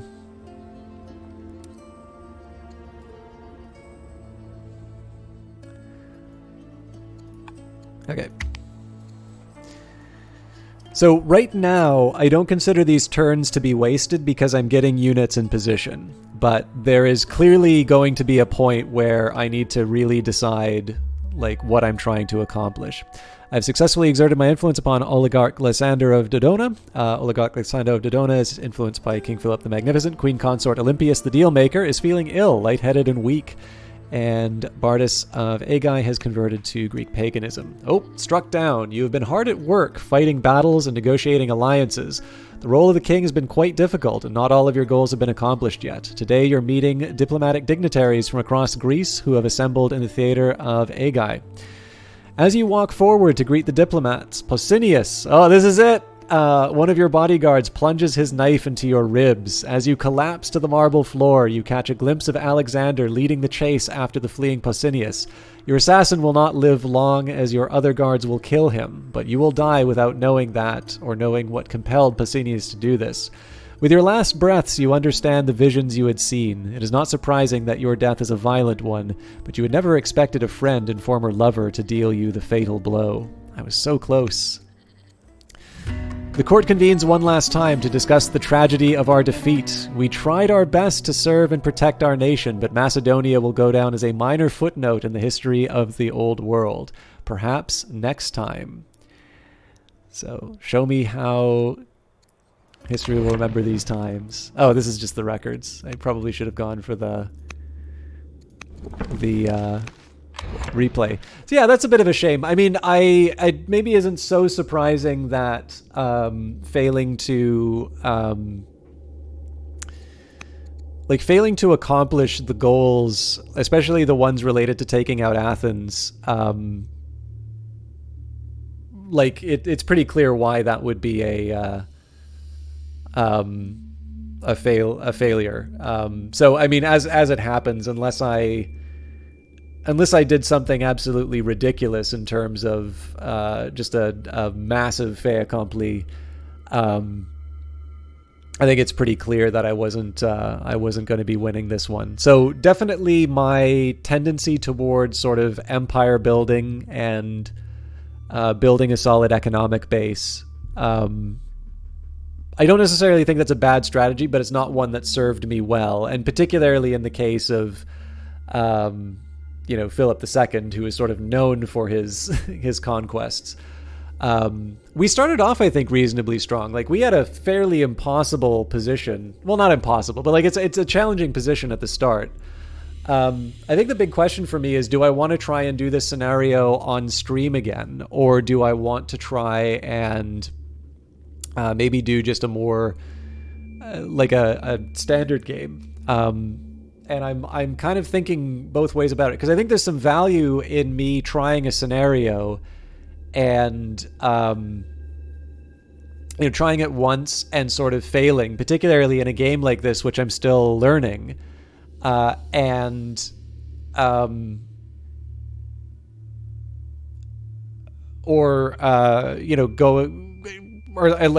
taking the lessons and going into a brand new session. And I can kind of see arguments one way or both ways in this case. I guess the good news is that this is a very natural place to sort of break off the stream. So I think what I might do, I have tried as much as I can not to play too much Old World on my own time, so that I kind of get this chance to have sort of real-time learning on display, either for VODs or for the stream. But what I might do here is I might actually try this scenario again on my own time and see if I can fare better. And then I can decide maybe if we want to do more Heroes of the Aegean, or if maybe I'll do a base game. But yeah, I actually quite like this one. One thing I'd like to do is actually sit down and see the order in which Philip did his own conquests, a little bit like when I looked at the Battle of Salamis. Just kind of see how the game models the history. So I don't necessarily think that this was a defeat because of something that I wasn't really aware of inside of the game. It was pretty clear that Philip was going to be assassinated in the game. I I obviously acted like I had more time, and certainly I was very surprised by the strength of Athens, but the game was definitely recommending that I make my move against them. So the fact that I sort of sat down and sort of built this economic empire, it didn't mean anything when the time came, because I just simply didn't have the force to be able to go to war with the Athenians. And so in future on this one, I'm definitely going to be more aggressive, and I think probably that is going to be a lesson I want to take with me for future playthroughs of Old World, because I will admit, like, I almost kind of have the SimCity approach to 4X games, which is I generally tend to do quite a bit of I tend to do quite a bit of building, and the military aspect is really just to stop someone from clubbing me on the head and taking my stuff. But yeah, I cannot dwell on my defeat. So for those of you who maybe were coming for the first time on this stream, we've been playing the Here's the Aegean for the last little while. This is the DLC that comes with Old World if you buy it within the first 2 weeks of it coming on Steam. That is on both the Epic Game Store, GOG, and both. It's Epic Game Store, GOG, and Steam. I believe all platforms will have that. So basically, we went through the prologue, the On Land and Sea. It took us 2 tries on this, so Rise of Macedon will be the same. And I actually have done Oxide as well. I quite like Rise of Carthage as well. So if you don't wind up getting Old World right away, you will at least have the Rise of Carthage scenario, and then there's some world maps. So if you want to play something that's geographically accurate, you can give that a try. But I am very impressed with this game. I will maybe just give a quick word of warning. So my original intention was to do as much Old World as I can. And I had a weird situation where I kind of had a bit of bad news in terms of like a long-standing sort of source of keys in a game that I really enjoy. I kind of got ghosted on that. But in addition to Old World, there's actually 2 other keys that wound up in my inbox for games that I'm really interested in.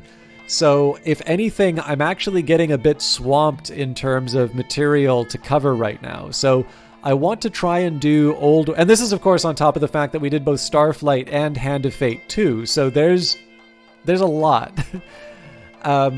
So originally I was trying to hope that maybe like Old World would maybe be a Monday and Friday game. But for the next little while, I'm going to shuffle around a little bit in terms of an Old World session. I'm going to try and do Old World at least once a week. Obviously, I am very grateful for being given the key to play the game. And I definitely want this to be sort of like a long-standing stream on the channel.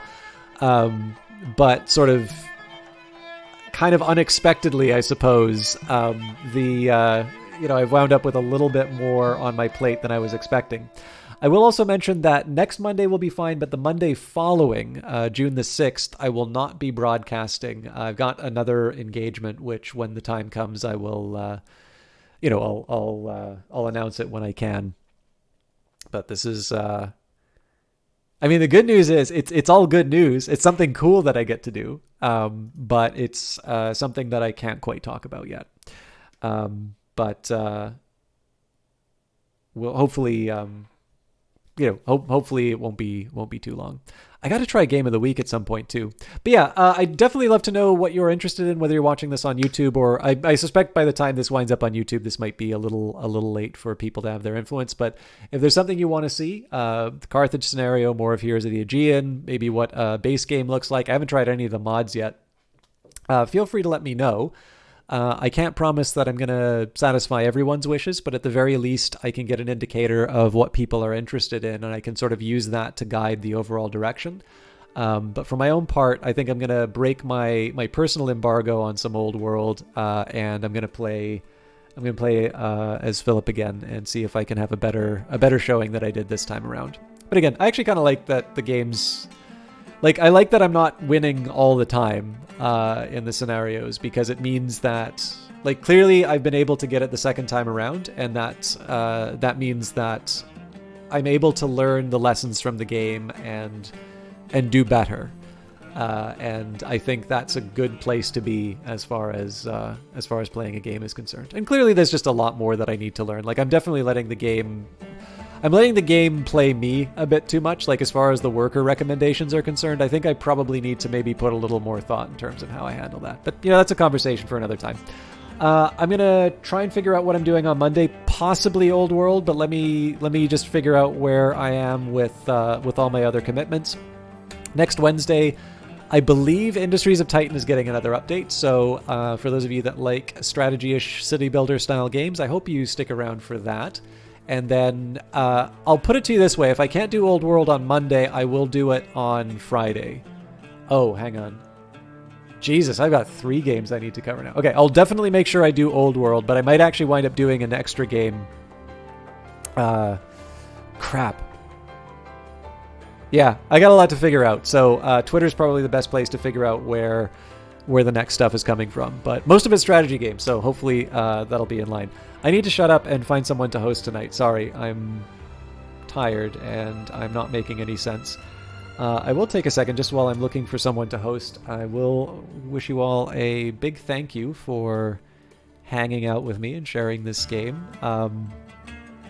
One of the funny things is that I don't play Civilization on this stream that much, and I feel like I should.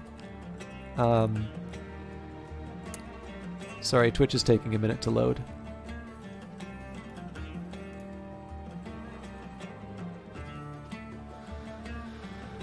Okay, so I've got a few people who are online. I think they're all wonderful. I think they're all wonderful people to check out. So here's what I'm going to do. I think most of you are here for Old World, and especially because I got the key from Hooded Horse, I feel like it's good to pass them along. So Admiral Odog is playing as Rome, year 49 plus. So they are they're one of the English broadcasters on the stream. I kind of internally flipped the coin, and that's going to be the broadcaster I send you along to. As always, I like to hope the best about people, but I don't know this individual, so I hope they don't say anything terrible. But if they're playing Old World, that's already a positive indicator of character. But I will also draw your attention, if you are here for me and maybe not for Old World, I do hope you at least give Admiral Odog a chance to entertain you, but I will shout out Valiant Cheese, especially because I know a number of you are aspiring game developers. Valiant Cheese is currently working on a Minesweeper-like game focused on paleontology called Bonesweeper. And Cheese is really focused on enabling people to express themselves creatively, particularly through games, but it uses all open source tools. And he's worked on things that probably you've played and enjoyed. He worked for Double Fine for a little while. He worked on Massive Chalice, on the Full Throttle reboot. He worked at Defiant Dev to work on Hand of Fate and such. And he actually let me collaborate on one of his smaller games, which I thought was really nice. So I don't want to draw you away from Admiral Odog. I hope you have a great time with him and watching Old World, but I know some of you are looking for some alternatives, and I can definitely give you a strong recommendation for Cheese.